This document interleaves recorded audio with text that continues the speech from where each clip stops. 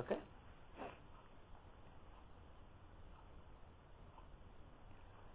ನಮಸ್ಕಾರ ಸ್ನೇಹಿತರೆ. ಕಳೆದ ವಾರ ನಾವು ಸ್ವಾತಂತ್ರ್ಯ ಹೋರಾಟದಲ್ಲಿ ಕರ್ನಾಟಕದ ಪಾತ್ರ ಏನು ಅನ್ನೋದನ್ನ ನೋಡ್ತಾ ಇದ್ವಿ. ಕರ್ನಾಟಕದ ಪಾತ್ರ ಇಷ್ಟಕ್ಕೆ ಮುಗಿಯೋದಿಲ್ಲ. 1857ರ ಸಂಗ್ರಾಮಕ್ಕೆ ಮುಂಚಿನಿಂದಲೂ ಈ ರಾಜ್ಯದಲ್ಲಿ ಸ್ವಾತಂತ್ರ್ಯದ ಹೋರಾಟ ನಡೆದಿದ್ದನ್ನ ನಾವು ನೆನಪಿಸಿಕೊಂಡಿದ್ವಿ.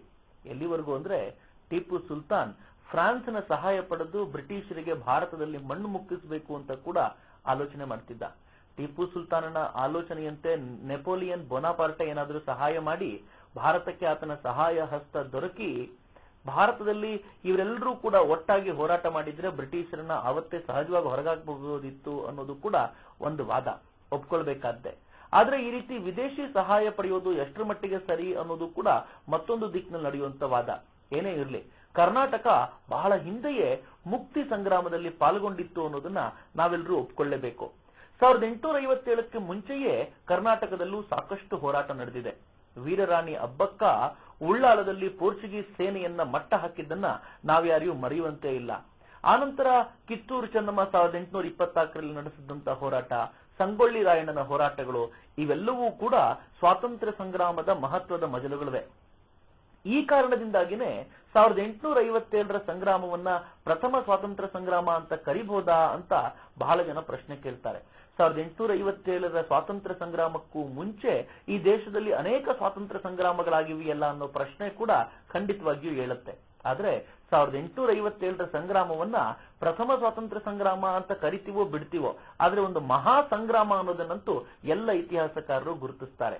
1857ರ ಸ್ವಾತಂತ್ರ್ಯ ಸಂಗ್ರಾಮ ನಡಿಬೇಕಾದ್ರೆ ನಾನಾ ಸಾಹೇಬ ಉತ್ತರ ಭಾರತದಲ್ಲಿ ತನ್ನ ಕ್ರಾಂತಿ ದೂತರನ್ನ ಎಲ್ಲ ರಾಜ್ಯದ ಬಳಿ ಕಳಿಸಿದ್ನಲ್ಲ, ಹಾಗೆ ದಕ್ಷಿಣ ಭಾರತಕ್ಕೂ ಕಳಿಸಿದ್ದ. ಅವನ ಕ್ರಾಂತಿ ದೂತರು ಈ ರಾಜ್ಯದಂತ ಸಾಕಷ್ಟು ಓಡಾಟ ಕೂಡ ನಡೆಸಿದ್ರು. ಆ ಕ್ರಾಂತಿ ದೂತರ ಪರಿಣಾಮವಾಗಿಯೇ ಈ ರಾಜ್ಯದಲ್ಲಿ ಮುಂಡರಗಿ ಭೀಮರಾಯ, ಹಾಗೆ ನರಗುಂದದ ಬಾಬಾ ಸಾಹೇಬ, ಹಮ್ಮಿಗೆಯ ಕೆಂಚನಗೌಡ, ಸೊರತೂರು ಗೋವಿನಕೊಪ್ಪದ ದೇಸಾಯಿಗಳು, ಇಂಥ ಅನೇಕ ಕ್ರಾಂತಿವೀರರು ಇಲ್ಲಿ ಸ್ವಾತಂತ್ರ್ಯಕ್ಕೋಸ್ಕರ ಹೋರಾಟ ಮಾಡ್ಲಿಕ್ಕೆ ಸಿದ್ಧರಾಗಿದ್ದು. ಕಳೆದ ವಾರ ನಾವು ಈ ರಾಜ್ಯದಲ್ಲಿ ಹೋರಾಟ ನಡೆಸಿದಂತ ಸುರಪುರದ ಚಿಕ್ಕ ವೆಂಕಟಪ್ಪ ನಾಯಕನ ಕಥನವನ್ನ ಕೇಳಿದ್ವಿ. ಹಾಗೆ ಸುರಪುರದ ಚಿಕ್ಕ ವೆಂಕಟಪ್ಪ ನಾಯಕನ ಆತ್ಮೀಯ ಗೆಳೆಯನಾಗಿದ್ದ ನರಗುಂದದ ಬಾಬಾ ಸಾಹೇಬನ ಕುರಿತಾಗಿಯೂ ಕೂಡ ನಾವು ತಿಳ್ಕೊಳ್ಬೇಕಾದ ಅಗತ್ಯ ಇದೆ. ನರಗುಂದ ಧಾರವಾಡ ಜಿಲ್ಲೆಯಲ್ಲಿರುವಂಥದ್ದು. ಧಾರವಾಡದಿಂದ ಸುಮಾರು 60-70 ಮೈಲಿ ದೂರದಲ್ಲಿರುವಂತಹ ಈ ನರಗುಂದ ಇವತ್ತಿನ ಮಟ್ಟಿಗೆ ಒಂದು ಪ್ರಮುಖವಾದ ಹಳ್ಳಿ ಅಂತ ಅನ್ಸುತ್ತೆ. ನಿಜವಾದ್ರೂ ಆವತ್ತಿನ ದಿನಗಳಲ್ಲಿ ಅತ್ಯಂತ ದೊಡ್ಡ ಸಂಸ್ಥಾನವಾಗಿ ಇಡೀ ಜಿಲ್ಲೆಯನ್ನೇ ಕುಗ್ತಾ ಇದ್ದಂತ ಒಂದು ಸಂಸ್ಥಾನ ಅಂತ ಹೇಳಿದ್ರೆ ಅಚ್ಚರಿಯಾಗೋದಿಲ್ಲ. ನರಗುಂದವನ್ನ ಆಳ್ತಾ ಇದ್ದವನು ದಾದಾಜಿ ಅಂತ. ಈ ದಾದಾಜಿಗೆ ವಯಸ್ಸಾಗಿದೆ ಅಂತ ಗೊತ್ತಾದಾಗ ತನ್ನ ರಾಜ್ಯವನ್ನು ನೋಡ್ಕೊಳ್ಳಿ ಅಂತ ಆತ ತನ್ನ ಬಂಧುವಾಗಿದ್ದಂತ ದಾದಾ ಲಿಮಯನ್ ಕರೆಸಿ ನರಗುಂದ ಸಂಸ್ಥಾನವನ್ನ ಆತನಿಗೆ ಒಪ್ಪಿಸಿದ. ಈ ಲಿಮಯೆ ಎಷ್ಟರ ಮಟ್ಟಿಗೆ ಪ್ರಾಪಂಚಿಕನಾಗಿದ್ದ ಅಂತಂದ್ರೆ ಆತ ರಾಜ್ಯವನ್ನ ನೋಡ್ಕೊಳ್ಳೋದಿರ್ಲಿ, ಆ ರಾಜ್ಯದ ಮೇಲೆ ಅಪಾರ ಸಾಲದ ಹೊರೆ ಬೀಳುವಂತೆ ಮಾಡ್ದ. ಯಾರಿಗೂ ಏನೂ ಮಾಡ್ಲಿಕ್ಕೆ ಸಾಧ್ಯ ಆಗ್ಲಿಲ್ಲ. ಕೊನೆಗೆ ಲಿಮಯನ್ನ ಉಚ್ಚಾಟಿಸಿ ಭಾಸ್ಕರ್ ರಾವ್ ಭಾವೆ ಅಂದ್ರೆ ಬಾಬಾ ಸಾಹೇಬ ಈ ನರಗುಂದದ ಸಂಸ್ಥಾನವನ್ನ ತನ್ನದಾಗಿಸಿಕೊಂಡ. ಬಾಬಾ ಸಾಹೇಬ ದಾದಾಜಿಯ ಪುತ್ರ. ಬಾಬಾ ಸಾಹೇಬ ತನ್ನ ರಾಜ್ಯವನ್ನ ಎಷ್ಟು ಪ್ರೀತಿಯಿಂದ ನೋಡ್ಕೊಳ್ತಾ ಇದ್ದ ಅಂತಂದ್ರೆ ರಾಜ್ಯದ ಪ್ರಜೆಗಳಿಗೆಲ್ಲ ರಾಜ ಅಂದ್ರೆ ತಂದೆ ಅನ್ನುವಷ್ಟರ ಮಟ್ಟಿಗೆ ಆತ ಅವರನ್ನು ಪ್ರೀತಿಸ್ತಾ ಇದ್ದ. ನಿಧಾನವಾಗಿ ಆತ ಒಳ್ಳೊಳ್ಳೆಯ ಕ್ರಮಗಳ ಮೂಲಕ ರಾಜ್ಯವನ್ನ ಸಂಪದ್ಭರಿತವನ್ನಾಗಿಸುವಂತ ಪ್ರಯತ್ನ ಮಾಡ್ತಿದ್ದ. ಇಷ್ಟೇ ಅಲ್ಲ, ತನ್ನ ರಾಜ್ಯದ ಜನರಿಗೆ ಸಂಸ್ಕಾರವೂ ಬೇಕು ಅಂತ ಅನೇಕ ಸಂಸ್ಕಾರ ಕೇಂದ್ರಗಳನ್ನು ಕೂಡ ಆತ ತೆರೆದಿದ್ದ ಅಂತ ಇತಿಹಾಸಕಾರರು ಅಭಿಪ್ರಾಯ ಪಡ್ತಾರೆ. ಈ ಸಂಸ್ಕಾರ ಕೇಂದ್ರಗಳ ಮೂಲಕವೇ ಅನೇಕ ಗ್ರಂಥಗಳು ಕೂಡ ರಚನೆಯಾದವು. ಆ ಗ್ರಂಥ ಭಂಡಾರಗಳು, ಈಗಿನ ಲೈಬ್ರರಿಗಳು ಅಂತ ಏನ್ ಕರಿತೀವಿ, ಆ ತರದ ಲೈಬ್ರರಿಗಳನ್ನು ಕೂಡ ಆತ ನರಗುಂದದಲ್ಲಿ ನಿರ್ಮಾಣ ಮಾಡಿದ್ದ ಅಂತ ಹೇಳ್ತಾರೆ. ಬ್ರಿಟಿಷರು ಆನಂತರ ನರಗುಂದಕ್ಕೆ ಬೆಂಕಿ ಇಟ್ಟಿದ್ರಲ್ಲ, ಆಗ 3000 ಅತ್ಯಂತ ಪ್ರಾಚೀನ ಸಂಸ್ಕೃತ ಸಾಹಿತ್ಯವುಳ್ಳಂತ ಪುಸ್ತಕಗಳು ಸುಟ್ಟು ಹೋದವು ಅಂತ ತೀತಾ ಶರ್ಮರು ಅಭಿಪ್ರಾಯ ಪಡ್ತಾರೆ. ಈ ರೀತಿ ಭಾಸ್ಕರ್ ರಾವ್ ಭಾವೆ ಅಂದ್ರೆ ಬಾಬಾ ಸಾಹೇಬ ತನ್ನ ರಾಜ್ಯವನ್ನ ಸಮೃದ್ಧದ ರೀತಿಯಲ್ಲಿ ಕೊಂಡೊಯ್ತಾ ಇರಬೇಕಾದ್ರೆ ಆತನಿಗೆ ಒಂದೇ ಒಂದು ಕೊರಗು ಕಾಡ್ತಾ ಇತ್ತು, ಅದು ಮಕ್ಕಳಿಲ್ಲ ಅನ್ನುವಂತ ಕೊರಗು. ಆತ ದತ್ತು ಮಗನನ್ನ ತೆಗೆದುಕೊಂಡು ಆತನನ್ನ ಈ ರಾಜ್ಯಕ್ಕೆ ಉತ್ತರಾಧಿಕಾರಿಯನ್ನಾಗಿ ಗಟ್ಟಿಯಾಗಿ ನಿಲ್ಲಿಸಬೇಕು, ಆತ ಈ ರಾಜ್ಯವನ್ನ ಮತ್ತೆ ಮುನ್ನಡೆಸ್ಕೊಂಡು ಹೋಗುವಂತಾಗಬೇಕು ಅಂತ ನಿರ್ಧಾರ ಮಾಡಿಕೊಂಡ. ಆದ್ರೆ ದೌರ್ಭಾಗ್ಯ ನೋಡಿ, ಅವನು ದತ್ತು ಮಗನನ್ನ ತೆಗೆದುಕೊಳ್ಬೇಕು ಅಂದ್ರೂ ಬ್ರಿಟಿಷ್ ಸರ್ಕಾರದ ಬ್ರಿಟಿಷ್ ಅಧಿಕಾರಿಗಳ ಅನುಮತಿ ಪಡಿಬೇಕಾಗಿತ್ತು. ಇದನ್ನೇ ದೌರ್ಭಾಗ್ಯ ಅಂತ ಕರೆಯೋದು. ನಾವು ದತ್ತು ಮಗನನ್ನ ಪಡೆಯೋ ಅಧಿಕಾರ ನಮ್ದು, ಶಾಸ್ತ್ರಸಮ್ಮತವಾಗಿ ನಮ್ಗೆ ಅಧಿಕಾರ ಇದೆ. ಆದ್ರೆ ಈ ದೇಶದ ಅಂದಿನ ಪರಿಸ್ಥಿತಿ ಹೇಗಿತ್ತು ಅಂತಂದ್ರೆ, ಯಾರೊಬ್ಬನು ದತ್ತು ಮಗನನ್ನ ಪಡ್ಕೊಳ್ಬೇಕು ಅಂತಂದ್ರೆ ಅದಕ್ಕೆ ಅಧಿಕಾರಿಗಳ ಅನುಮತಿ ಬೇಕಿತ್ತು. ಬಾಬಾ ಸಾಹೇಬನು ಕೂಡ ಬ್ರಿಟಿಷ್ ಅಧಿಕಾರಿಗಳಿಗೆ ಪತ್ರ ಬರೆದು ನಾನು ದತ್ತು ಮಗನನ್ನ ತೆಗೆದುಕೊಳ್ತಿದ್ದೀನಿ ಅಂತ ಹೇಳ್ದ. ಆದ್ರೆ ಬ್ರಿಟಿಷ್ ಅಧಿಕಾರಿಗಳು ನಿರಾಕರಿಸಿದ್ರು. ದತ್ತು ಮಗನನ್ನ ತೆಗೆದುಕೊಳ್ಳೋ ಹಕ್ಕು ನಿನಗಿಲ್ಲ, ನಿನ್ನ ರಾಜ್ಯ ಇನ್ನು ಮುಂದೆ ಬ್ರಿಟಿಷರ ವಶವಾಗುತ್ತೆ ಅಂತ. ಆದ್ರೆ ಬಾಬಾ ಸಾಹೇಬನಿಗೆ ಈ ಮಾತು ಸಹ್ಯವಾಗಲಿಲ್ಲ. ಆತನ ಪಕ್ಕದಲ್ಲೇ ಇದ್ದ ಸಂಸ್ಥಾನ ಒಂದಕ್ಕೆ ದತ್ತು ಮಕ್ಕಳನ್ನು ತೆಗೆದುಕೊಳ್ಳುವಂತ ಹಕ್ಕನ್ನ ಬ್ರಿಟಿಷರು ಅದಾಗಲೇ ಕೊಟ್ಟಿದ್ರು. ಆದ್ರೆ ಬಾಬಾ ಸಾಹೇಬನಿಗೆ ಮಾತ್ರ ನಿರಾಕರಿಸಿದ್ರು. ಯಾಕೆಂದ್ರೆ ಬಾಬಾ ಸಾಹೇಬ ಅದಾಗಲೇ ಅವನ ಪ್ರಜೆಗಳ ಆತ್ಮೀಯನಾಗಿರುವಂತ ಅತ್ಯಂತ ಪ್ರಸಿದ್ಧ ರಾಜನಾಗಿದ್ದ. ಆತನಿಗೆ ದತ್ತು ಮಗನನ್ನು ತೆಗೆದುಕೊಳ್ಳೋ ಹಕ್ಕನ್ನ ಕೊಟ್ರೆ ಆ ರಾಜ್ಯ ಇನ್ಯಾವತ್ತೂ ಬ್ರಿಟಿಷರ ಕೈಗೆ ಸಿಗೋದಿಲ್ಲ ಅನ್ನೋದು ಅಧಿಕಾರಿಗಳ ಲೆಕ್ಕಾಚಾರ ಆಗಿತ್ತು. ಆದ್ರೆ ಬಾಬಾ ಸಾಹೇಬ ಬಿಡ್ಲಿಲ್ಲ. ಅವ್ರ ಜೊತೆ ನಿರಂತರವಾಗಿ ಚರ್ಚೆ ಮಾಡ್ತಿದ್ದ, ವಾದಗಳನ್ನು ಮಾಡ್ತಾ ಇದ್ದ.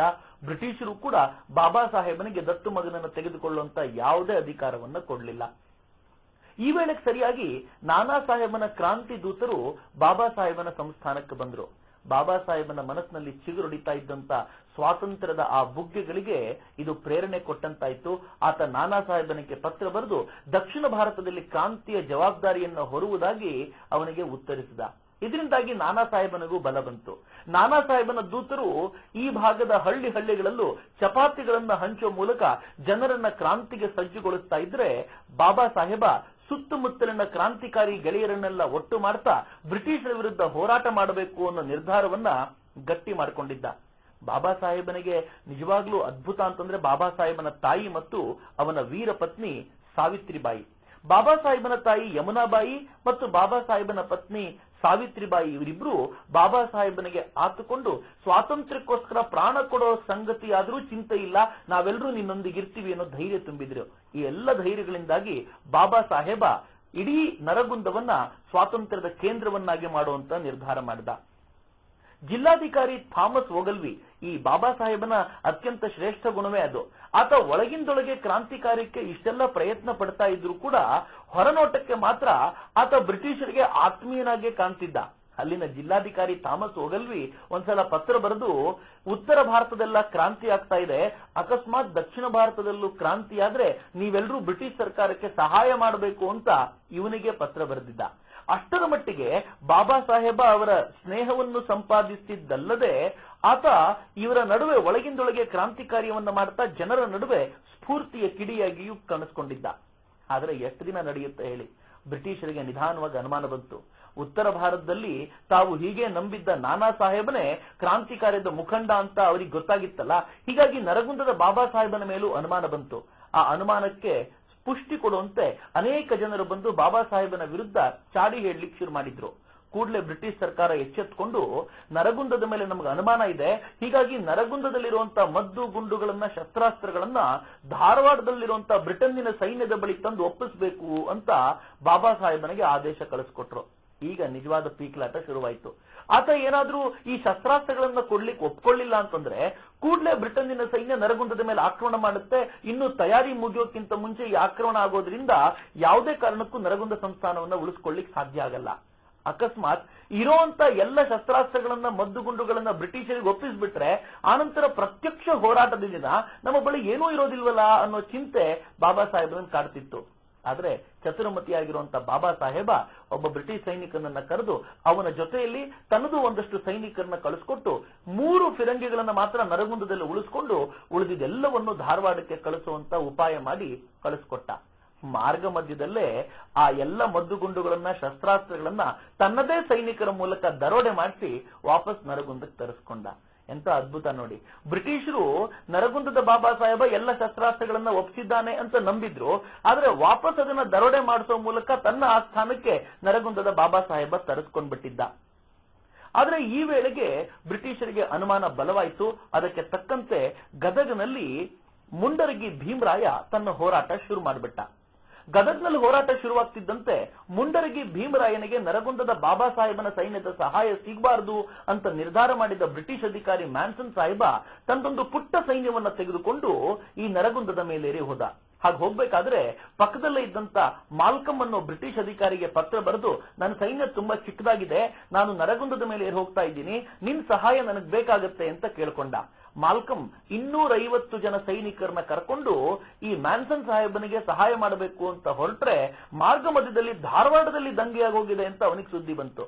ಆತ ಮ್ಯಾನ್ಸನ್ ಬಳಿಗೆ ಹೋಗೋದನ್ನು ಬಿಟ್ಟು ಧಾರವಾಡಕ್ಕೆ ಧಾವಿಸಿದ, ಅಲ್ಲಿ ಯುದ್ಧದಲ್ಲಿ ಮಗ್ನನಾದ. ಈಗ ಮ್ಯಾನ್ಸನ್ ಸಾಹೇಬ ಸಿಕ್ಕಾಕೊಂಡ್ಬಿಟ್ಟಿದ್ದ. ಆ ವೇಳೆಗಾಗಿ ನರಗುಂದದಲ್ಲಿ ಎಲ್ಲ ಜನರು ಕ್ರಾಂತಿಕಾರಿಗೋಸ್ಕರ ಹಪಹಪಿಸ್ತಾ ಇದ್ರು. ಮ್ಯಾನ್ಸನ್ ಸಾಹೇಬ ಸೂರೆಬಾನ್ ಅಂತ ಒಂದು ಹಳ್ಳಿಯಲ್ಲಿ ಬಂದು ಬೀಡು ಬಿಟ್ಟ. ಆ ಹಳ್ಳಿಗೆ ಬಂದ ತಕ್ಷಣ ಆತ ಮಾಡಿದ ಕೆಲಸ ಅಂದ್ರೆ ಹಳ್ಳಿಯ ಜನರ ಮೇಲೆ ಅತ್ಯಾಚಾರ ಮಾಡಿದ್ದು, ಅಷ್ಟೇ ಅಲ್ಲದೆ ಆ ಹಳ್ಳಿಗೆ ಬೆಂಕಿ ಇಟ್ಟಿದ್ದು. ಈ ಸುದ್ದಿಯನ್ನ ಕೇಳಿದ ನರಗುಂದದ ಬಾಬಾ ಸಾಹೇಬನಿಗೆ ತಡ್ಕೊಳ್ಳಿಕ್ಕೆ ಸಾಧ್ಯವೇ ಆಗಲಿಲ್ಲ. ಆತನ ಸೈನಿಕರು ಧಾವಿಸಿ ಬಂದ್ರು. ಕತ್ತಲಲ್ಲಿ ಹೋರಾಟ ನಡೀತು. ಆ ಹೋರಾಟದ ತೀವ್ರತೆ ಹೇಗಿತ್ತು ಅಂತಂದ್ರೆ ಬ್ರಿಟಿಷ್ ಸೈನಿಕರು ಚಲ್ಲಾಪಿಲ್ಲಿಯಾಗಿ ಚದರಿ ಓಡೋಗ್ಬೇಕಾದ ಪರಿಸ್ಥಿತಿ ಬಂತು. ಮ್ಯಾನ್ಸನ್ ಸಾಹೇಬನ ಕತ್ತನ್ನ ಕಡಿದು ಈ ನರಗುಂದದ ಬಾಬಾ ಸಾಹೇಬನ ಸೈನಿಕರು ಆ ಕತ್ತನ್ನ ತಮ್ಮ ಕೈಯಲ್ಲಿ ಹಿಡ್ಕೊಂಡ್ರು. ಮ್ಯಾನ್ಸನ್ ಸಾಹೇಬನ ಮುಂಡವನ್ನ ಆ ಸುರೇಬಾನ್ ಹಳ್ಳಿ ಉರಿತಾ ಇತ್ತಲ್ಲ, ಆ ಉರಿತಾ ಇರುವಂತ ಬೆಂಕಿಗೆ ಹಾಕಿದ್ರು.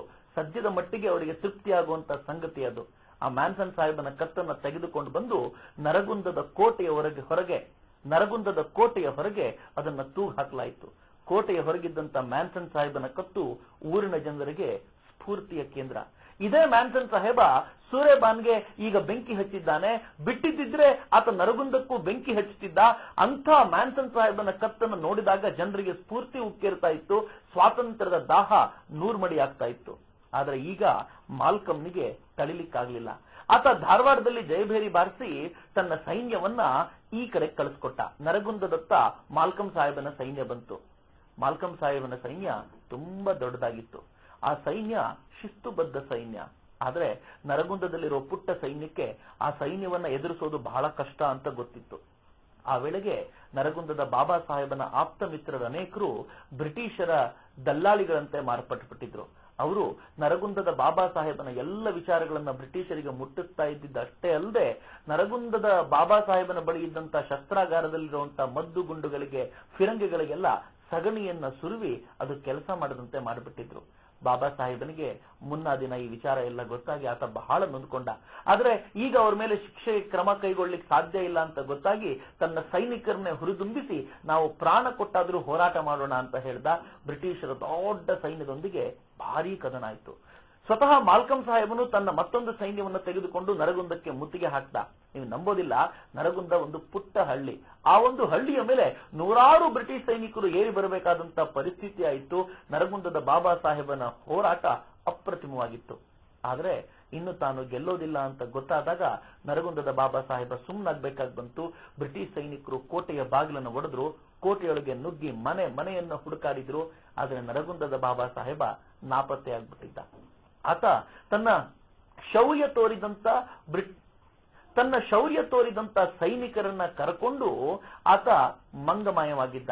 ಕಾಡಿನಲ್ಲಿ ಅಲದಾಡ್ದ. ಹೇಗಾದ್ರೂ ಮಾಡಿ ಮತ್ತೆ ಸೈನ್ಯವನ್ನು ಕಟ್ಟಿ ಬ್ರಿಟಿಷರ ವಿರುದ್ಧ ಹೋರಾಟ ಮಾಡಬೇಕು ಅನ್ನೋದು ಅವನಿಚ್ಛೆ ಆಗಿತ್ತು. ಆದ್ರೆ ಅವರ ನಡುವೆಯೇ ಲಕ್ಷ್ಮಣರಾವ್ ಜಗತಾಪೆ ಅನ್ನುವಂತ ಒಬ್ಬ ವ್ಯಕ್ತಿ ಸೇರ್ಕೊಂಡಿದ್ದ. ಆತ ನರಗುಂದ ಬಾಬಾ ಸಾಹೇಬನ ಮಿತ್ರ. ಆದ್ರೆ ಬ್ರಿಟಿಷರಿಗೂ ಕೂಡ ಮಿತ್ರನಾಗಿದ್ದ ಅನ್ನೋದು ಬಾಬಾ ಸಾಹೇಬನಿಗೆ ಗೊತ್ತೇ ಇರಲಿಲ್ಲ. ಬಾಬಾ ಸಾಹೇಬ ಅವನನ್ನು ನಂಬಿಟ್ಟ. ಈ ಜಗತಾಪೆ ಬಾಬಾ ಸಾಹೇಬನ ಹತ್ರ ಬಂದು, ನೀನ್ ಹೀಗೆ ಕಾಡಿನಲ್ಲಿ ತಿರುಗಾಡ್ತಿದ್ರೆ ಉಪಯೋಗ ಇಲ್ಲ, ಕಾವಿ ಬಟ್ಟೆ ಧಾರಣೆ ಮಾಡ್ಕೋ, ಪಂಡ್ರಾಪುರಕ್ಕೆ ಹೋಗುವಂತ ಜನರ ಜೊತೆ ಸೇರ್ಕೊಂಡ್ಬಿಡು, ಪಂಡ್ರಾಪುರಕ್ಕೆ ಹೋಗು, ಅಲ್ಲಿಂದ ನೀನ್ ತಪ್ಪಿಸ್ಕೊಳ್ಳೋದು ಬಹಳ ಕಷ್ಟ ಆಗ್ಲಿಕ್ಕಿಲ್ಲ, ಬ್ರಿಟಿಷರ ಕಣ್ಣಿಗೆ ಮಣ್ಣೆರ್ಚಿ ತಪ್ಪಿಸ್ಕೊಳ್ಳಿಕ್ಕೆ ಇದು ಒಳ್ಳೆ ಉಪಾಯ ಅಂತ ಹೇಳ್ದ. ಬಾಬಾ ಸಾಹೇಬನಿಗೂ ಹೌದು ಅನ್ನಿಸ್ತು. ಆದ್ರೆ ಕಾವಿ ಬಟ್ಟೆ ತರೋದೆಲ್ಲಿಂದ? ಲಕ್ಷ್ಮಣರಾವ್ ಜಗತಾಪೆ ನಾನೇ ಕಾವಿ ಬಟ್ಟೆ ತಂದ್ಕೊಡ್ತೀನಿ ಅಂತ ಹೇಳಿ ಆತ ಮಾರುಕಟ್ಟೆಗೆ ಬಂದ. ಮಾರುಕಟ್ಟೆಯಲ್ಲಿ ಕಾವಿ ಬಟ್ಟೆ ಕೊಳ್ಳಿಲ್ಲ. ನೇರವಾಗಿ ಬ್ರಿಟಿಷ್ ಅಧಿಕಾರಿ ಬಳಿ ಹೋಗಿ ನರಗುಂದದ ಬಾಬಾ ಸಾಹೇಬನನ್ನ ನಾನು ತೋರಿಸ್ತೀನಿ ಅಂತ ಹೇಳಿ ಆತ ನರಗುಂದದ ಬಾಬಾ ಸಾಹೇಬ ಇದ್ದಂತ ಜಾಗಕ್ಕೆ ಬ್ರಿಟಿಷ್ ಅಧಿಕಾರಿಗಳನ್ನ ಕರ್ಕೊಂಡು ಬಂದ. ಬಾಬಾ ಸಾಹೇಬ ಅನೇಕ ಮಿತ್ರರೊಂದಿಗೆ ಸುಲಭವಾಗಿ ಬ್ರಿಟಿಷರ ತೆಕ್ಕೆಗೆ ಬಿದ್ದ. ಬಾಬಾ ಸಾಹೇಬನಿಗೆ ನೇಣಿಗೇರಿಸುವಂತ ಶಿಕ್ಷೆ ಕೊಡಲಾಯಿತು. ಒಬ್ಬ ವೀರ ಪುರುಷ ನರಗುಂದದ ಬಾಬಾ ಸಾಹೇಬನ ಅಂತ್ಯ ಈ ರೀತಿ ಆಯಿತು. ಆದ್ರೆ ವಿಶೇಷವಾದ್ದೇನು ಅಂತಂದ್ರೆ ಅಲ್ಲಿವರೆಗೂ ಬಾಬಾ ಸಾಹೇಬ ಮತ್ತೆ ಹೋರಾಟ ಮಾಡಬಹುದು ಅಂತ ಕಾಯ್ಕೊಂಡಿದ್ದಂತ ಬಾಬಾ ಸಾಹೇಬನ ವೀರ ಮಾತೆ ಯಮುನಾಬಾಯಿ, ಆತನ ವೀರ ಪತ್ನಿ ಸಾವಿತ್ರಿಬಾಯಿರು ಘಟಪ್ರಭಾ ನದಿಗೆ ಬಿದ್ದು ಆತ್ಮಹತ್ಯೆ ಮಾಡಿಕೊಂಡ್ರು. ಇವೆಲ್ಲ ಮತ್ತೆ ಮತ್ತೆ ನೆನಪಿಸ್ಕೊಳ್ಳೋ ಅಗತ್ಯ ಏನಿದೆ ಅಂತಂದ್ರೆ ಇವರೆಲ್ಲರೂ ಈ ದೇಶಕ್ಕೋಸ್ಕರ ಪ್ರಾಣ ಕೊಡಬೇಕಾದ್ರೆ, ತಮ್ಮ ಪ್ರಾಣವನ್ನ ಸಹಜವಾಗಿ ಅರ್ಪಣೆ ಮಾಡಬೇಕಾದ್ರೆ ಎಂದಾದ್ರೂ ನನ್ನ ಪ್ರಾಣ ಕಳ್ಕೊಳ್ತಿದ್ದೀನಿ ಅಂತ ಆಲೋಚನೆ ಮಾಡಲಿಲ್ಲ. ಸಾಯೋಕ್ಕಿಂತ ಮುಂಚೆ ನಾವು ಬದುಕಬೇಕು, ಸತ್ತ ನಂತರವೂ ನಮ್ಮ ಹೆಸರು ಅಮರವಾಗಬೇಕು ಅನ್ನುವಂತ ಚಿಂತನೆ ಇತ್ತಲ್ಲ. ಈ ದೇಶಕ್ಕೋಸ್ಕರ ಬದುಕೋದ್ರಿಂದ, ಈ ದೇಶಕ್ಕೋಸ್ಕರ ಸಾಯೋದ್ರಿಂದ ನಾವು ಅಮರರಾಗ್ಬಿಡ್ತೀವಿ ಅನ್ನುವಂತ ಚಿಂತನೆ ಇತ್ತಲ್ಲ, ಆ ಚಿಂತನೆ ನಮ್ಮ ರಕ್ತದೊಳಗೂ ಹರಿಬೇಕು ಅಂದ್ರೆ ಇವರನ್ನ ಸದಾಕಾಲ ನೆನಪಿಸ್ಕೊಳ್ಬೇಕಾದಂತ ಅಗತ್ಯ ಇದೆ. ನನ್ನ ಭಾಗ್ಯ ಅಂತಂದ್ರೆ ಇತ್ತೀಚೆಗೆ ನರಗುಂದಕ್ಕೂ ಹೋಗುವಂತ ಅವಕಾಶ ಸಿಕ್ತು. ಸ್ನೇಹಿತರೆ, ಖಂಡಿತವಾಗಿಯೂ ಜೀವನದಲ್ಲಿ ಒಮ್ಮೆ ಆದ್ರೂ ಆ ನರಗುಂದದ ಕೋಟೆಯನ್ನ ನೋಡಬೇಕು. ಆ ಕೋಟೆಯ ವೈಭವ, ಆ ವಿಶಾಲವಾಗಿರುವಂತ ಬೆಟ್ಟ, ಅದರ ನಡುವೆ ಇರುವಂತ ಕೋಟೆ ಎಷ್ಟು ಅದ್ಭುತವಾದ ದೃಶ್ಯದ ನಿರ್ಮಾಣ ಆಗಿರುತ್ತೆ ಅಂತಂದ್ರೆ, ಯಾವುದೇ ಬ್ರಿಟಿಷ್ ಅಧಿಕಾರಿ ಬಂದರೂ ಆ ಕೋಟೆಯನ್ನ ಗೆಲ್ಲೋದು ಸುಲಭ ಅಲ್ಲ. ಆದ್ರೆ ನಮ್ಮವರೇ ಮೋಸ ಮಾಡಿದ್ರ ಪರಿಣಾಮವಾಗಿ ಬ್ರಿಟಿಷರಿಗೆ ಆ ಕೋಟೆ ಸುಲಭದ ತುತ್ತಾಯಿತು ಅಂತ ಹೇಳಬೇಕಾದ್ರೆ ಬಹಳ ನೋವಾಗುತ್ತೆ. ನರಗುಂದದ ಬಾಬಾ ಸಾಹೇಬ ಅಂತಂದ್ರೆ ನಿಜಕ್ಕೂ ನರ ಸತ್ತವರು ಅಂತ ಒಬ್ಬರಿರ್ತಾರೆ, ನರಗುಂದದವರು ಅಂತ ಮತ್ತೊಬ್ರು ಇರ್ತಾರೆ. ಹಾಗೆ ನರಗುಂದದವನು ಬಾಬಾ ಸಾಹೇಬ ಅಂತ ಹೇಳಬೇಕಾದ್ರೆ ಅದು ಎರಡೂ ಅರ್ಥವನ್ನ ಹೊಮ್ಮಿಸುತ್ತೆ ಅನ್ನೋದು ವಿಶೇಷವಾದ್ದು. ನರಸತ್ತಂತ ಮೋಸಗಾರರು ಸೇರ್ಕೊಂಡು ಬಾಬಾ ಸಾಹೇಬನಿಗೆ ಬೆನ್ನಿಗೆ ಚೂರಿ ಇರಿದ್ಬಿಟ್ರು ಅನ್ನೋದು ಕೂಡ ಅಷ್ಟೇ ನೋವಿನ ಸಂಗತಿ. ಆದ್ರೆ ಬಾಬಾ ಸಾಹೇಬನ ಜೊತೆಗೆ ಇರಬೇಕು ಅಂತ ಬಹಳ ಭಾವಿಸಿ ಸದಾಕಾಲ ಸ್ವಾತಂತ್ರ್ಯದ ಕೆಚ್ಚನ್ನ ತನ್ನಲ್ಲಿ ಮನೆ ಮಾಡಿಸಿಕೊಂಡಿದ್ದ ಮತ್ತೊಬ್ಬ ವ್ಯಕ್ತಿ ಗದಗಿನ ಮುಂಡರಗಿಯ ಭೀಮರಾಯ. ಆತ ಕೂಡ ಮಾಮಲೆದಾರಾಗಿ ಬ್ರಿಟಿಷರ ಸೇವೆಯಲ್ಲಿದ್ದವನು. ಆದರೆ ಉರಿತಾ ಇದ್ದಂತ ಸ್ವಾತಂತ್ರ್ಯದ ಕಿಚ್ಚು ಅವನಲ್ಲಿ ಬ್ರಿಟಿಷರಿಗೆ ಸೇವೆ ಮಾಡ್ಲಿಕ್ಕೆ ಸಾಧ್ಯ ಆಗದೇ ಇರುವಂತಹ ಪರಿಸ್ಥಿತಿ ನಿರ್ಮಾಣ ಮಾಡಿತು. ಬ್ರಿಟಿಷರು ಅವನ ವರ್ತನೆ ನೋಡಿ ಅವನನ್ನ ಮಾಮಲೆದಾರರ ಕೆಲಸದಿಂದ ಕಿತ್ತಾಕಿದ್ರು. ಆತನ ಸ್ವಾತಂತ್ರ್ಯದ ಕಿಚ್ಚು ತೀವ್ರವಾಯಿತು. ತನ್ನ ಗೆಳೆಯರನ್ನೆಲ್ಲ ಸೇರಿಸಿಕೊಂಡು ಆತ ಒಂದು ಸೈನ್ಯವನ್ನ ಕಟ್ಟಿದ್ದಷ್ಟೇ ಅಲ್ಲದೆ ಕೊಪ್ಪಳದ ಕೋಟೆಯನ್ನು ಕೂಡ ವಶಪಡಿಸಿಕೊಂಡ. ಆವತ್ತಿನ ಮಟ್ಟಿಗೆ ಕೊಪ್ಪಳದ ಕೋಟೆಯನ್ನ ವಶಪಡಿಸಿಕೊಳ್ಳುವುದು ಅಂತಂದ್ರೆ ಪೂರ್ಣ ಕರ್ನಾಟಕವನ್ನೇ ವಶಪಡಿಸಿಕೊಂಡಂತೆ ಅಂದ್ರೆ ತಪ್ಪಲ್ಲ. ಆದ್ರೆ ಕೊಪ್ಪಳದ ಕೋಟೆಯನ್ನ ವಶಪಡಿಸಿಕೊಂಡ ಮೇಲೆ ಮುಂಡರಗಿ ಭೀಮರಾಯನ ಶಕ್ತಿ ತೀವ್ರವಾಯಿತು. ಬ್ರಿಟಿಷರಿಗೆ ಮೊದಲು ಕೊಪ್ಪಳದ ಕೋಟೆಯನ್ನ ಮರಳಿ ಪಡಿಬೇಕು ಅನ್ನುವಂತ ಆತುರತೆ ಇತ್ತು. ಹೀಗಾಗಿ ಬಳ್ಳಾರಿಲಿದ್ದಂತ ದೊಡ್ಡ ಸೈನ್ಯವನ್ನ ಕರ್ಕೊಂಡು ಬಂದು ಕೊಪ್ಪಳದ ಕೋಟೆಯ ಮೇಲೆ ದಾಳಿ ಮಾಡಿದ್ರು. ಕೊಪ್ಪಳದ ಕೋಟೆ ಬ್ರಿಟಿಷರ ವಶವಾಗಿ ಹೋಯಿತು. ಮುಂಡರಗಿ ಭೀಮರಾಯ ಕೋಟೆಯೊಳಗೆ ಅಸುನೀಗಿದ. ಈ ರೀತಿ ಕರ್ನಾಟಕದ ಕ್ರಾಂತಿಕಾರಿಗಳೆಲ್ಲ ತಮ್ಮ ರಕ್ತವನ್ನ ನೀರಿನಂತೆ ಈ ನೆಲದ ಮೇಲೆ ಹರಿಸಿದ್ರು. ಸ್ವಾತಂತ್ರ್ಯದ ಕೆಚ್ಚನ್ನ ಜ್ಯೋತಿಯಾಗಿ ತಮ್ಮ ಮನದಲ್ಲಿ ಉರಿಸಿಕೊಂಡ್ರು. ಈ ರಾಜ್ಯದ ಜನತೆಯಲ್ಲೂ ಕೂಡ ಅದನ್ನು ಹಬ್ಬಿಸಿದ್ರು. ಹೀಗಾಗಿ ದೇಶದಾದ್ಯಂತ ಕ್ರಾಂತಿಯ ವಿಚಾರ ಬಂದಾಗ, ಸಮರದ ವಿಚಾರ ಬಂದಾಗ ಕರ್ನಾಟಕದವರಾಗಿ ನಾವು ಯಾವತ್ತೂ ಹಿಂಜರಿಬೇಕಾದಂತ ಅಗತ್ಯ ಇಲ್ಲ. ಕರ್ನಾಟಕದವರಾಗಿ ನಮ್ಗೆ ಯಾವತ್ತಿಗೂ ನೋವಾಗಬೇಕಾದಂತ ಅಗತ್ಯ ಇಲ್ಲ. ಕರ್ನಾಟಕದ ವೀರ ಪುರುಷರು ಕೂಡ ಈ ಸ್ವಾತಂತ್ರ್ಯಕ್ಕೋಸ್ಕರ ಬಲಿದಾನಗೈದಿದ್ದಾರೆ ಎನ್ನುವುದು ಹೆಮ್ಮೆಯ ಸಂಗತಿ. ಬರೀ 1857ರ ಸ್ವಾತಂತ್ರ್ಯ ಸಂಗ್ರಾಮ ಅಷ್ಟೇ ಅಲ್ಲ, ಆನಂತರ ಗಾಂಧೀಜಿ ಈ ದೇಶಕ್ಕೆ ಬಂದ್ರಲ್ಲ, ಆಗ ಸತ್ಯಾಗ್ರಹ ಕೂಡ ಈ ದೇಶದಲ್ಲಿ ತೀವ್ರವಾಗಿ ಮೈಗೂಡಿಸಿಕೊಂಡಿತ್ತು. ನಾವು ಒಂದು ವಿಚಾರವನ್ನ ಗಮನಿಸಬೇಕು. ಕರ್ನಾಟಕದಲ್ಲಿ ಆಗೆಲ್ಲ 3 ಭಾಗಗಳಿದ್ವು. ಧಾರವಾಡ ಮಹಾರಾಷ್ಟ್ರದ ಪ್ರಭಾವಕ್ಕೆ ಒಳಗಾದಂತ ಭಾಗ, ಮಂಗಳೂರು ಚೆನ್ನೈನ ಪ್ರಭಾವಕ್ಕೆ ಅಂದ್ರೆ ಆಗಿನ ಮದ್ರಾಸಿನ ಪ್ರಭಾವಕ್ಕೆ ಒಳಗಾದಂತ ಭಾಗ, ಇನ್ನು ಬೆಂಗಳೂರು ಸಂಸ್ಥಾನದ ಪ್ರಭಾವಕ್ಕೆ ಒಳಗಾಗಿರುವಂತಹ ಭಾಗ. ಹೀಗೆ 3 ಭಾಗಗಳನ್ನ ಕರ್ನಾಟಕ ಒಳಗೊಂಡಿತ್ತು. ಯಾವುದೇ ರೀತಿಯಲ್ಲಿ ಮಹಾರಾಷ್ಟ್ರದಲ್ಲಿ ಗಲಾಟೆ ಆದ್ರೆ ಅದರ ಪ್ರತಿಬಿಂಬ ಧಾರವಾಡದಲ್ಲಿ ಕಂಡು ಬರ್ತಾ ಇತ್ತು. ದಕ್ಷಿಣದ ಮದ್ರಾಸ್ನಲ್ಲಿ ಗಲಾಟೆ ಆದ್ರೆ ಅದರ ಪ್ರತಿಬಿಂಬ ಮಂಗಳೂರಿನಲ್ಲಿ ಕಂಡು ಬರ್ತಾ ಇತ್ತು. ಇನ್ನು ಬೆಂಗಳೂರು ಕೂಡ ಮೈಸೂರನ್ನು ಒಳಗೊಂಡಂತೆ ಸದಾಕಾಲ ಈ ತರದ ಚಟುವಟಿಕೆಗಳಲ್ಲಿ ಭಾಗಿಯಾಗಿತ್ತು. ಹೀಗೆ 3 ಭಾಗಗಳಾಗಿದ್ರಿಂದ ನಮಗೆ ಒಟ್ಟಾರೆಯಾಗಿ ಅಂಶಗಳು ಸಿಗದೆ ಹೋದ್ರೂ ಗಾಂಧೀಜಿ ಬಂದ ನಂತರ ಸತ್ಯಾಗ್ರಹದ ಕಾರಣದಿಂದಾಗಿ 3 ಭಾಗಗಳು ಒಟ್ಟಾಗಿ ಕರ್ನಾಟಕದ ದೃಷ್ಟಿಯಿಂದ ರಾಷ್ಟ್ರಕ್ಕೆ ತಮ್ಮನ್ನು ತಾವು ಅರ್ಪಣೆ ಮಾಡಿಕೊಳ್ಳೋ ದೃಷ್ಟಿಯಿಂದ ಹೋರಾಟ ಮಾಡಿದ್ದನ್ನ ನಾವು ಗಮನಿಸಬಹುದು. ಬೆಂಗಳೂರಿಗೆ ತೀರಾ ಹತ್ತಿರದಲ್ಲಿರುವಂತ ವಿದುರಾಶ್ವತ್ಥ, ಗೌರಿಬಿದನೂರಿನ ಸುಮಾರು 8-10 ಕಿಲೋಮೀಟರ್ ದೂರದಲ್ಲಿರುವಂತ ಆ ಗ್ರಾಮ, ಗೌರಿಬಿದನೂರಿನಿಗೆ ಸುಮಾರು 8-10 ಕಿಲೋಮೀಟರ್ ದೂರದಲ್ಲಿರುವಂತಹ ಆ ಗ್ರಾಮ ಪೌರಾಣಿಕ ಮಹತಿಯನ್ನು ಪಡ್ಕೊಂಡಿರುವಂತದ್ದು. ವಿದುರ ಬಂದು ಅಲ್ಲೊಂದು ಅಶ್ವತ್ಥದ ಸಸಿಯನ್ನ ನೆಟ್ಟ, ಅದು ದೊಡ್ಡ ಮರವಾಗಿ ಬೆಳೆದಿದೆ, ಹೀಗಾಗಿ ವಿದುರಾಶ್ವತ್ಥ ಅಂತ ಅದನ್ನು ಕರೀತಾರೆ ಅಂತ ಹೇಳ್ತಾರಾದ್ರೂ ಈ ವಿದುರಾಶ್ವತ್ಥ ಕರ್ನಾಟಕದ ಪಾಲಿನ ಜಲಿಯನ್ ವಾಲಾಬಾಗ್ ಅನ್ನೋದನ್ನ ನಾವು ಯಾವತ್ತೂ ಮರಿಬಾರದು. ವಿದುರಾಶ್ವತ್ಥದ ಆ ಮಂದಿರದ ಹಿಂದೆ ಇರುವಂತ ಒಂದು ಭಾಗ ಸಂತೆಗೆ ಹೆಸರಾಗಿರುವಂತಹ ಭಾಗ. ಆ ಸಂತೆಯಲ್ಲಿ ಜನ ಅವತ್ತೊಂದಿನ ಸಭೆ ನಡೆಸಬೇಕು ಅಂತ ಸೇರ್ಕೊಂಡಿದ್ದಾಗ ಅಲ್ಲಿದ್ದಂತ ಬ್ರಿಟಿಷ್ ಅಧಿಕಾರಿ ಸುತ್ತುವರೆದು ಅಲ್ಲಿದ್ದ ಒಬ್ಬ ಬ್ರಿಟಿಷ್ ಅಧಿಕಾರಿ ಅವರನ್ನ ಸುತ್ತುವರೆದು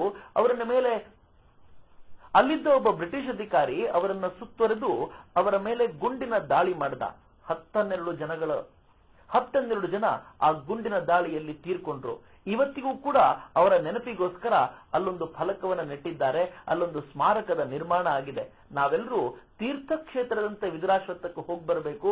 ಹೇಗೆ ಉತ್ತರದಲ್ಲಿ ಜಲಿಯನ್ ವಾಲಾಬಾಗನ್ನ ಜನರು ಸ್ಮರಿಸ್ಕೊಳ್ತಾರೋ ಹಾಗೆ ದಕ್ಷಿಣದಲ್ಲಿರುವಂತ ನಾವು ಈ ನಮ್ಮ ದಕ್ಷಿಣದಲ್ಲಿರುವಂತ ನಾವು ದಕ್ಷಿಣದ ಜಲಿಯನ್ ವಾಲಾಬಾಗ್ ಆಗಿರುವಂತಹ ವಿದುರಾಶ್ವತ್ಥವನ್ನ ಸದಾಕಾಲ ಸ್ಮರಿಸ್ಕೊಳ್ಬೇಕು. ಶಿವಪುರದಲ್ಲಾದಂತಹ ಸತ್ಯಾಗ್ರಹವನ್ನು ನಾವು ಯಾರು ಮರೀಲಿಕ್ಕೆ ಸಾಧ್ಯ ಹೇಳಿ? ಈಸೂರಿನ ಸತ್ಯಾಗ್ರಹದ ಕಾಲದಲ್ಲಾದಂತ ಆ ದಂಗೆಗಳು, ಆ ಗಲಾಟೆಗಳನ್ನು ಕೂಡ ನಾವ್ಯಾರು ಮರೀಲಿಕ್ಕೆ ಸಾಧ್ಯ ಇಲ್ಲ, ಮರಿಬಾರದು ಕೂಡ. ಸದಾಕಾಲ ನಮ್ಮ ರಾಜ್ಯವೂ ಕೂಡ ಸ್ವಾತಂತ್ರ್ಯದ ಹೋರಾಟದಲ್ಲಿ ಭಾಗವಹಿಸಿದೆ ಅನ್ನುವಂತ ಆ ಸ್ಮರಣೆ, ಆ ನೆನಪು ನಮಗೆ ಸ್ಫೂರ್ತಿ ಕೊಡ್ತಾ ಇರಬೇಕು.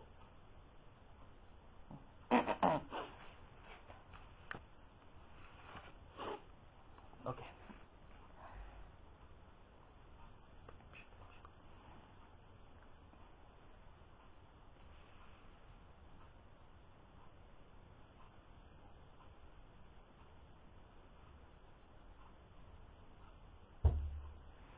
ಓಕೆ, ಒಂದು ನಿಮಿಷ ಸ್ಫೂರ್ತಿ ಕೊಡ್ತಾ ಇರಬೇಕು.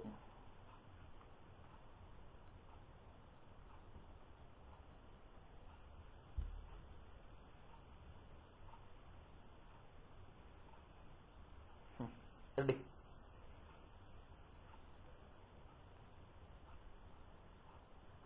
ಕರ್ನಾಟಕದ ವಿಚಾರವನ್ನ ಕೇಳ್ತಾ ಕೇಳ್ತಾ ನಾವು ಕರ್ನಾಟಕಕ್ಕೆ ಸೀಮಿತರಾಗ್ಬಿಡಬಾರ್ದು, ಮತ್ತೆ ರಾಷ್ಟ್ರಕ್ಕೆ ಮರಳಬೇಕಲ್ವೇ? ನಾವು ಅದಾಗ್ಲೇ HSRA Hindustan socialistic Republican army ಸಂಪೂರ್ಣ ಸಮಾಧಿಯಾಗುವಂತ ಹಂತಕ್ಕೆ ತಲುಪಿದ್ದು ನೋಡಿದ್ವಲ್ವೇ? ಯಾವಾಗ ಭಗತ್ ಸಿಂಗ್ನ ಅಂತ್ಯವಾಯ್ತೋ, ಯಾವಾಗ ಚಂದ್ರಶೇಖರ್ ಆಜಾದ್ರ ಅಂತ್ಯ ಆಯ್ತೋ, ಅದಾಗ್ಲೇ ಹಿಂದೂಸ್ತಾನ್ ಸೋಷಿಯಲಿಸ್ಟಿಕ್ ರಿಪಬ್ಲಿಕನ್ ಆರ್ಮಿ ಕೂಡ ಅಂತಿಮ ಹಂತಕ್ಕೆ ಬಂದಿತ್ತು ಅಂತಾನೆ ಹೇಳ್ಬೋದು. ಈಗ ಹಿಂದೂಸ್ತಾನ್ ಸೋಷಿಯಲಿಸ್ಟಿಕ್ ರಿಪಬ್ಲಿಕನ್ ಆರ್ಮಿಯನ್ನ ಮುಂದುವರೆಸಬಲ್ಲಂತ ಶಕ್ತಿ ಇದ್ದಿದ್ದು ಯಶಪಾಲನಿಗೆ ಮಾತ್ರ. ಯಶಪಾಲ್ ಆದಾಗಲೇ ತಾನು ರಷ್ಯಾಕ್ಕೆ ಹೋಗ್ಬೇಕು ಅಂತ ಕನಸು ಕಟ್ಟಿದ್ದ. ಯಾವಾಗ ಎಲ್ಲ ಕ್ರಾಂತಿಕಾರಿಗಳು ಸಿಕ್ಕು ಬಿದ್ದು ಈ ತರದ ಪರಿಸ್ಥಿತಿಗೆ ಒಳಗಾದ್ರೋ ಆತನ ರಷ್ಯಾಕ್ಕೆ ಹೋಗುವಂತ ಕನಸು ಕೂಡ ಮುರಿದು ಬಿತ್ತು. ಹಿಂದೂಸ್ತಾನ್ ಸೋಷಿಯಲಿಸ್ಟಿಕ್ ರಿಪಬ್ಲಿಕನ್ ಆರ್ಮಿ ಮತ್ತೆ ವೈಭವಿತ ದಿನಗಳನ್ನ ಕಾಣೋದು ಹೆಚ್ಚು ಕಡಿಮೆ ಇಲ್ಲ ಅಂತಾನೆ ಆಗ್ಬಿಡ್ತು. ನಮ್ಮ ರಾಜ್ಯದ ವಿಚಾರದೊಂದಿಗೆ ನಾವು ರಾಷ್ಟ್ರದ ವಿಚಾರ ತಳಕು ಹಾಕಬೇಕಾದ್ರೆ ನಿಜಕ್ಕೂ ಈ ದೇಶದ ಯಾವ ರಾಜ್ಯಕ್ಕೂ ಇಲ್ಲದೆ ಇರುವಂತಹ ಒಂದು ಹೆಮ್ಮೆ ನಮಗಿದೆ. ಈ ರಾಜ್ಯದ ನಾಡಗೀತೆ ಯಾವುದು ಅಂತ ಕೇಳಿದ್ರೆ ನಾವೆಲ್ಲರೂ ತುಂಬಾ ಹೆಮ್ಮೆಯಿಂದ ಹೇಳ್ಕೊಳ್ತೀವಿ. ಕುವೆಂಪು ಅವರು ಬರೆದಿರುವಂತಹ ಜೈ ಭಾರತ ಜನನೀಯ ತನುಜಾತೆ ಜಯ ಹೇ ಕರ್ನಾಟಕ ಮಾತೆ ಅಂತ. ನೋಡಿ, ನಾವು ಮೊದಲು ಭಾರತವನ್ನ ಹೇಳ್ತಾ ಆ ತಾಯಿಯ ಮಗಳು ನಮ್ಮ ಕರ್ನಾಟಕ ಮಾತೆ ಅಂತ ಹೆಮ್ಮೆಯಿಂದ ಹೇಳ್ಕೊಳ್ತೀವಿ. ಈ ತರದ ಭಾವ ಇದ್ದಿದ್ರಿಂದಾನೇ ರಾಜ್ಯಕ್ಕೆ ಬಂದ್ರು ಈ ರಾಜ್ಯದಿಂದ ರಾಷ್ಟ್ರಕ್ಕೆ ವಿಸ್ತಾರ ಆಗುವಂತ ಶಕ್ತಿ ನಮ್ಗೆಲ್ರಿಗೂ ಇದೆ ಅಂತ ಹೆಮ್ಮೆ ನಮಗಿದೆ. ಈ ಹೆಮ್ಮೆಯೊಂದಿಗೆ ನಾವಿವತ್ತು ಸುಭಾಷ್ ಚಂದ್ರ ಬೋಸರ ಜೀವನದ ಒಂದಷ್ಟು ಆರಂಭದ ದಿನಗಳನ್ನ ಮೆಲುಕು ಹಾಕುವಂತ ಪ್ರಯತ್ನ ಮಾಡೋಣ. ಸುಭಾಷ್ ಚಂದ್ರ ಬೋಸರು 1897 ಜನವರಿ 23ರಂದು ಒರಿಸ್ಸಾದ ಕಟಕ್ನಲ್ಲಿ ಜನಿಸಿದವರು. ಇವರ ತಂದೆ ಜಾನಕಿನಾಥ ಬೋಸ್, ತಾಯಿ ಪ್ರಭಾವತಿ. ಚಿಕ್ಕಂದಿನಿಂದಲೂ ಸುಭಾಷ್ ಚಂದ್ರ ಬೋಸರು ತೀಕ್ಷ್ಣಮತಿ, ಮಾತು ಕಡಿಮೆ ಆಡ್ತಾ ಇದ್ರು, ಕೆಲಸ ಜಾಸ್ತಿ ಮಾಡ್ತಾ ಇದ್ರು. ಚಿಕ್ಕಂದಲ್ಲೇ ಇವ್ರ ತಂದೆ ಇವರನ್ನೊಂದು ಮಿಷನರಿ ಶಾಲೆಗೆ ಸೇರಿಸಿದ್ರು. ಮಿಷನರಿ ಶಾಲೆಗೆ ಹೋದಂತ ಸುಭಾಷ್ ಚಂದ್ರ ಬೋಸರಿಗೆ ಆರಂಭದಿಂದಲೂ ಉಸಿರು ಕಟ್ಟೋ ವಾತಾವರಣ. ಯಾಕೆಂದ್ರೆ ಅಲ್ಲಿ ಭಾರತೀಯ ಸಂಪ್ರದಾಯದ ಶಿಕ್ಷಣ ಖಂಡಿತವಾಗಿಯೂ ಇರಲಿಲ್ಲ. ಸುಭಾಷ್ ಚಂದ್ರ ಬೋಸರೇ ಒಂದ್ಸಲ ಈ ವಿಚಾರವಾಗಿ ಮಾತಾಡ್ತಾ, ನಾವು ಈ ಶಾಲೆಗಳಲ್ಲಿ ಗಜಹ ಗಜೌ ಗಜಾಹ ಅನ್ನೋ ಪದವನ್ನ ಕಲಿಯೋಕ್ಕಿಂತ ಹೆಚ್ಚಾಗಿ ಲ್ಯಾಟಿನಿನ ಬೋನಸ್ ಬೋನಾ ಬೋನಮ್ ಅನ್ನೋದನ್ನ ಕಲಿತೀವಿ ಅನ್ನುವಂತ ಮಾತುಗಳನ್ನು ಕೂಡ ಹೇಳಿದ್ರು. ಅವ್ರು ಹೇಳ್ತಾರೆ, ನಾವು ಈ ಶಾಲೆಗಳಲ್ಲಿ ಸಂಗೀತ ಕಲಿಬೇಕು ಅಂದ್ರೆ ಸರಿಗಮಪ ಕಲಿಯೋಕ್ಕಿಂತ ಮುಂಚೆ ದೋರೆ ಮೀಫಾ ಅನ್ನುವಂತ ಪಾಶ್ಚಿಮಾತ್ಯರ ಸಂಗೀತವನ್ನ ಕಲಿತೀವಿ, ಇದರಲ್ಲಿ ಭಾರತೀಯತೆ ಅಂಶ ಏನೂ ಇಲ್ಲ ಅಂತ ಆನಂತರ ನೊಂದುಕೊಂಡು ಸುಭಾಷರು ಹೇಳಿದ್ದುಂಟು. ಅಷ್ಟೇ ಅಲ್ಲ, ಅವ್ರು ಹೇಳ್ತಾರೆ, ನಾವು ನಮ್ಮ ಮಕ್ಕಳನ್ನ ಶಾಲೆಗೆ ಕಳಿಸಬೇಕಾದ್ರೆ ಎಚ್ಚರಿಕೆ ಇಡಬೇಕು. ಎಲ್ಲಿ ಭಾರತೀಯತೆಯ ಪ್ರತಿಬಿಂಬವಾಗುತ್ತೋ, ಎಲ್ಲಿ ಭಾರತೀಯತೆಯ ಸಂಸ್ಕಾರ ಶಿಕ್ಷಣ ದೊರೆಯುತ್ತೋ ಅಂಥ ಶಾಲೆಗಳಿಗೆ ಕಳಿಸಬೇಕು. ಯಾವ ಶಾಲೆಗಳಲ್ಲಿ ಭಾರತೀಯತೆ ಸಿಗೋದಿಲ್ವೋ ಅಂಥ ಶಾಲೆಗಳಿಗೆ ಹೋದ್ರೆ ಏನೂ ಉಪಯೋಗ ಇಲ್ಲ ಅಂತ. ಈ ಮಾತನ್ನು ಹೇಳಬೇಕಾದ್ರೆ ಒಂದು ವಿಚಾರನ ಹೇಳಬೇಕು. ಬೆಂಗಳೂರಿನ ಒಂದು ಶಾಲೆಯಲ್ಲಿ ಸುಮಾರು 2 ವರ್ಷಗಳ ಹಿಂದೆ ಆಗಸ್ಟ್ 15ನೇ ತಾರೀಕು ಆ ಶಾಲೆಯ ಜನ ಆಗಸ್ಟ್ 15ನೇ ತಾರೀಕು ನಾವು ಫ್ಲಾಗ್ ಹಾಯ್ಸ್ಟ್ ಮಾಡೋಲ್ಲ ಅಂತ ಆ ಶಾಲೆಯ ಆಡಳಿತ ವರ್ಗದವ್ರು ಹೇಳಿದ್ರಂತೆ. ಯಾಕೆ ಹೇಳಿದ್ರು ಅಂತಂದ್ರೆ, ಇವತ್ತು ನಾವು ನಮ್ಮ ಮಕ್ಕಳಿಗೆ ರಜಾ ಕೊಟ್ಬಿಡ್ತೀವಿ, ನಮ್ಮ ಮಕ್ಕಳು ಓದ್ಕೊಳ್ಳಿ, ಅದಕ್ಕೋಸ್ಕರ ಫ್ಲಾಗ್ ಹಾಯ್ಸ್ಟ್ ಮಾಡಲ್ಲ ಅಂತ. ಇಂಥ ಶಾಲೆಗಳು ನಮ್ಮ ಮಕ್ಕಳಿಗೆ ರಾಷ್ಟ್ರೀಯತೆಯನ್ನು ಬೋಧಿಸ್ಲಿಕ್ಕೆ ಹೇಗ್ ಸಾಧ್ಯ ಅನ್ನೋ ಪ್ರಶ್ನೆ ನನ್ನನ್ನು ಸದಾಕಾಲ ಕಾಡ್ತಾ ಇರುತ್ತೆ. ಅಂತ ಶಾಲೆಗಳ ಮಕ್ಕಳನ್ನು ಕಳಿಸೋದು ಕೂಡ ಅಷ್ಟೇ ಅಪಾಯಕಾರಿ. ಸ್ವಲ್ಪ ನೆನಪಿಸ್ಕೊಳ್ಳಿ. ಒಂದೇ ಮಾತರಂ ಆಂದೋಲನ ನಡೀತಾ ಇರಬೇಕಾದ್ರೆ ರಂಗಾಪುರ ಅನ್ನುವಂತ ಒಂದು ಹಳ್ಳಿಯ ಶಾಲೆಯ ಮಕ್ಕಳು ಮೇಷ್ಟ್ರು ಬರೋಕ್ಕಿಂತ ಮುಂಚೆ, ಪ್ರಿನ್ಸಿಪಲ್ ಬರೋಕ್ಕಿಂತ ಮುಂಚೆ ಸಾಲಾಗಿ ನಿಂತು ಒಂದೇ ಮಾತರಂ ಹಾಡಿದ್ರು. ಪ್ರಿನ್ಸಿಪಲ್ ಕೋಪ ಬಂತು. ಒಂದೇ ಮಾತರಂ ಹಾಡಿದ ಮಕ್ಕಳೆಲ್ಲ 5 ರೂಪಾಯಿ ದಂಡ ಕಟ್ಟಬೇಕು ಅಂತ ಹೇಳಿದ್ರು. ಮಕ್ಕಳೇನೋ ಒಂದೇ ಮಾತ್ರ ಮುಮ್ಮಸ್ಸಿನಿಂದ ಹಾಡಿದ್ರು. ಆದ್ರೆ ಯಾವಾಗ 5 ರೂಪಾಯಿ ದಂಡ ಕಟ್ಟಬೇಕು ಅಂತ ಗೊತ್ತಾಯ್ತೋ ಅವರೆಲ್ಲ ಮನೆಗೆ ಓಡಿದ್ರು. ಅಪ್ಪನ ಮುಂದೆ ತಲೆ ತಗ್ಗಿಸ್ಕೊಂಡು ನಿಂತ್ರು. ಎಲ್ಲ ಪೋಷಕರು ಯಾಕೆ ತಲೆ ತಗ್ಗಿಸಿದ್ದೀರಾ ಅಂತ ಕೇಳಿದಾಗ ವಿಚಾರ ಹೊರಗೆ ಬಂತು. ಆಗ ಆ ಪೋಷಕರೆಲ್ಲ ಹೇಳ್ತಾರೆ, ನೀವು 5 ರೂಪಾಯಿ ದಂಡ ಕಟ್ಟಬೇಕಾಗಿಲ್ಲ, ನೀವೆಲ್ಲರೂ ಈ ರಾಷ್ಟ್ರದ ಗೀತೆ ಹಾಡಿದ್ದೀರಾ, ಈ ರಾಷ್ಟ್ರದ ಗಾನ ಹಾಡಿದ್ದೀರಾ, ಈ ರಾಷ್ಟ್ರವನ್ನ ಮೈ ಮರೆತು ನೀವೆಲ್ಲರೂ ಸ್ತುತಿಸಿದ್ದೀರಾ, ನೀವು ದಂಡ ಕಟ್ಟಬೇಕಿಲ್ಲ. ಅದ್ರ ಬದಲಿಗೆ ಇನ್ನೊಂದು ಮಾತನ್ನ ನಾವು ಹೇಳ್ತೀವಿ, ಅಂದ್ರೆ ನೀವು ಯಾರು ಇನ್ಮೇಲಿಂದ ಆ ಶಾಲೆಗೆ ಹೋಗುವಂತ ಅಗತ್ಯವೇ ಇಲ್ಲ ಅಂತ. ಹಾಗೆ ಹೇಳಿದ್ರು ಸುಮ್ಮನಾಗ್ಲಿಲ್ಲ. ಒಂದು ಶಾಲೆಯನ್ನ ತಾವೇ ಶುರು ಮಾಡಿ ಭಾರತೀಯ ಶಿಕ್ಷಣ ಕೊಡಬಲ್ಲಂತ ಶಾಲೆಗೆ ತಮ್ಮ ಮಕ್ಕಳನ್ನು ಕಳಿಸ್ತೀವಿ ಅಂತ ನಿರ್ಧಾರ ಮಾಡಿದ್ರು. ಅದರ ಪರಿಣಾಮವಾಗಿ ದೇಶದಲ್ಲಿ ಒಂದು ರಾಷ್ಟ್ರೀಯ ಶಿಕ್ಷಣ ಸಮಿತಿ ನಿರ್ಮಾಣವಾಯಿತು. ಅದು ದೇಶದಲ್ಲಿ ರಾಷ್ಟ್ರೀಯ ಶಿಕ್ಷಣ ಸಮಿತಿ ನಿರ್ಮಾಣ ಆಯಿತು. ಅದಕ್ಕೆ ಅರವಿಂದರ ಕೃಪಾ ಕಟಾಕ್ಷವೂ ಕೂಡ ದೊರೆಯಿತು. ಎಂತ ಅದ್ಭುತವಾದ ವಿಚಾರಕ್ಕೆ ಒಂದು ವಿಚಾರ ನಾಂದಿ ಹಾಡ್ತು ಅನ್ನೋದನ್ನ ನಾವೆಲ್ಲರೂ ಸ್ಮರಿಸ್ಕೊಳ್ಬೇಕು. ಹೀಗಿರ್ಬೇಕಾದ್ರೆ ನಾವು ನಮ್ಮ ಮಕ್ಕಳನ್ನ ಯಾವ್ದಾವ್ದೋ ಶಾಲೆಗೆ ಕಳಿಸಿ ಆ ಶಾಲೆಯಲ್ಲಿ ಬೆಳೆದು ಬಂದಂತ ಮಕ್ಕಳು ಈ ರಾಷ್ಟ್ರವನ್ನ ಪ್ರೀತಿಸುವಂತ ಹಂತವನ್ನ ಮೀರ್ತಾರೆ ಅಂತಂದ್ರೆ ಎಷ್ಟು ಕಷ್ಟ ಆಗುತ್ತೆ ನೋಡಿ. ನನ್ನ ಜೊತೆ ಓದ್ತಿದ್ದಂತ ಒಬ್ಬ ಹುಡುಗ ಸ್ವಿಟ್ಜರ್ಲ್ಯಾಂಡ್ ಅಲ್ಲಿ ಇವತ್ತು ದೊಡ್ಡ ಇಂಜಿನಿಯರ್ ಆಗಿದ್ದಾನೆ. ಆತ ಹಿಂದೆ ಸುಮಾರು 3-4 ವರ್ಷಗಳ ನಂತರ ಒಮ್ಮೆ ಬೆಂಗಳೂರಿಗೆ ಬಂದಿದ್ದ. ಅವನನ್ನು ಭೇಟಿ ಮಾಡಬೇಕು ಅಂತ ತೀವ್ರವಾಗಿ ಆಸೆ ಪಟ್ಟು ಹೋದ್ರೆ 2 ದಿನಗಳಲ್ಲಿ ಆತ ಸ್ವಿಟ್ಜರ್ಲ್ಯಾಂಡಿಗೆ ಮರಳಿಲ್ಲ. ಯಾಕೆ ಅಂತ ಕೇಳಿದ್ದಕ್ಕೆ ಆತ ಹೇಳ್ತಾನೆ, ನನಗೆ ಡರ್ಟಿ ಬೆಂಗಳೂರಿನ ಕಂಡ್ರೆ ಅಸಹ್ಯ ಅನ್ಸುತ್ತೆ, ಆ ಬೆಂಗಳೂರಿನ ಟ್ರಾಫಿಕ್ ನೋಡಿದ್ರೆ ಬಹಳ ನೋವಾಗುತ್ತೆ, ನನಗೆ ತೀರಾ ಕೆಟ್ಟದಾಗಿದೆ ಬೆಂಗಳೂರು, ಇದನ್ನ ನೋಡಿದಾಗ ನಮ್ ಸ್ವಿಟ್ಜರ್ಲ್ಯಾಂಡೇ ಸುಂದರ ಅಂತ ಅನ್ಸುತ್ತೆ ಅಂತ. ತನ್ನ ಜೀವಿತಾವಧಿಯ 25 ವರ್ಷಗಳ ಅತ್ಯಂತ ಪ್ರಮುಖವಾದ 25 ವರ್ಷಗಳ ಜೀವನವನ್ನ ಇದೇ ಬೆಂಗಳೂರು ಕಳೆದಂತ ಹುಡುಗ ಅವನು. ಅವನನ್ನು ಓದಿಸಬೇಕು ಅಂತ ಮೆರಿಟ್ ಸೀಟ್ ಅವನಿಗೆ ಸಿಕ್ಕಿದಾಗ ಸರ್ಕಾರ ಅವನಿಗೋಸ್ಕರ ಲಕ್ಷಾಂತರ ರೂಪಾಯಿ ಖರ್ಚು ಮಾಡಿರೋದು ಕೂಡ ಅವನು ಮರೆತ. ಇವತ್ತು ನನ್ನ ಸ್ವಿಟ್ಜರ್ಲ್ಯಾಂಡ್ ಅಂತ ಹೇಳ್ತಾನೆ. ಸ್ವಿಟ್ಜರ್ಲ್ಯಾಂಡ್ ಇಂದ ಭಾರತಕ್ಕೆ ಬಂದಾಗ ಡರ್ಟಿ ಬೆಂಗಳೂರು ಅಂತ ಅವನಿಗೆ ಅನ್ಸುತ್ತೆ. ಇಂಥ ಶಿಕ್ಷಣ ಪಡ್ಕೊಳ್ಳೋದಾದ್ರೆ ಅಂತ ಶಿಕ್ಷಣ ಯಾಕೆ ಅನ್ನೋ ಪ್ರಶ್ನೆ ಕೂಡ ನಮ್ಮೆಲ್ಲರನ್ನು ಸದಾಕಾಲ ಕಾಡುತ್ತೆ. ಸುಭಾಷ್ ಚಂದ್ರ ಬೋಸ್ರು ಬಹಳ ಹಿಂದೆನೆ ಹೇಳಿದ್ರು, ಯಾವ ಶಾಲೆಯಲ್ಲಿ ಭಾರತೀಯ ಶಿಕ್ಷಣ ಸಿಗುತ್ತೋ, ಯಾವ ಶಾಲೆಯಲ್ಲಿ ರಾಷ್ಟ್ರೀಯತೆಯ ಅಂಶಗಳಿರುತ್ತವೋ, ಯಾವ ಶಾಲೆಯಲ್ಲಿ ನಮ್ಮ ಸಂಸ್ಕೃತಿ ನಮ್ಮ ಸಂಸ್ಕಾರವನ್ನ ಚೆನ್ನಾಗಿ ಹೇಳ್ಕೊಡ್ಲಾಗುತ್ತೋ ಅಂತ ಶಾಲೆ ಮಕ್ಕಳಿಗೆ ಸಿಗಬೇಕು ಅಂತ. ಸುಭಾಷ್ ಚಂದ್ರ ಬೋಸ್ರು ಆರಂಭದಲ್ಲಿ ಈ ರೀತಿಯ ಶಾಲೆಯಲ್ಲಿ ಓದಿದ್ರಾದ್ರೂ ಅಲ್ಲೂ ಕೂಡ ಅವರು ತಮ್ಮ ಭಾರತೀಯತೆಯ ಭಾವವನ್ನ ಮನೆಯಿಂದ ಪಡ್ಕೊಳ್ಳೋದನ್ನು ಮರೆಯಲಿಲ್ಲ. ಸದಾಕಾಲ ಅವರ ತಾಯಿ ಹೇಳ್ತಿದ್ದಂತ ಕಥೆಗಳು, ಋಷಿ ಮುನಿಗಳ ಕಥೆಗಳು ಅವರನ್ನು ಯಾವಾಗ್ಲೂ ರಾಷ್ಟ್ರೀಯತೆಗೆ ಬದ್ಧವಾಗಿ ನಿಲ್ಲಿಸ್ತಾ ಇದ್ವು. ಮುಂದೆ ಅವರು ಕಟಕ್ನ ರಾವಿನ್ ಶಾ ಕಾಲೇಜಿಯೇಟ್ ನ ಭಾಗಕ್ಕೆ ಹೋಗ್ಬೇಕಾದ್ರೆ, ಅಲ್ಲಿ ಮೆಟ್ರಿಕ್ಯುಲೇಷನ್ ಓದ್ಬೇಕಾದ್ರೆ ಅವರಿಗೊಬ್ಬ ಶಿಕ್ಷಕರು ಸಿಕ್ಕಿದ್ರು. ಅವರ ಹೆಸರು ಬೇಣಿ ಮಾಧವ್ ದಾಸ್ ಅಂತ. ಸುಭಾಷ್ ಚಂದ್ರ ಬೋಸ್ರು ತಮ್ಮ ಜೀವನದುದ್ದಕ್ಕೂ 2 ವ್ಯಕ್ತಿಗಳನ್ನು ಬಹಳ ನೆನಪಿಸ್ಕೊಳ್ತಾರೆ. ಒಬ್ರು ಬೇಣಿ ಮಾಧವ್ ದಾಸರಾದ್ರೆ ಮತ್ತೊಬ್ರು ಸ್ವಾಮಿ ವಿವೇಕಾನಂದರು. ಅವರು ತುಂಬಾ ಸ್ಫೂರ್ತಿಯುತರಾಗಿ ಹೇಳ್ತಾರೆ, ಬೇಣಿ ಮಾಧವ್ ದಾಸರು ನನ್ನಲ್ಲಿ ನೈತಿಕ ಅಂಶಗಳನ್ನ ಬಿತ್ತಿದ್ರು, ಬೇಣಿ ಮಾಧವ್ ದಾಸರು ನನ್ನಲ್ಲಿ ಸಂಸ್ಕಾರ ಸಂಸ್ಕೃತಿಯನ್ನ ಬಿತ್ತಿದ್ರು, ವಿವೇಕಾನಂದರು ನಾನು ಯಾವ ದಿಕ್ಕಿನಲ್ಲಿ ಸಾಗಬೇಕು ಅನ್ನುವಂತ ದಾರಿಯನ್ನು ನನಗೆ ತೋರಿಸಿದ್ರು ಅಂತ. ಒಬ್ಬ ಶಿಕ್ಷಕ ಒಬ್ಬ ವ್ಯಕ್ತಿಯ ಬದುಕನ್ನ ಹೇಗೆ ಬದಲಾಯಿಸಬಹುದು ಅನ್ನೋದಕ್ಕೆ ಬೇಣಿ ಮಾಧವ್ ದಾಸರೇ ಸಾಕ್ಷಿ. ಇಂಥ ಬೇಣಿ ಮಾಧವ್ ದಾಸರ ಶಿಷ್ಯನಾಗಿ ಬೆಳೆದಂತ ಸುಭಾಷ್ ಚಂದ್ರ ಬೋಸ್ರು ಮೆಟ್ರಿಕ್ಯುಲೇಷನ್ ನಲ್ಲಿ ವಿಶ್ವವಿದ್ಯಾಲಯಕ್ಕೆ 2ನೇ ರ್ಯಾಂಕ್ ಅನ್ನ ಪಡ್ಕೊಂಡು ಪಾಸ್ ಆದ್ರು. ಅತ್ಯಂತ ಬುದ್ಧಿಮತ್ತೆಯ ಸುಭಾಷ್ ಬೋಸರಿಗೆ ಮುಂದೆ ಯಾವುದೇ ಕಾಲೇಜಿನಲ್ಲಿ ಸೀಟ್ ಸಿಗೋದು ಬಹಳ ಕಷ್ಟವೇನೂ ಆಗ್ಲಿಲ್ಲ. ಈ ಸಂದರ್ಭದಲ್ಲಿ ಸುಭಾಷ್ ಚಂದ್ರ ಬೋಸರ ವ್ಯಕ್ತಿತ್ವವನ್ನ ಸ್ವಲ್ಪ ಗಮನಿಸಬೇಕು. ಸುಭಾಷ್ ಚಂದ್ರ ಬೋಸರು ಮನೆಗೆ ಬಂದವರು ಸದಾಕಾಲ ಮಲ್ಕೊಳ್ಬೇಕಾದ್ರೆ ಬರೀ ಚಾಪೆನ ಹಾಸ್ಕೊಂಡು ಮಲ್ಕೊಳ್ತಿದ್ರಂತೆ. ಅಮ್ಮ ಯಾವಾಗ್ಲೂ ಹೇಳ್ತಿದ್ರು, ತುಂಬಾ ಚಳಿ ಆಗತ್ತೆ ಕಣೋ, ಹಾಸಿಗೆ ಹಾಸ್ಕೋ ಅಥವಾ ಚಾಪೆ ಮೇಲೆ ಏನಾದ್ರೂ ಬೆಡ್ಶೀಟ್ ಥರದನ್ನ ಹಾಕೋ ಅಂತ. ಸುಭಾಷ್ ಚಂದ್ರ ಬೋಸ್ರು ಕೂಡ್ಲೆ, ಅಮ್ಮ ಚಿಕ್ಕನ್ ಮೇಲೆ ನೀನೇ ಹೇಳ್ತಿದ್ಯಲ್ಲ ನಮ್ ಋಷಿ ಮುನಿಗಳು ಹಾಗಿದ್ರು ಹೀಗಿದ್ರು ಅಂತ. ಅವ್ರು ಸದಾಕಾಲ ಹುಲ್ಲಿನ ಮೇಲೆ ಮಲಗ್ತಿದ್ರಲ್ವಮ್ಮ, ಅವ್ರು ಹುಲ್ಲಿನ ಮೇಲೆ ಮಲಗ್ತಿರ್ಬೇಕಾದ್ರೆ ನನಗೆ ಚಾಪೆ ಮೇಲೆ ಮಲ್ಕೊಳ್ಳಿಕ್ಕೆ ಏನ್ ಕಷ್ಟ ಅನ್ನುವಂತ ಆದರ್ಶದ ಬಿಂದುಗಳನ್ನ ತಾಯಿ ಮುಂದೆ ಪ್ರಸ್ತುತಪಡಿಸ್ತಾ ಇದ್ದಂತವ್ರು ಸುಭಾಷ್ ಚಂದ್ರ ಬೋಸ್ರು. ಸುಭಾಷ್ ಚಂದ್ರ ಬೋಸ್ರನ್ನ ಕಾಲೇಜಿಗೆ ಸೇರಿಸಲಾಯ್ತು. ಸುಭಾಷ್ ಚಂದ್ರ ಬೋಸ್ರಿಗೆ ಕಾಲೇಜಿನಲ್ಲಿ ಮತ್ತೆ ಬ್ರಿಟಿಷ್ ವಾತಾವರಣ. ಈ ಬ್ರಿಟಿಷ್ ವಾತಾವರಣವನ್ನ ನಿರ್ಮಾಣ ಮಾಡೋದ್ರಲ್ಲಿ E.F. ಓಟನ್ ಅಂತ ಒಬ್ಬ ಶಿಕ್ಷಕ ಸದಾಕಾಲ ಹಾತೊರಿತಾ ಇದ್ದ. ಅವನಿಗೆ ಭಾರತೀಯ ಮಕ್ಕಳನ್ನು ಕಂಡ್ರೆ ಆಗ್ತಿರ್ಲಿಲ್ಲ. ಅದರಲ್ಲೂ ಭಾರತೀಯತೆಯ ಪ್ರತಿಬಿಂಬವಾಗಿರುವಂತಹ ಸುಭಾಷ್ ಚಂದ್ರ ಬೋಸ್ರನ್ನ ಕಂಡ್ರೆ ಅವನಿಗೆ ಯಾವಾಗ್ಲೂ ಅಲರ್ಜಿ. ಸುಭಾಷ್ ಚಂದ್ರ ಬೋಸರು ಏನು ಕಡಿಮೆಯವರಲ್ಲ, ಆಗ್ಲೇ ನಾಯಕತ್ವದ ಗುಣಗಳು ಅವರಿಗೆ ಮೈಗೂಡಿದ್ವು. ತಮ್ಮ ಓರಗಿಯ ಗೆಳೆಯರನ್ನೆಲ್ಲ ಸೇರಿಸಿಕೊಂಡು ಅದೊಮ್ಮೆ ದೊಡ್ಡ ಸ್ಟ್ರೈಕ್ ಮಾಡಿದ್ರು, ದೊಡ್ಡ ಚಳುವಳಿನೇ ಮಾಡಿದ್ರು. ಈ ಎಫ್ ವೋಟನ್ ಭಾರತವನ್ನ ಸದಾಕಾಲ ಬೈತಿರ್ತಾನೆ, ಭಾರತೀಯ ಸಂಸ್ಕೃತಿಯನ್ನು ಬೈತಿರ್ತಾನೆ, ಇವನು ಕ್ಷಮೆ ಕೇಳಬೇಕು ಅಂತ ಯಾವ ಪರಿ ಚಳವಳಿ ಮಾಡಿದ್ರು ಅಂತಂದ್ರೆ ಪ್ರಿನ್ಸಿಪಲ್ರು ವೋಟನ್ರನ್ನ ಕರೆದು ನೀವು ಕ್ಷಮೆ ಕೇಳಿ ಅಂತ ಕೇಳಬೇಕಾದಂತ ಪರಿಸ್ಥಿತಿ ಬಂತು. ಎಫ್ ವೋಟನ್ರು ಕತ್ತಿ ಮಸಿತಾನೆ ಇದ್ರು. ಯಾವತ್ತಾದ್ರೂ ಒಂದಿನ ಈ ಸುಭಾಷ್ ಚಂದ್ರ ಬೋಸರ ಮೇಲೆ ಸೇಡ್ ತೀರಿಸ್ಕೊಳ್ಬೇಕು ಅಂತ. ಅದೊಂದಿನ ಒಳ್ಳೆ ಸಮಯ ಕೂಡ ಬಂದ್ಬಿಡ್ತು. ಒಂದಷ್ಟು ವಿದ್ಯಾರ್ಥಿಗಳು ವೋಟನ್ ಸಾಹೇಬರ ಮೇಲೆ ಕೋಪಗೊಂಡು ವೋಟನ್ ಸಾಹೇಬರಿಗೆ ಶಾಲೆಯ ಎದುರಿಗೆ 4 ಚೆನ್ನಾಗಿ ಬಡಿದ್ರು. ಬಡಿಯುವಂತ ವಿದ್ಯಾರ್ಥಿಗಳ ಸಾಲಲ್ಲಿ ಸುಭಾಷ್ ಚಂದ್ರ ಬೋಸರು ಇಲ್ಲದೆ ಹೋದ್ರು ಪಕ್ಕದಲ್ಲಿ ನಿಂತ್ಕೊಂಡು ಈ ಘಟನೆ ನೋಡ್ಕೊಂಡು ಸುಮ್ಮನೆ ನಿಂತಿದ್ರು. ವೋಟನ್ ಸಾಹೇಬ ನೇರವಾಗಿ ಪ್ರಿನ್ಸಿಪಲ್ ಹತ್ರ ಹೋಗಿ ನನಗೆ ಹೊಡೆದವನೇ ಸುಭಾಷ್ ಚಂದ್ರ ಬೋಸ್ ಅನ್ನೋ ಕಂಪ್ಲೇಂಟ್ ಕೊಟ್ಟರು. ಅದು ಸಾಬೀತು ಕೂಡ ಆಗೋಯ್ತು. ಪಾಪ ಸುಭಾಷ್ ಚಂದ್ರ ಬೋಸರು ಈ ಕಾರ್ಯದಲ್ಲಿ ಭಾಗವಹಿಸಿಯೇ ಇರಲಿಲ್ಲ. ಆದ್ರೆ ದೂರದಲ್ಲಿ ನೋಡಿದ್ರಲ್ಲ, ಹೀಗಾಗಿ ಅವರೇ ಎಲ್ಲ ನಿರ್ದೇಶನ ಮಾಡಿದ್ದಿರ್ಬೋದು ಅಂತ ತಿಳ್ಕೊಂಡು ಅವರನ್ನ ಕಾಲೇಜಿಂದ ಉಚ್ಚಾಟಿಸಲಾಯಿತು. ಸುಭಾಷ್ ಚಂದ್ರ ಬೋಸರಿಗೆ ಪ್ರೀತಿ ಆಯಿತು. ಸುಭಾಷ್ ಚಂದ್ರ ಬೋಸರು ಕ್ಷಮೆಯ ಒಂದು ಮಾತನ್ನು ಕೇಳಿದ್ರೂ ಸಾಕಾಗಿತ್ತು. ನಾನು ಈ ಕೆಲಸ ಮಾಡಿದ ತಪ್ಪೋ ಅಥವಾ ಈ ಹುಡುಗರು ಈ ಕೆಲಸ ಮಾಡಿದ ತಪ್ಪು ಅಂತ ಹುಡುಗರನ್ನು ಖಂಡಿಸಿದ್ರು, ಅವರನ್ನ ಮತ್ತೆ ಕಾಲೇಜಿಗೆ ಸೇರಿಸ್ಕೊಳ್ತೀನಿ ಅಂತ ಪ್ರಿನ್ಸಿಪಲ್ ಹೇಳಿದ್ರು. ಸುಭಾಷ್ ಚಂದ್ರ ಬೋಸರು ಹೇಳಿದ್ರು, ನಾನಂತೂ ಈ ಕೆಲಸ ಮಾಡಲಿಲ್ಲ, ಹೀಗಾಗಿ ನಾನು ಕ್ಷಮೆ ಕೇಳಲ್ಲ. ಇನ್ನು ಹುಡುಗರು ಆ ತಪ್ಪನ್ನು ಮಾಡಿದ್ದು ತಪ್ಪೋ ಸರಿನೋ ನಾನು ಹೇಳಲಿಕ್ಕೆ ನಾನು ಯಾರು, ನಾನು ಅದನ್ನು ಹೇಳೋದಿಲ್ಲ ಅಂದ್ಬಿಟ್ರು. ಪರಿಣಾಮವಾಗಿ ಸುಭಾಷ್ ಚಂದ್ರ ಬೋಸರು ಮನೆಗೆ ಬಂದು ಕೂತ್ಕೊಳ್ಬೇಕಾಯ್ತು. ಅವರಣ್ಣ ಶರತ್ ಚಂದ್ರ ಬೋಸ್ ಅವರನ್ನ ಮತ್ತೊಂದು ಶಾಲೆಗೆ ಸೇರಿಸಿ, ಮತ್ತೊಂದು ಕಾಲೇಜಿಗೆ ಸೇರಿಸಿ ಅಲ್ಲವರ ಅಧ್ಯಯನ ಮುಂದುವರಿಸುವಂತೆ ಮಾಡಿದ್ರು.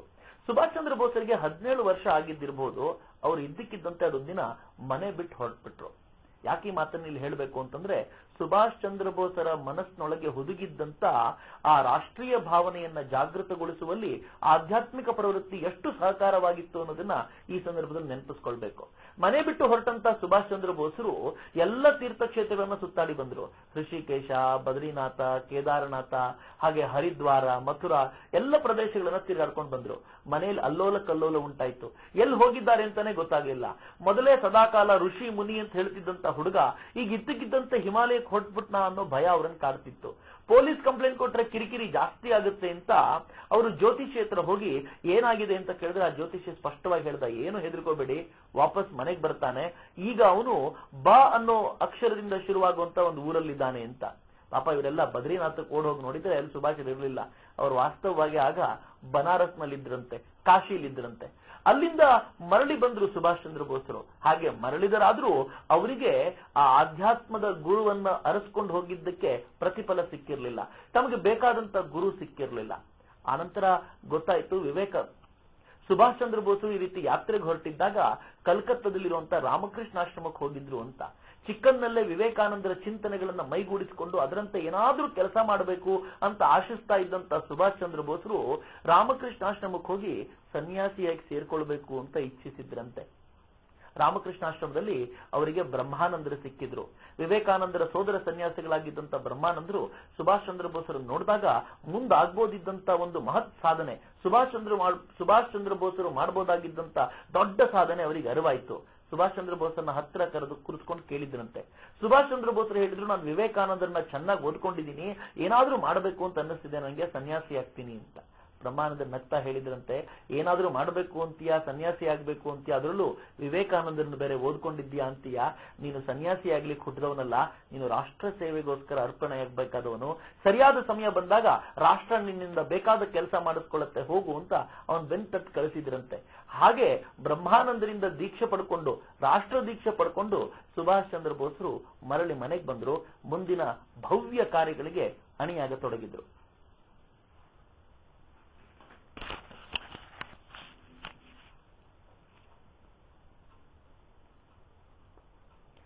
ನಮಸ್ಕಾರ ಸ್ನೇಹಿತರೆ, ಕಳೆದ ಬಾರಿ ನಾವು ಸುಭಾಷ್ ಚಂದ್ರ ಬೋಸರ ಜೀವನವನ್ನ ಸ್ವಲ್ಪ ನೋಡುವಂತ ಪ್ರಯತ್ನ ಮಾಡಿದ್ವಿ. ಸುಭಾಷ್ ಚಂದ್ರ ಬೋಸರು ಅಂತಂದ್ರೆ ಈ ದೇಶದ ಯುವಕರಿಗೆ ಒಂದು ವಿಶೇಷ ಶಕ್ತಿಯ ಪ್ರವಾಹವಾಗುತ್ತೆ. ಸುಭಾಷ್ ಚಂದ್ರ ಬೋಸರು ಇನ್ನೇನು ಎಲ್ಲವೂ ಮುಗಿತು ಅಂದಾಗ್ಲೇ ಚಿಗಿತು ಎದ್ದು ನಿಂತಂತ ಮಹಾ ಹೋರಾಟಗಾರ ಅನ್ನೋದನ್ನ ನಾವೆಲ್ಲರೂ ತಿಳ್ಕೊಂಡೇ ಇದ್ದೀವಿ. ಚಿಕ್ಕನ್ನಲ್ಲೂ ಕೂಡ ಓದ್ನಲ್ಲಿ ಅತೀವ ಆಸಕ್ತಿ ತೋರಿಸುತ್ತಿದ್ದಂತ ವ್ಯಕ್ತಿ ಸುಭಾಷ್ ಚಂದ್ರ ಬೋಸರು. ಅದರೊಟ್ಟಿಗೆ ಅವರಿಗೆ ಆಧ್ಯಾತ್ಮದಲ್ಲೂ ವಿಶೇಷ ಆಸಕ್ತಿ ಇತ್ತು ಅನ್ನೋದನ್ನ ನಾವು ಕೇಳಿದ್ವಿ. ಅವರು ಚಿಕ್ಕಂದಲ್ಲೇ ಮನೆ ಬಿಟ್ಟು ಓಡೋಗಿದ್ದು, ಆನಂತರ ತೀರ್ಥಕ್ಷೇತ್ರಗಳನ್ನ ಸುತ್ತಾಡ್ಕೊಂಡು ಬಂದು ಆಗ ಅವರು ಬೇಲೂರಿನಲ್ಲಿರುವಂತಹ ರಾಮಕೃಷ್ಣಾಶ್ರಮಕ್ಕೆ ಹೋಗಿ ಸನ್ಯಾಸಿ ಆಗ್ತೀನಿ, ಸೇರಿಸ್ಕೊಳ್ಳಿ ಅಂತ ಕೇಳ್ಕೊಂಡಿದ್ದು, ಬ್ರಹ್ಮಾನಂದರು ಮೈದಡುತ್ತಾ ನೀನು ರಾಷ್ಟ್ರದ ಕೆಲಸ ಮಾಡಬೇಕಪ್ಪ ಹೋಗು ಅಂತ ಹೇಳಿ ಕಳಿಸ್ಕೊಟ್ಟಿದ್ದು, ಇವೆಲ್ಲ ನಮ್ಗೆ ಗೊತ್ತಿರುವಂತ ವಿಚಾರವೇ. ಬ್ರಹ್ಮಾನಂದರ ಜೊತೆ ಆಗ ಶಾರದಾನಂದರು ಕೂಡ ಇದ್ರಂತೆ. ಈ ರೀತಿ ಅವರ ಬದುಕಿನಲ್ಲಿ ಸ್ವಾತಂತ್ರ್ಯ ಮತ್ತು ಆಧ್ಯಾತ್ಮ ಎರಡೂ ಒಂದು ರೀತಿ ವಿಶೇಷವಾದ ಪಾತ್ರ ವಹಿಸಿತ್ತು. ಹಾಗೆ ನೋಡಿದ್ರೆ ಎರಡೂ ಒಂದೇ. ಆಧ್ಯಾತ್ಮ ನಮ್ಮ ಮುಕ್ತಿಯನ್ನ ಹೇಳುತ್ತೆ, ಸ್ವಾತಂತ್ರ್ಯದ ವಿಚಾರ ರಾಷ್ಟ್ರದ ಮುಕ್ತಿಯ ಬಗ್ಗೆ ಚಿಂತಿಸುತ್ತೆ. ಸುಭಾಷ್ ಚಂದ್ರ ಬೋಸರು ಸ್ವಂತ ಮುಕ್ತಿಯ ಬಗ್ಗೆ ಆಲೋಚನೆ ಮಾಡ್ತಾ ಮಾಡ್ತಾ ರಾಷ್ಟ್ರದ ಚಿಂತನೆಯತ್ತ ವಾಲ್ಕೊಂಡಿದ್ದನ್ನು ಕೂಡ ನೋಡಿದ್ವಿ. ಬಹುಶಃ ವಿವೇಕಾನಂದರ ಅನುಯಾಯಿಗಳಲ್ಲಿ ಕಂಡುಬರುವಂತ ಒಂದು ವಿಶೇಷವಾದ ಚಿಂತನೆ ಇದೆ ಅಂತ ಅನ್ಸುತ್ತೆ. ವಿವೇಕಾನಂದರ ಚಿಂತನೆಯಲ್ಲಿ ಆಧ್ಯಾತ್ಮ ಎಷ್ಟರ ಮಟ್ಟಿಗಿದೆಯೋ ಅಷ್ಟರ ಮಟ್ಟಿಗೆ ಶಕ್ತಿಯ ಪ್ರವಾಹವು ಕೂಡ ಓತಪ್ರೋತವಾಗಿ ಹರಿತಾ ಇರುತ್ತೆ. ಇತ್ತೀಚೆಗೆ ಒಂದು ಪುಸ್ತಕದಲ್ಲಿ ವಿವೇಕಾನಂದರ ಬಗ್ಗೆ ಓದ್ತಾ ಒಂದು ಅಚ್ಚರಿಯ ವಿಚಾರವನ್ನ ಓದ್ಲಿಕ್ಕೆ ಸಿಕ್ತು.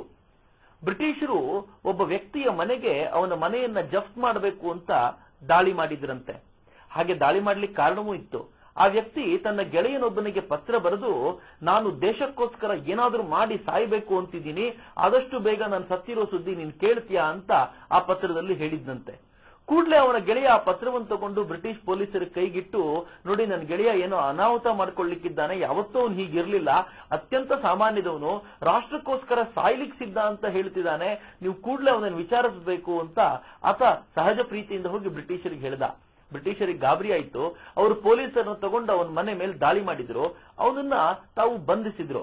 ಬಂಧಿಸಿದ ನಂತರ ಅವನ ಲೈಬ್ರರಿ ಒಳಗೆ ಹೋಗಿ ಅವನು ಓದ್ತಾ ಇದ್ದ ಪುಸ್ತಕಗಳನ್ನು ನೋಡಿದ್ರಂತೆ. ಸಂಪೂರ್ಣ ವಿವೇಕಾನಂದರ ಕೃತಿ ಶ್ರೇಣಿಯನ್ನ ಆತ ಅಧ್ಯಯನ ಮಾಡ್ತಿದ್ದ. ಕೆಲವು ತಿಂಗಳ ಅಧ್ಯಯನ ಅಷ್ಟೇ. ವಿವೇಕಾನಂದರ ಚಿಂತನೆ ಆತನ ಮನಸ್ಸಿನಲ್ಲಿ ಯಾವ ರೀತಿ ಹರಿಲಿಕ್ಕೆ ಶುರುವಾಗಿತ್ತು ಅಂತಂದ್ರೆ, ಆತ ದೇಶಕ್ಕೋಸ್ಕರ ತಾನು ಪ್ರಾಣವನ್ನೂ ಕೊಡ್ತೀನಿ ಅಂತ ಹೇಳೋ ಮಟ್ಟಿಗೆ. ಹೀಗೆ ಪ್ರಾಣ ಕೊಡಬೇಕಾದಾಗಲೆಲ್ಲ ಈ ದೇಶದ ಜನ ಯಾಕೆ ಹಿಂಜರಿತಿರ್ಲಿಲ್ಲ ಅಂತಂದ್ರೆ, ಅವ್ರಿಗೆ ಗೊತ್ತಿತ್ತು ತನ್ನ ಮುಕ್ತಿಯೊಂದಿಗೆ ರಾಷ್ಟ್ರದ ಮುಕ್ತಿಯೂ ಆಗತ್ತೆ, ಈ ಆತ್ಮವೇನು ಇನ್ನೊಂದು ದೇಹ ಪಡ್ಕೊಂಡು ಮತ್ತೆ ಈ ದೇಶಕ್ಕೆ ಬಂದ್ಬಿಡತ್ತೆ ಅನ್ನೋ ವಿಚಾರ ಚೆನ್ನಾಗಿ ಗೊತ್ತಿದ್ದರಿಂದಾನೆ ಅವರು ಹೆಮ್ಮೆಯಿಂದ ಪ್ರಾಣ ಬಿಡ್ಲಿಕ್ಕೆ ಸಿದ್ಧರಾಗ್ತಿದ್ರು. ಸುಭಾಷ್ ಚಂದ್ರ ಬೋಸರ ಚಿಂತನೆಗಳಲ್ಲಿ ನಾವು ಈ ತರದ ಅನೇಕ ಗುಣವನ್ನ ಕಾಣಬಹುದು. ಭಾರತೀಯ ಸಂಸ್ಕೃತಿಗೆ ಮೈವೆತ್ತಂತ ವ್ಯಕ್ತಿತ್ವ ಸುಭಾಷ್ ಚಂದ್ರ ಬೋಸರದಾಗಿತ್ತು. ಮನೆ ಬದಿಯಲ್ಲಿ ಸುಭಾಷ್ ಚಂದ್ರ ಬೋಸರ ಮನೆಯ ಪಕ್ಕದಲ್ಲಿ ಒಬ್ಬ ಮುದುಕಿ ಇರ್ತಿದ್ಲು. ಸುಭಾಷ್ ಚಂದ್ರ ಬೋಸರ ವ್ಯಕ್ತಿತ್ವ ಹೇಗಿತ್ತು ಅನ್ನೋದನ್ನ ತೋರಿಸ್ಲಿಕ್ಕೆ ಅಂತ ಒಂದು ಪುಟ್ಟ ಪ್ರಸಂಗ ಇದು. ಆ ಮುದುಕಿ ಸದಾಕಾಲ ಏನಾದ್ರೂ ಕೊಡಿ ಅಂತ ಕೇಳ್ತಿದ್ಲು. ಆಕೆಯ ಬಡತನವನ್ನು ನೋಡಿ ಸುಭಾಷ್ ಚಂದ್ರ ಬೋಸರಿಗೆ ಕಣ್ಣೀರು ಬರ್ತಿತ್ತು. ಆದ್ರೆ ಏನ್ ಮಾಡೋದು, ತಾನು ಎಲ್ಲಿಂದ ಹಣ ಕೊಡ್ಲಿ ಅಂತ ಆಲೋಚನೆ ಮಾಡ್ತಿದ್ರು. ಆದ್ರೆ ಅವ್ರಿಗೊಂದಿನ ಉಪಾಯ ಹೊಳಿತು, ನಾನೇ ದುಡ್ದೇನಾದ್ರೂ ಕೊಡ್ಬೇಕು, ನಾನೇ ದುಡಿಬೇಕು ಅಂದ್ರೆ ಇನ್ ಮುಂದೆ ನಾನು ಕ್ಲಾಸಿಗೆ ಹೋಗ್ಬೇಕಾದ್ರೆ, ಸ್ಕೂಲಿಗೆ ಹೋಗ್ಬೇಕಾದ್ರೆ ನಾನು ಯಾವುದೇ ಬಸ್ ಅನ್ನು ಹತ್ತೋದಿಲ್ಲ, ಯಾವುದೇ ಗಾಡಿಯನ್ನ ಹಿಡಿಯೋದಿಲ್ಲ, ನಡ್ಕೊಂಡೇ ಹೋಗ್ತೀನಿ. ಅದಕ್ಕೆ ಅಂತ ನಮ್ಮ ಅಪ್ಪ ಕೊಟ್ಟಿರೋ ಹಣವನ್ನ ಉಳಿಸಿ ನಾನು ಆಕೆ ಕೊಡ್ತೀನಿ ಅಂತ. ಹೀಗೆ ಅವರು ಅನೇಕ ತಿಂಗಳುಗಳ ಕಾಲ ನಡ್ಕೊಂಡು ಹೋಗಿ ಉಳಿದ ಹಣವನ್ನ ಆ ಮುದುಕಿ ಕೊಡ್ತಾ ಬರ್ತಿದ್ರಂತೆ. ಅವ್ರ ಮನಸ್ಸಿಗೆ ಆಗ ಸಮಾಧಾನ ಆಯಿತು ಅಂತ ಸುಭಾಷ್ ಚಂದ್ರ ಬೋಸರು ಒಂದ್ ಕಡೆ ಬರ್ಕೊಳ್ತಾರೆ. ಸದಾಕಾಲವೂ ನೋವಿನಲ್ಲಿದ್ದವರಿಗೋಸ್ಕರ ತುಡಿಯುವಂತ ಮನಸ್ಸು ಸುಭಾಷ್ ಚಂದ್ರ ಬೋಸರಿಗಾಗಿತ್ತು. EF ಓಟಂನ ಕಾರಣದಿಂದಾಗಿ ಕಾಲೇಜಿನ ಬಿಟ್ಟು ಬಂದ ನಂತರ ಬಹುಶಃ 1-2 ತಿಂಗಳುಗಳ ಕಾಲ ಸುಭಾಷ್ ಚಂದ್ರ ಬೋಸರು ಮನೆಯಲ್ಲೇ ಇದ್ರು ಅನ್ಸುತ್ತೆ. ಆದ್ರೆ ಅವರ ಅಣ್ಣನ ಪರಿಶ್ರಮದಿಂದಾಗಿ ಸ್ಕಾಟಿಷ್ ಚರ್ಚ್ ಕಾಲೇಜ್ನಲ್ಲಿ ಸುಭಾಷ್ ಚಂದ್ರ ಬೋಸರಿಗೆ ಸೀಟ್ ಸಿಕ್ತು. ಆ ಸ್ಕಾಟಿಷ್ ಚರ್ಚ್ ಕಾಲೇಜ್ನಲ್ಲಿದ್ದಾಗಲೇ ಸುಭಾಷ್ ಚಂದ್ರ ಬೋಸರು ಅಲ್ಲಿನ ವಿಶ್ವವಿದ್ಯಾಲಯದ ಭಾರತೀಯ ಸೇನೆಯ ಘಟಕ ಏನಿತ್ತು, ಈಗಲೂ ನಮ್ಮ ಕಾಲೇಜುಗಳಲ್ಲಿ NCC ತರದ ಘಟಕ ನೋಡ್ತೀವಲ್ಲ, ಹಾಗೆ ಸ್ಕಾಟಿಷ್ ಚರ್ಚ್ ಕಾಲೇಜ್ನಲ್ಲೂ ಒಂದು ಘಟಕ ಇತ್ತು. ಆ ಘಟಕದಲ್ಲಿ ಸುಭಾಷ್ ಚಂದ್ರ ಬೋಸರು ಸಾಮಾನ್ಯ ಸೈನಿಕರಂತೆ ತರಬೇತಿಯನ್ನು ಪಡ್ಕೊಳ್ಳಿಕ್ಕೆ ಶುರು ಮಾಡಿದ್ರು. ಬಹುಶಃ ಅವತ್ತಿನ ದಿನ ನಾನು ಮುಂದೊಮ್ಮೆ ಭಾರತೀಯ ಸೇನೆಯ ದಂಡನಾಯಕನಾಗ್ತೀನಿ ಅನ್ನುವಂತ ಕಲ್ಪನೆ ಅವರಿಗೆ ಇದ್ದಿರ್ಲಿಕ್ಕಿಲ್ಲ. ಆದ್ರೆ ಪ್ರತಿನಿತ್ಯ ಕವಾಯತನ್ನು ಮಾಡ್ತಾ ಆ ಸೈನಿಕರ ಶಿಸ್ತನ್ನ ನೋಡ್ತಾ ತಾವು ಯಾವ ರೀತಿ ಬೆಳಿಬೇಕು ಅನ್ನೋದನ್ನ ಸುಭಾಷ್ ಚಂದ್ರ ಬೋಸರು ಆಲೋಚನೆ ಮಾಡ್ತಿದ್ರು. ಈ ರೀತಿ ಭಾರತೀಯ ಸೇನೆಯ ಘಟಕದಲ್ಲಿದ್ದಂತ ವಿದ್ಯಾರ್ಥಿಗಳಿಗೆ ಪೋರ್ಟ್ ವಿಲಿಯಂ ಕೋಟೆಗೆ ಹೋಗುವಂತ ಅವಕಾಶ ಸಿಕ್ತಿತ್ತು. ಸಾಮಾನ್ಯರಿಗೆ ಯಾರಿಗೂ ಆ ಕೋಟೆಯನ್ನು ಪ್ರವೇಶಿಸುವಂತ ಅರ್ಹತೆ ಇರಲಿಲ್ಲ. ಆದ್ರೆ ಈ ಸೈನಿಕ ತರಬೇತಿಯಾಗಿರೋ ಕಾರಣದಿಂದ ಈ ತರದ ವಿದ್ಯಾರ್ಥಿಗಳನ್ನ ಪೋರ್ಟ್ ವಿಲಿಯಂ ಕೋಟೆ ತೋರಿಸ್ಲಿಕ್ಕೆ ಅಂತಾನೆ ಕರ್ಕೊಂಡು ಹೋಗ್ತಿದ್ರು. ಸುಭಾಷ್ ಚಂದ್ರ ಬೋಸರು ಆ ಕೋಟೆಯನ್ನು ನೋಡಿದಾಗಲೆಲ್ಲ ಭಾರತದ ಮುಕ್ತಿಯ ಬಗ್ಗೆ ತೀವ್ರವಾಗಿ ಆಲೋಚಿಸಿದ್ದಲ್ಲದೆ ನಾವೇ ಒಂದು ಸೈನ್ಯ ಕಟ್ಟಿಕೊಳ್ಬೇಕು, ಆ ಸೈನ್ಯದ ಮೂಲಕ ಬ್ರಿಟಿಷರ್ನ ಓಡಿಸಬೇಕು ಅಂತ ಕನಸು ಕಟ್ತಾ ಇದ್ರಂತೆ. ಅದು ಅವರು ಕಾಲೇಜ್ನಲ್ಲಿ ಇದ್ದಾಗ ಅವರಿಗಿದ್ದಂತ ಕನಸು. ಅದೇ ಕಾಲೇಜ್ನಲ್ಲಿ ಸುಭಾಷ್ ಚಂದ್ರ ಬೋಸರು BA ಮುಗಿಸಿದ್ರು. BA ತತ್ವಶಾಸ್ತ್ರವನ್ನು ಅಭ್ಯಸಿಸಿದ್ದ ಸುಭಾಷ್ ಚಂದ್ರ ಬೋಸರು ಆಳಕ್ಕಿಳಿದು ತತ್ವಶಾಸ್ತ್ರದ ಚಿಂತನೆ ಮಾಡ್ತಾ ಹೋದ್ರು. ಆದ್ರೂ ಅವರಿಗೆ ಆ ಶಾಸ್ತ್ರ ಸಮಾಧಾನ ಕೊಡ್ಲಿಲ್ಲ. ಹೀಗಾಗಿ ಅವರು MA ಕೂಡ ಅದನ್ನೇ ಅಧ್ಯಯನ ಮುಂದುವರಿಸಬೇಕು ಅಂತ ಆಲೋಚನೆ ಮಾಡ್ತಿದ್ರು. ಈಗ ಸರಿಸುಮಾರು 1918 1919 ಸಮಯ. ರಾಜಕೀಯ ಸ್ಥಿತ್ಯಂತರಗಳು ತುಂಬಾ ಆಗ್ತಿದ್ವು. ಬ್ರಿಟಿಷರ ವಿರುದ್ಧ ಭಾರತೀಯ ಹೋರಾಟಗಳು ಕೂಡ ತೀವ್ರ ಸ್ವರೂಪ ಪಡ್ಕೊಂಡಿದ್ವು. ಅನೇಕ ಯುವಕರು ತಮ್ಮ ವಿದ್ಯಾಭ್ಯಾಸವನ್ನೆಲ್ಲ ತ್ಯಜಿಸಿ ರಾಷ್ಟ್ರಕ್ಕೋಸ್ಕರ ತಮ್ಮನ್ನು ತಾವು ಅರ್ಪಿಸಿಕೊಳ್ಳುವಂತ ಪ್ರಸಂಗಗಳು ಜೋರಾಗಿ ಕಂಡುಬಂತಿತ್ತು. ಸುಭಾಷ್ ಚಂದ್ರ ಬೋಸ್ರಿಗೂ ಇಂಥ ಚಿಂತನೆ ಇದ್ದಿದ್ರಿಂದ ಅವರ ತಂದೆ ಜಾನಕಿನಾಥ್ ಬೋಸರು ಹೇಗಾದ್ರೂ ಮಾಡಿ ಸುಭಾಷ್ ಚಂದ್ರ ಬೋಸರನ್ನ ಭಾರತದಿಂದ ಹೊರಗೆ ಕಳಿಸ್ಬಿಡ್ಬೇಕು ಅಂತ ಆಲೋಚನೆಯಲ್ಲಿದ್ರು. ಅದೊಂದಿನ ಇದ್ದಕ್ಕಿದ್ದಂತೆ ಸುಭಾಷ್ ಚಂದ್ರ ಬೋಸರನ್ನ ಮನೆಯೊಳಗೆ ಕರೆದು ನಾನು ನಿನ್ ಜೊತೆ ಮಾತಾಡಬೇಕು ಅಂತ ಅವರಪ್ಪ ಹೇಳಿದ್ರು. ಸುಭಾಷ್ ಚಂದ್ರ ಬೋಸರು ಮಾತಾಡ್ಲಿಕ್ಕೆ ಕುಳಿತರೆ ಅವರಪ್ಪ ಹೇಳಿರೋ ವಿಚಾರ ಏನ್ ಗೊತ್ತೇ, ನೀನು ICS ಪರೀಕ್ಷೆ ಪಾಸ್ ಮಾಡಬೇಕು, ಹೀಗಾಗಿ ಲಂಡನ್ನಿಗೆ ಹೋಗ್ಬೇಕು ಅಂತ. ಸುಭಾಷ್ ಚಂದ್ರ ಬೋಸರು ಒಂದೇ ಮಾತಿನಲ್ಲಿ ನಾನು ಲಂಡನ್ನಿಗೆ ಹೋಗೋದು ಸಾಧ್ಯವೇ ಇಲ್ಲ, ICS ಪರೀಕ್ಷೆಯನ್ನ ಬರೆಯೋದೂ ಇಲ್ಲ ಅಂತ. ಅವತ್ತಿನ ಮಟ್ಟಿಗೆ ICS ಅಂದ್ರೆ ಇಂಡಿಯನ್ ಸಿವಿಲ್ ಸರ್ವಿಸ್ ಅಂದ್ರೆ ಅತ್ಯಂತ ಉನ್ನತ ಪರೀಕ್ಷೆ. ಆ ಪರೀಕ್ಷೆಯನ್ನು ಪಾಸ್ ಮಾಡಿದವರು ಏಕಾಏಕಿ ಭಾರತದಲ್ಲಿ ಕಲೆಕ್ಟರ್ ಆಗುವಂತ ಅವಕಾಶವನ್ನು ಪಡ್ಕೊಳ್ತಾ ಇದ್ರು.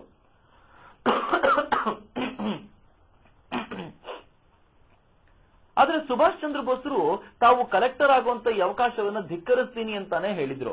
ತಂದೆಗೆ ಹೇಗಾದ್ರೂ ಮಾಡಿ ಮಗನನ್ನ ಅಲ್ಲಿ ಕಳಿಸ್ಬೇಕಿತ್ತಲ್ಲ, ಹೀಗಾಗಿ ಅಣ್ಣನ ಮುಂದೆ ಮಗನನ್ನ ಕುರಿತಾಗಿ ಗೇಲಿ ಮಾಡಿದ್ರು. ಸುಭಾಷನಿಗೆ ತಾನು ICS ಪರೀಕ್ಷೆ ಪಾಸ್ ಮಾಡ್ತೀನಿ ಅನ್ನೋದೇ ಅನುಮಾನ, ಅದಕ್ಕೆ ಅವನು ಹೋಗಲ್ಲ ಅಂತಿದ್ದಾನೆ ಅಂತ. ಸುಭಾಷ್ ಚಂದ್ರ ಬೋಸರ ಒಳಗಿದ್ದಂತ ಸ್ವಾಭಿಮಾನ ಜಾಗೃತವಾಗಿ ಕುಳಿತುಬಿಡ್ತು. ಅವ್ರು ಹೇಳಿದ್ರು ICS ಪರೀಕ್ಷೆ ಪಾಸ್ ಮಾಡೋದು ಏನ್ ಮಹಾ, ನಾನು ಪಾಸ್ ಮಾಡಿಯೇ ಮಾಡ್ತೀನಿ, ಹೆಚ್ಚಿನ ಅಂಕ ತಗೊಂಡು ಪಾಸ್ ಮಾಡ್ತೀನಿ, ಆದ್ರೆ ನಂದು ಒಂದೇ ಒಂದು ನಿರ್ಣಯ ಇದೆ, ಅದಕ್ಕೆ ನೀವು ಒಪ್ಕೊಳ್ಬೇಕು ಅಂತ. ಅವ್ರ ತಂದೆ ಕಿವಿ ಅಗಲ ಮಾಡ್ತಾ ಆ ನಿರ್ಣಯ ಏನು ಅಂತ ಕೇಳಿದ್ರೆ ಸುಭಾಷ್ ಚಂದ್ರ ಬೋಸರು ಹೇಳ್ತಾರೆ, ನಾನು ICS ಪರೀಕ್ಷೆ ಬರೀಲಿಕ್ಕೆ ಅಂತಾನೆ ವಿದೇಶಕ್ಕೆ ಹೋಗ್ತೀನಿ, ಆದ್ರೆ ICS ಪರೀಕ್ಷೆ ಪಾಸ್ ಆದ ನಂತರ ನಾನು ಬ್ರಿಟಿಷರ ನೌಕರಿ ಮಾಡೋಲ್ಲ, ಇದಕ್ಕೆ ನೀವು ಒಪ್ಕೊಂಡ್ರೆ ನಾನು ವಿದೇಶಕ್ಕೆ ಹೋಗ್ಲಿಕ್ಕೆ ಸಿದ್ಧ ಅಂತ ಹೇಳಿದ್ರು. ಎಂಥ ವಿಪರ್ಯಾಸ ನೋಡಿ. ICS ಪರೀಕ್ಷೆ ಪಾಸ್ ಮಾಡೋಲ್ಲ ಅಂತ ಗೇಲಿ ಮಾಡಿದ್ದಕ್ಕೆ ಸುಭಾಷ್ ಚಂದ್ರ ಬೋಸರ ನೇರವಾಗಿ ಹೇಳಿದ್ದ ಹೌದು, ನಾನು ICS ಪರೀಕ್ಷೆ ಪಾಸ್ ಮಾಡ್ತೀನಿ, ಆದ್ರೆ ಬ್ರಿಟಿಷರ ನೌಕರಿ ಮಾಡೋಲ್ಲ ಅಂತ. ಜಾನಕಿನಾಥ್ ಬೋಸರು ಆಗ ಬಹುಶಃ ಇದನ್ನ ಅಷ್ಟೊಂದು ತೀಕ್ಷ್ಣವಾಗಿ ತಗೊಳ್ಳಿಲ್ಲ, ಸೀರಿಯಸ್ ಆಗಿ ತಗೊಳ್ಳಿಲ್ಲ. ಅವ್ರು ನೇರವಾಗಿ ಆಯ್ತು ನೀನ್ ಹಾಗೆ ಮಾಡು, ಮೊದಲು ಲಂಡನ್ನಿಗೆ ಹೋಗು, ಅಲ್ಲಿ ಎಕ್ಸಾಮ್ ಬರಿ ಅಂತ ಹೇಳಿ ಅವನನ್ನ ಮೈದಡವಿ ಕಳಿಸಿದ್ರು. ಅವ್ರ ಮನಸ್ಸಿನಲ್ಲಿ ಬಹುಶಃ ಇದ್ದಿರ್ಲಿಕ್ಕೆ ಸಾಕು, 1 ವರ್ಷ ಇವನ ಅಧ್ಯಯನ ಮುಗಿಯೋ ವೇಳೆಗೆ ICS ಪರೀಕ್ಷೆ ಮುಗಿಸ್ಕೊಂಡು ಬಂದು ಆತ ಇಲ್ಲಿ ಕಲೆಕ್ಟರ್ ಆಗಿ ಕೆಲಸ ಮಾಡ್ತಾನೆ ಅಂತ. ಆದ್ರೆ ಸುಭಾಷ್ ಚಂದ್ರ ಬೋಸರು ಯಾವತ್ತಿಗೂ ತಮ್ಮ ಮನಸ್ಸನ್ನ ದೃಢವಾಗಿರಿಸಿಕೊಂಡಿದ್ರೆ ಹೊರತು ಅದನ್ನ ಜಾರ್ಲಿಕ್ಕೆ ಬಿಡ್ಲೇ ಇಲ್ಲ. ಲಂಡನ್ನಿಗೆ ಹೋದ್ರು. ಲಂಡನ್ ಅಲ್ಲಿ ಅದಾಗ್ಲೇ ICS ಪರೀಕ್ಷೆಯ ಅಧ್ಯಯನಕ್ಕೆ 2 ತಿಂಗಳು ಕಳೆದೇ ಹೋಗಿತ್ತು. ಈಗ ಇವರು ಕಷ್ಟಪಟ್ಟು ಕೇಂಬ್ರಿಡ್ಜ್ ವಿಶ್ವವಿದ್ಯಾಲಯದಲ್ಲಿ ಒಂದ್ ಕಡೆ ತಮಗೊಂದು ಪ್ರವೇಶವನ್ನ ಗಿಟ್ಟಿಸ್ಕೊಳ್ಬೇಕು, ಜೊತೆಗೆ ಅಧ್ಯಯನವನ್ನು ಕೂಡ ತೀವ್ರವಾಗಿ ಶುರು ಮಾಡ್ತಾ ಮುಂದುವರಿಸ್ಕೊಂಡು ಹೋಗ್ಬೇಕು. ಕೇಂಬ್ರಿಡ್ಜ್ ವಿಶ್ವವಿದ್ಯಾಲಯದಲ್ಲಿ ತಡವಾಗಿದ್ದರಿಂದ ಇವರಿಗೆ ಸೀಟ್ ಸಿಗಲ್ಲ ಅಂತಾನೆ ಆಯ್ತು. ಆದ್ರೆ ಅಲ್ಲಿದ್ದಂತ ಒಬ್ಬ ಅಧ್ಯಾಪಕರು ಇವ್ರ ಮೇಲೆ ವಿಶೇಷ ಅನುಕಂಪ ತಾಳಿ ಇವರಿಗೆ ಸೈನಿಕ ತರಬೇತಿ ಆಗಿದೆ ಅನ್ನುವಂತ ಒಂದು ಕಾರಣವನ್ನ ಕೊಟ್ಟು ಕೇಂಬ್ರಿಡ್ಜ್ ನಲ್ಲಿ ಇವರಿಗೆ ಸೀಟ್ ದೊರಕಿಸಿಕೊಟ್ರು. ಇಷ್ಟಕ್ಕೂ ICS ಓದ್ಬೇಕಾದಂತ ವಿಷಯಗಳು ಯಾವ್ಯಾವಿತ್ತು ಗೊತ್ತೇ? ಇಂಗ್ಲಿಷ್ ರಚನೆ, ಸಂಸ್ಕೃತ, ತತ್ವಶಾಸ್ತ್ರ, ಇಂಗ್ಲೆಂಡಿನ ಕಾನೂನು, ರಾಜ್ಯಶಾಸ್ತ್ರ, ಆಧುನಿಕ ಯುರೋಪಿನ ಚರಿತ್ರೆ, ಇಂಗ್ಲೆಂಡಿನ ಚರಿತ್ರೆ, ಅರ್ಥಶಾಸ್ತ್ರ, ಭೂಗೋಳ, ಸರ್ವೇಕ್ಷಣಾ ವಿಧಾನಗಳು, ನಕ್ಷೆಗಳ ತಯಾರಿಕೆ, ಹಾಗೆ ಸ್ವಲ್ಪ ಫ್ರೆಂಚ್ ಭಾಷೆಯ ಕಲಿಕೆ. ಇಷ್ಟನ್ನು 8 ತಿಂಗಳಲ್ಲಿ ಸುಭಾಷ್ ಚಂದ್ರ ಬೋಸರು ಮಾಡಬೇಕಿತ್ತು. ಅವರ ಅಧ್ಯಯನ ತೀವ್ರ ಗತಿಯಲ್ಲಿ ಸಾಗ್ತಿರ್ಬೇಕಾದ್ರೇನೆ ಅನೇಕ ರೀತಿಯ ಚಟುವಟಿಕೆಗಳು ಲಂಡನ್ ನಲ್ಲೂ ಶುರುವಾಯಿತು. ಸುಭಾಷ್ ಚಂದ್ರ ಬೋಸರಿಗೆ ಲಂಡನ್ನಿಗೆ ಹೋದ ಕೆಲವೇ ದಿನಗಳಲ್ಲಿ ವಿಶೇಷವಾದ ಆನಂದದ ಅನುಭೂತಿ ಆಗ್ಲಿಕ್ಕೆ ಶುರುವಾಯಿತು. ಅವ್ರು ತಮ್ಮ ಅಣ್ಣನಿಗೆ ಬರೆದ ಒಂದು ಪತ್ರದಲ್ಲಿ ಇದನ್ನು ನಾವು ನೋಡಬಹುದು. ಅವ್ರು ಹೇಳ್ತಾರೆ, ಲಂಡನ್ನಿಗೆ ಬರಲ್ಲ ಅಂತ ಅನ್ಕೊಂಡಿದ್ದೆ ನಾನು, ಆದ್ರೆ ಬಂದ ನಂತರ ನನಗೊಂದು ವಿಶೇಷವಾದ ಸಂತೋಷ ಆಗ್ತಾ ಇದೆ. ಇಲ್ಲಿ ಬಿಳಿಯರ ಕೈಲಿ ನಾನು ನನ್ನ ಪರಿಚಾರಿಕೆ ಮಾಡಿಸ್ಕೊಳ್ತಾ ಇದ್ದೀನಿ.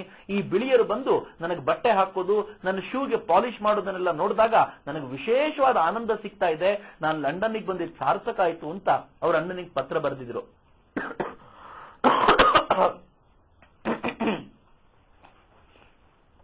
ಅಂದ್ರೆ ಲಂಡನ್ ನಲ್ಲಿ ಇರ್ಬೇಕಾದ್ರೂ ಅವರು ಸದಾ ಕಾಲ ಭಾರತದ ಚಿಂತನೆ ಮಾಡ್ತಿದ್ರು.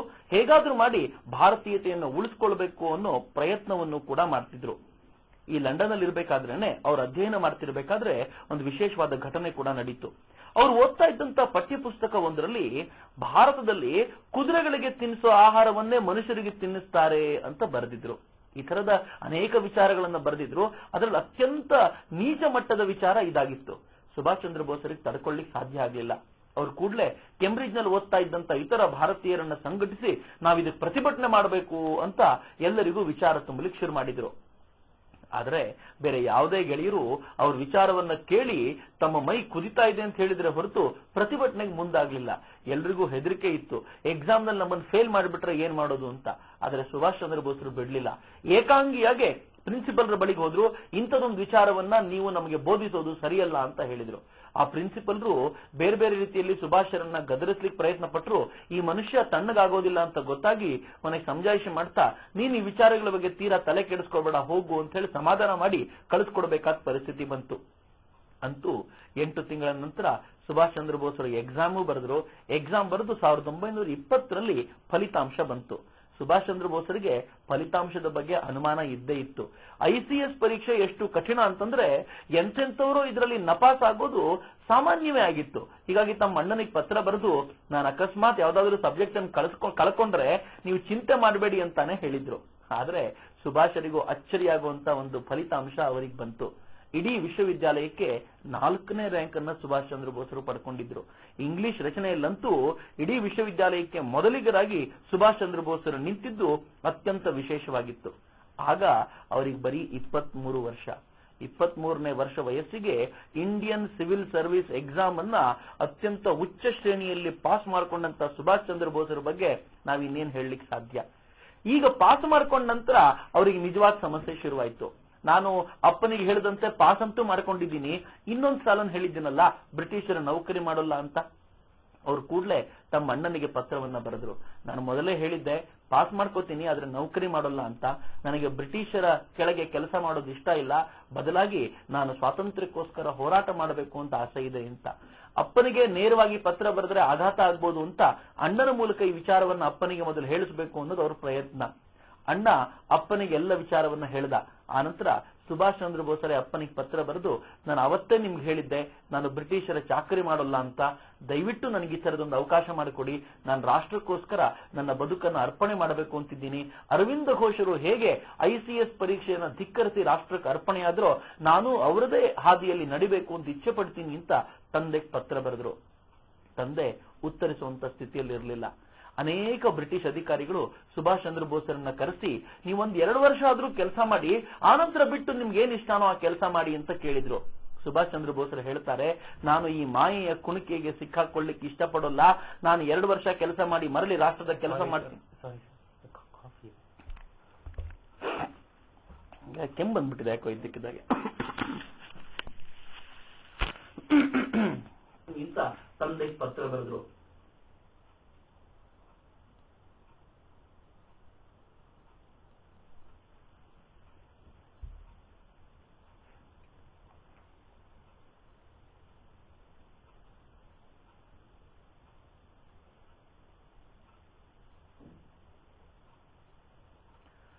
ಲಂಡನ್ನಲ್ಲಿ ಇದ್ದಂತ ಅನೇಕ ಬ್ರಿಟಿಷ್ ಅಧಿಕಾರಿಗಳು ಕೂಡ ಸುಭಾಷರ ಮನವೊಲಿಸುವಂತ ಪ್ರಯತ್ನ ಮಾಡಿದ್ರು. ಹಿಂದೊಮ್ಮೆ ಸುಭಾಷರು ಕೇಂಬ್ರಿಡ್ಜ್ ವಿಶ್ವವಿದ್ಯಾಲಯದಲ್ಲಿ ತಮಗೆ ಸೀಟ್ ಸಿಗ್ಲಿಲ್ಲ ಅಂತ ಒದ್ದಾಡ್ತಿರ್ಬೇಕಾದ್ರೆ ಶಿಕ್ಷಕರೊಬ್ಬರು ಅವ್ರಿಗೆ ಸಹಾಯ ಮಾಡಿದ್ರಲ್ಲ, ಅವರಿಗೆ ಸುಭಾಷರ ಮೇಲೆ ಇರುವಂತಹ ಪ್ರೀತಿ 100 ಮಡಿ ಆಯಿತು. ಇಂಥ ಯುವಕನನ್ನ ನಾನು ಕಂಡೇ ಇರಲಿಲ್ಲ ಅನ್ನೋಂಥ ಭಾವ ಅವರಲ್ಲಿ ಮೂಡ್ತು.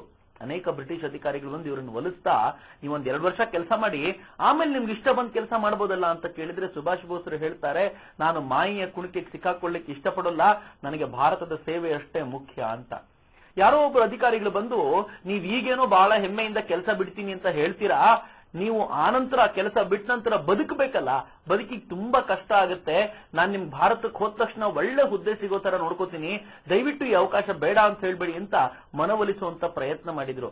ಆದ್ರೆ ಸುಭಾಷ್ ಹೇಳ್ತಾರೆ, ನನಗೆ ದಿನಕ್ಕೆ ಬದುಕಲಿಕ್ಕೆ 2 ಆಣೆ ಸಾಕು, ಆ ರೀತಿ ಬದುಕೋದನ್ನ ಅತ್ಯಂತ ಕಠಿಣವಾದ ಬದುಕನ್ನ ಬದುಕೋದು ಹೇಗೆ ಅನ್ನೋದು ನಾನು ಕಲ್ತ್ಕೊಂಡ್ಬಿಟ್ಟಿದ್ದೀನಿ, ನನಗೆ ಈ ಕೆಲಸದ ಅಗತ್ಯ ಇಲ್ಲ ಅಂತ ನಿರ್ದಾಕ್ಷಿಣ್ಯವಾಗಿ ಹೇಳಿದ್ರು. 3-4 ತಿಂಗಳ ಕಾಲ ಲಂಡನ್ ನಲ್ಲಿ ಉಳಿದು ಆನಂತರ ಭಾರತಕ್ಕೆ ಬಂದ್ರು. ಲಂಡನ್ ಅಲ್ಲಿ ಇದ್ದಷ್ಟು ಕಾಲ ಅವರಿಗೆ ಸ್ವಾತಂತ್ರ್ಯ ಅಂದ್ರೆ ಏನು ಅನ್ನೋದು ಸ್ಪಷ್ಟವಾಗಿ ಅರ್ಥ ಆಗಿತ್ತು. ಭಾರತದಲ್ಲಿದ್ದಾಗ ಹಿಂದೊಮ್ಮೆ ಅವ್ರಿಗೂ ತಮ್ಗೊಂದು ಪುಸ್ತಕ ಬೇಕು ಅಂತ ಆಸೆ ಪಟ್ಟು ಒಂದ್ ಅಂಗಡಿಗೆ ಹೋಗಿ ಪುಸ್ತಕವನ್ನು ಕೇಳಿದ್ರೆ ಆ ವ್ಯಕ್ತಿ ಹೇಳಿದ್ದ, ಮೊದಲು ದುಡ್ಡು ಕೊಡು ಆಮೇಲೆ ಪುಸ್ತಕ ಕೊಡ್ತೀನಿ ಅಂತ. ಸುಭಾಷ್ ಬೋಸರು ಹೇಳಿದ್ರು, ನನ್ನ ಹತ್ರ ಸದ್ಯಕ್ಕೆ ದುಡ್ಡಿಲ್ಲ, ಈ ಪುಸ್ತಕ ಬಹಳ ಇಷ್ಟ ಆಗಿದೆ, ನಾಳೆ ಬೆಳಿಗ್ಗೆ ನಾನು ದುಡ್ಡು ಕೊಡ್ತೀನಿ ಅಂತ ಹೇಳಿದ್ರು. ಆ ವ್ಯಕ್ತಿ ಸುಭಾಷ್ ಬೋಸರನ್ನ ನಂಬಿರಲಿಲ್ಲ. ಅಪನಂಬಿಕೆ ಆ ರೀತಿ ತಾಂಡವಾಡ್ತಿತ್ತು. ಆದ್ರೆ ಲಂಡನ್ ನಲ್ಲಿ ಹಾಗಿರ್ಲಿಲ್ಲ. ಸ್ವಚ್ಛ ಸ್ವತಂತ್ರ ವಾತಾವರಣ, ಅಲ್ಲಿ ಯಾರಿಗೂ ಮತ್ತೊಬ್ಬರ ಮೇಲೆ ಅಪನಂಬಿಕೆ ಇಲ್ಲ. ಈ ತರದ ಪರಿಸ್ಥಿತಿ ನೋಡಿ ನನ್ನ ದೇಶವೂ ಹೀಗೆ ಆಗ್ಬೇಕು ಅನ್ನುವಂತ ಆಕಾಂಕ್ಷೆ ಖಂಡಿತವಾಗಿ ಅವರಲ್ಲಿ ಮೈದಳೆದಿತ್ತು.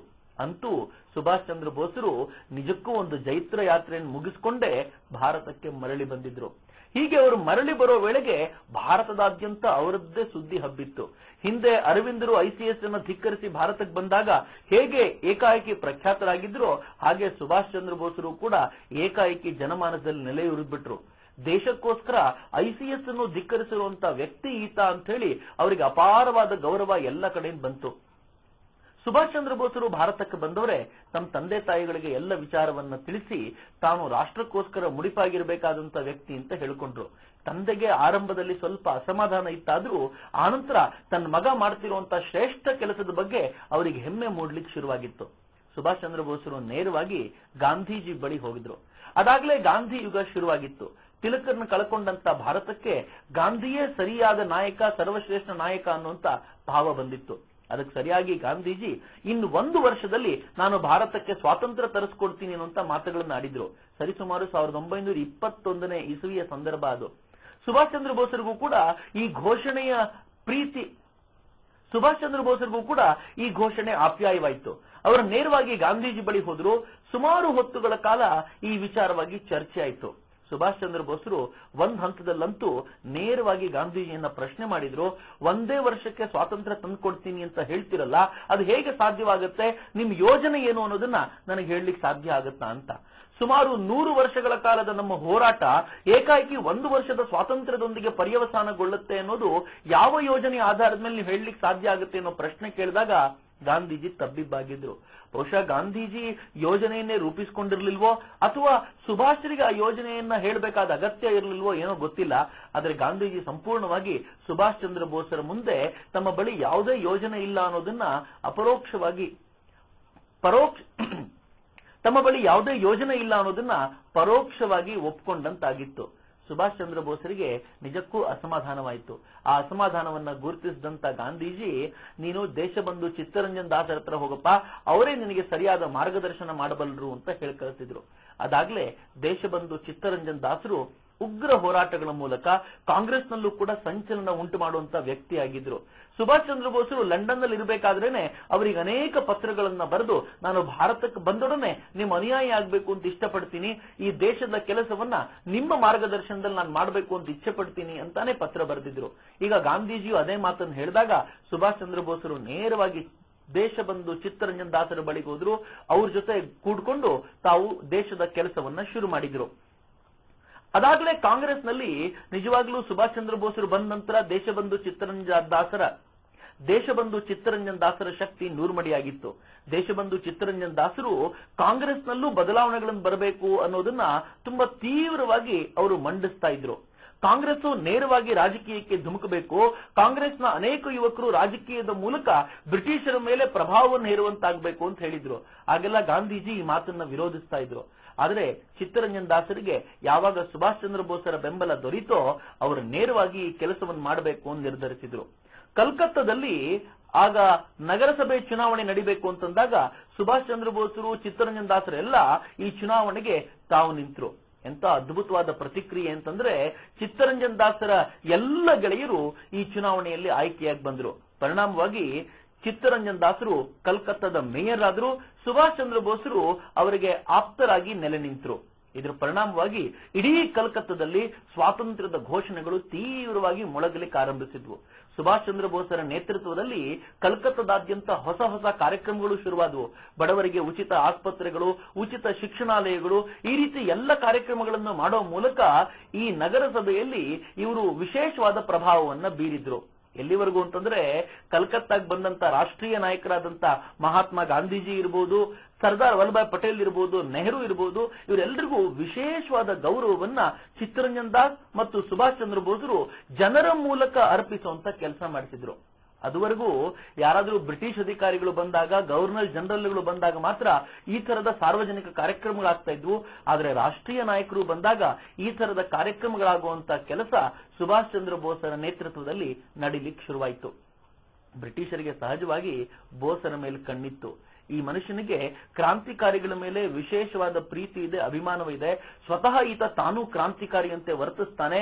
ಇವನನ್ನ ಬಂಧಿಸಿ ಜೈಲಿಗೆ ಕಳಿಸದೆ ಹೋದ್ರೆ ಆತ ಭಾರತೀಯ ಜನರ ಮಾನಸಕ್ಕೆ ನಾಯಕನಾಗಿ ಪ್ರತಿಬಿಂಬಿತವಾಗುವಂತ ಕ್ಷಣ ಹತ್ತಿರ ಆಗ್ಬಿಡುತ್ತೆ ಅಂತ 1924ರಲ್ಲಿ ಯಾವುದೇ ಕಾರಣ ಕೊಡದೆ ಸುಭಾಷರನ್ನ ಬಂಧಿಸಲಾಯಿತು. ಚಿತ್ತರಂಜನ್ ದಾಸರಂತೂ ಸುಭಾಷರು ಬಂಧಿಸಲಿಕ್ಕೆ ಅರ್ಹರು ಅನ್ನೋದಾದ್ರೆ ನನ್ನನ್ನೂ ಕೂಡ ನೀವು ಬಂಧಿಸಬೇಕಾಗುತ್ತೆ ಅಂತಂದ್ರು. ನೀವು ಸುಭಾಷರನ್ನ ಕ್ರಿಮಿನಲ್ ಅಂತ ಕರೆಯೋದಾದ್ರೆ ಚಿತ್ತರಂಜನ್ ದಾಸರು ಕೂಡ ಕ್ರಿಮಿನಲ್ಲೇ ಹೊರತು ಬೇರೇನೂ ಅಲ್ಲ ಅನ್ನುವಂತ ಘೋಷಣೆಯನ್ನ ಮೊಳಗಿಸಿದ್ರು. ಸುಭಾಷ್ ಚಂದ್ರ ಬೋಸರು ಜೈಲಿನಲ್ಲಿ ಹೋಗಿ ಕುಳಿತರು. ಜೈಲಿನಲ್ಲೂ ಕೂಡ ಅವರಿಗೇನು ಸಮಸ್ಯೆ ಆಗಲಿಲ್ಲ. ಎಷ್ಟಾದ್ರೂ ಅಂತರ್ಮುಖಿಯಾಗುವಂತ ಜೀವ ಅದು. ಜೈಲಿನಲ್ಲಿ ಅಂತರ್ಮುಖಿಯಾಗುವಂತ ಪ್ರಯತ್ನ ಮಾಡಿ ಯಶಸ್ವಿಯಾಗ್ಬಿಟ್ರು. ಸುಭಾಷ್ ಚಂದ್ರ ಬೋಸರ ಮಿತ್ರನೊಬ್ಬ ಈ ಸಂದರ್ಭದಲ್ಲಿ ಪತ್ರಿಕೆಗೊಂದು ಲೇಖನ ಬರೆದಿದ್ದಂತೆ, ನಿಜಕ್ಕೂ ಸುಭಾಷ್ ಚಂದ್ರ ಬೋಸರದ್ದು ಇದನ್ನ ಆತ್ಮಾರ್ಪಣೆ ಅಂತ ಕರಿಬೇಕು, ಅವ್ರು ಜೈಲಿಗೆ ಹೋಗಿ ಕುಳಿತಿದ್ದಾರೆ ಅಂತ. ಸುಭಾಷ್ ಚಂದ್ರ ಬೋಸರು ಬರೆದಂತ ಉತ್ತರ ನಿಜಕ್ಕೂ ಎಲ್ಲರಿಗೂ ಮನನೀಯವಾಗಬೇಕಾಗಿರುವಂತದ್ದು. ಅವರು ಉತ್ತರ ಬರಿತಾ ಹೇಳ್ತಾರೆ, ಇದನ್ನ ಆತ್ಮಾರ್ಪಣೆ ಅಂತ ಕರೆಯೋದು ಮೂರ್ಖತನ. ಆತ್ಮಾರ್ಪಣೆ ನನ್ನ ಪಾಲಿಗೆ ಇನ್ನೂ ದೂರದಲ್ಲಿದೆ. ನಾನು ಅಲ್ಲಿವರೆಗೂ ಕ್ರಮಿಸಿ ಕೊನೆಗೆ ಆತ್ಮಾರ್ಪಣೆ ಮಾಡ್ಕೊಳ್ಬೇಕು ಅಂತ ಇಚ್ಛೆ ಪಡ್ತೀನಿ ಅಂತ. ಅಂದ್ರೆ ಅಷ್ಟರ ಮಟ್ಟಿಗೆ ತಮ್ಮನ್ನ ತಾವು ಹೊಗಳಿಕೊಳ್ಳೋದನ್ನ ಸುಭಾಷ್ ಚಂದ್ರ ಬೋಸರು ಧಿಕ್ಕರಿಸ್ತಾ ಇದ್ರು. ಈ ಸಂದರ್ಭದಲ್ಲೇ ಸುಭಾಷ್ ಚಂದ್ರ ಬೋಸರಿಗೆ ಬ್ರಾಂಕೋ ನ್ಯೂಮೋನಿಯಾ ಅನ್ನುವಂತ ಕಾಯಿಲೆ ಬಂದಿದ್ದು. ಬ್ರಿಟಿಷ್ ಸರ್ಕಾರ ಹೆದರು ಬಿಡ್ತು. ಹಾಗೇನಾದ್ರೂ ಕಾಯಿಲೆ ಬಂದು ಸುಭಾಷ್ ಚಂದ್ರ ಬೋಸರಿಗೆ ಜೈಲೊಳಗೆ ಏನಾದ್ರೂ ಆಗ್ಬಿಟ್ರೆ ಅದೇ ಸರ್ಕಾರಕ್ಕೊಂದು ಪ್ರತಿರೋಧಕ್ಕೆ ಕಾರಣ ಆಗ್ಬಿಡುತ್ತೆ ಅಂತ ತಿಳ್ಕೊಂಡಂತ ಬ್ರಿಟಿಷ್ ಸರ್ಕಾರ ಸುಭಾಷ್ ಚಂದ್ರ ಬೋಸರು ಸ್ವಂತ ಖರ್ಚಿನಲ್ಲಿ ವಿದೇಶಕ್ಕೆ ಹೋಗಿ ತಾವು ಗುಣಪಡಿಸ್ಕೊಳ್ತೀವಿ ಅನ್ನೋದಾದ್ರೆ ನಾವು ಅವ್ರನ್ನ ಕಳಿಸ್ಕೊಡ್ಲಿಕ್ಕೆ ಸಿದ್ಧ ಅಂತ ಹೇಳಿದ್ರು. ಆದ್ರೆ ಈ ಒಂದು ಕಂಡೀಷನ್ ಒಂದಿಗೆ ಇನ್ನೂ ಇತರ ಕಂಡೀಷನ್ಗಳನ್ನು ಸೇರಿಸಿದ್ದನ್ನು ನೋಡಿದ ಸುಭಾಷ್ ಚಂದ್ರ ಬೋಸರು ತಾನಂತೂ ವಿದೇಶಕ್ಕೆ ಹೋಗೋದಿಲ್ಲ ಅಂತ ಹಠ ಹಿಡಿದು ಕುಳಿತುಬಿಟ್ರು. ಸುಮಾರು 2.5 ವರ್ಷಗಳ ಕಾಲ ಸುಭಾಷ್ ಚಂದ್ರ ಬೋಸರು ಜೈಲಲ್ಲಿ ಇರಬೇಕಾಗಿ ಬಂತು. ಆನಂತರ ಅವರನ್ನ ಬಿಡುಗಡೆ ಮಾಡಿದ್ರು. ಸ್ವಲ್ಪ ಆಲೋಚನೆ ಮಾಡಿ, ರಾಷ್ಟ್ರೀಯ ನಾಯಕನಾಗಬೇಕಾಗಿರುವಂತ ಒಬ್ಬ ವ್ಯಕ್ತಿಯನ್ನ 2.5 ವರ್ಷಗಳ ಕಾಲ ಜೈಲಿನಲ್ಲಿ ಇರಿಸಿ ಆನಂತರ ಹೊರಗೆ ಬಂದ ನಂತರವೂ ಆತ ತನ್ನ ಅಷ್ಟೂ ಪ್ರಭಾವವನ್ನ ಭಾರತೀಯ ಜನಮಾನಸದ ಮೇಲೆ ಬೀರ್ತಾನೆ ಅಂತಾದ್ರೆ ಆತನ ವ್ಯಕ್ತಿತ್ವ ಎಂಥದ್ದಿರಬೇಕು. ಹೊರಗೆ ಬಂದಂತ ಸುಭಾಷ್ ಚಂದ್ರ ಬೋಸರಿಗೂ ಬ್ರಿಟಿಷರ ಕಾಟ ತಪ್ಪಲಿಲ್ಲ. ಹೀಗಾಗಿ ಸುಭಾಷ್ ಚಂದ್ರ ಬೋಸರು ತಾನು ಸ್ವಲ್ಪ ದಿನಗಳ ಕಾಲ ಹೊರಗೆ ಹೋಗ್ತೀನಿ ಅಂತ ಹೇಳಿ ಆಸ್ಟ್ರಿಯಾಕ್ಕೆ ಹೋದ್ರು. ಆಸ್ಟ್ರಿಯಾದಲ್ಲಿ ಸುಭಾಷ್ ಚಂದ್ರ ಬೋಸರಿಗೆ ವಿಠಲ್ ಭಾಯ್ ಪಟೇಲ್ರ ಪರಿಚಯ ಆಯಿತು. ವಿಠಲ್ ಭಾಯ್ ಪಟೇಲ್ರು ಅಂತಂದ್ರೆ ಸರ್ದಾರ್ ಪಟೇಲ್ರ ಅಣ್ಣ. ಅವರಂತೂ ಪ್ರಖರ ಕ್ರಾಂತಿಕಾರಿಯಂತೆ ವರ್ತಿಸ್ತಾ ಇದ್ರು. ಆ ವಿಠಲ್ ಭಾಯ್ ಪಟೇಲ್ರನ್ನ ಸುಭಾಷ್ ಚಂದ್ರ ಬೋಸರು ಅತ್ಯಂತ ಆತ್ಮೀಯತೆಯಿಂದ ಕಂಡಿದ್ದಲ್ಲದೆ ಅವರಿಂದ ಅನುಭವಗಳನ್ನು ತಾವು ಪಡ್ಕೊಳ್ಳಿಕ್ಕೆ ಶುರು ಮಾಡಿದ್ರು. ವಿಠಲ್ ಭಾಯ್ ಪಟೇಲ್ರು ಹುಷಾರಿಲ್ಲದೆ ಆಸ್ಪತ್ರೆಯಲ್ಲಿ ಮಲಗಿದಾಗ ಸುಭಾಷ್ ಚಂದ್ರ ಬೋಸರೆ ಅವರ ಸೇವೆಗೆ ನಿಂತು ಅವರ ಸೇವೆಯನ್ನ ಮಾಡ್ತಾ ವಿಠಲ್ ಭಾಯ್ ಪಟೇಲ್ರ ಪ್ರೀತಿಯನ್ನ ಗಳಿಸ್ಕೊಂಡಿದ್ರು. ಸುಭಾಷ್ ಚಂದ್ರ ಬೋಸರು ಆಸ್ಟ್ರಿಯಾಗೆ ಬಂದಿರುವಂತ ಸುದ್ದಿ ಅಲ್ಲಿನ ಪತ್ರಿಕೆಗಳಿಗೆ ಗೊತ್ತಾಯಿತು. ವಿಯೆನ್ನಾದಲ್ಲಂತೂ ಒಬ್ಬ ಪತ್ರಕರ್ತ ಬಂದು ಸುಭಾಷ್ ಚಂದ್ರ ಬೋಸರನ್ನ ಮಾತಾಡಿಸ್ದ. ಸ್ವಾತಂತ್ರ್ಯಕ್ಕೋಸ್ಕರ ಯಾವ ತರದ ಮಾರ್ಗ ಬಳಸೋದು ನಿಮ್ಗೆ ಇಷ್ಟ ಅಂತ ಅನ್ಸುತ್ತೆ ಅಂತ. ಸುಭಾಷ್ ಚಂದ್ರ ಬೋಸರು ನೇರವಾಗಿ ಹೇಳಿದ್ರು, ಬರೀ ಮಾತುಕತೆಯಿಂದ ಅಷ್ಟೇ ಅಲ್ಲ, ಬದಲಾವಣೆ ತರುವಂತ ಶಕ್ತಿಗಳನ್ನ ಬಳಸ್ಕೊಂಡೇ ನಾವು ಸ್ವಾತಂತ್ರ್ಯಕ್ಕೋಸ್ಕರ ಹೋರಾಟ ಮಾಡಬೇಕು ಅಂತ. ಆ ಪತ್ರಕರ್ತ ಮುಂದಿನ ಪ್ರಶ್ನೆಯನ್ನು ಅತ್ಯಂತ ಸಹಜವಾಗಿ ಕೇಳಿದ, ಅಂದಮೇಲೆ ದಂಗೆ ಮಾಡಬೇಕು, ರಕ್ತಕ್ರಾಂತಿ ಆಗಬೇಕು ಅಂತ ನೀವು ಬಯಸ್ತೀರಾ ಅಂತ ಅರ್ಥ ಆಯ್ತಲ್ವೇ, ಇದು ತಪ್ಪಲ್ವೇ ಅಂತ ಕೇಳಿದ್ರೆ ಸುಭಾಷ್ ಚಂದ್ರ ಬೋಸರು ಹೇಳಿದ್ರು, ಸ್ವಾತಂತ್ರ್ಯಕ್ಕೋಸ್ಕರ ಭಾರತ ರಕ್ತ ಬಸಿಯೋದಿಲ್ಲ ಅಂತ ತಿಳ್ಕೊಂಡಿದ್ದೀರೇನು? 35 ಕೋಟಿ ಜನ ತಮ್ಮ ರಕ್ತವನ್ನ ಬಸಿದು ಪ್ರಾಣವನ್ನೇ ಅರ್ಪಿಸಲಿಕ್ಕೆ ಸಿದ್ಧರಾಗ್ಬಿಟ್ಟಿದ್ದಾರೆ. ಇನ್ನು ಸ್ವಾತಂತ್ರ್ಯಕ್ಕೋಸ್ಕರ ನಾವು ಮಾತುಕತೆ ಆಡೋದ್ರಲ್ಲಿ ಅರ್ಥವೇ ಇಲ್ಲ ಅನ್ನುವಂತ ಮಾತುಗಳನ್ನು ಹೇಳಿದ್ರು. ವಿಠಲ್ ಭಾಯ್ ಪಟೇಲ್ರು ಹೆಮ್ಮೆಯಿಂದ ಆ ಪತ್ರಕರ್ತನಿಗೆ ಹೇಳಿದ್ರು, ನೋಡಿ, ಇದು ಭಾರತದ ಯುವಕರ ಪ್ರತೀಕವಾಗಿರುವಂತಹ ಸುಭಾಷನ ಮಾತು. ಅಂದ್ರೆ ಭಾರತದ ಯುವಕರ ಮಾತನ್ನ ಇವ್ರು ಆಡ್ತಿದ್ದಾರೆ. ಇನ್ನು ಮುಂದೆ ಬ್ರಿಟಿಷ್ ಸರ್ಕಾರಕ್ಕೆ ಏನಾಗ್ಬೋದು ಅನ್ನೋದನ್ನ ನೀವೇ ಊಹಿಸಿ ಅಂತ. ಅಂದ್ರೆ ಇಷ್ಟರ ಮಟ್ಟಿಗೆ ಸುಭಾಷ್ ಚಂದ್ರ ಬೋಸರು ವಿದೇಶದಲ್ಲಿ ಇದ್ದುಕೊಂಡು ಬ್ರಿಟಿಷರ ವಿರುದ್ಧ ಸಾಕಷ್ಟು ಕೆಲಸ ಮಾಡುವಂತ ಪ್ರಯತ್ನಗಳನ್ನ ಮಾಡ್ತಾ ಇದ್ರು.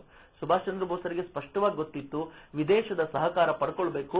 ಹಾಗೆ ಸಹಕಾರ ಪಡ್ಕೊಳ್ಳೋ ಮೂಲಕ ನಾವು ಭಾರತದಲ್ಲಿ ಜಾಗೃತಿ ಉಂಟು ಮಾಡಬೇಕು, ಬ್ರಿಟಿಷರ ಬುಡವನ್ನ ಅಲುಗಾಡಿಸುವಂತ ಪ್ರಯತ್ನ ಮಾಡಬೇಕು ಅಂತ.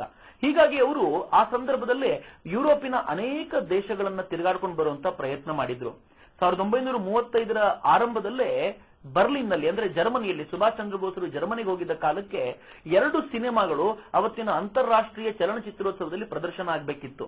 ಒಂದು ಇಂಡಿಯಾ ಸ್ಪೀಕ್ಸ್ ಅಂತ, ಮತ್ತೊಂದು ಬೆಂಗಾಲಿ ಅಂತ.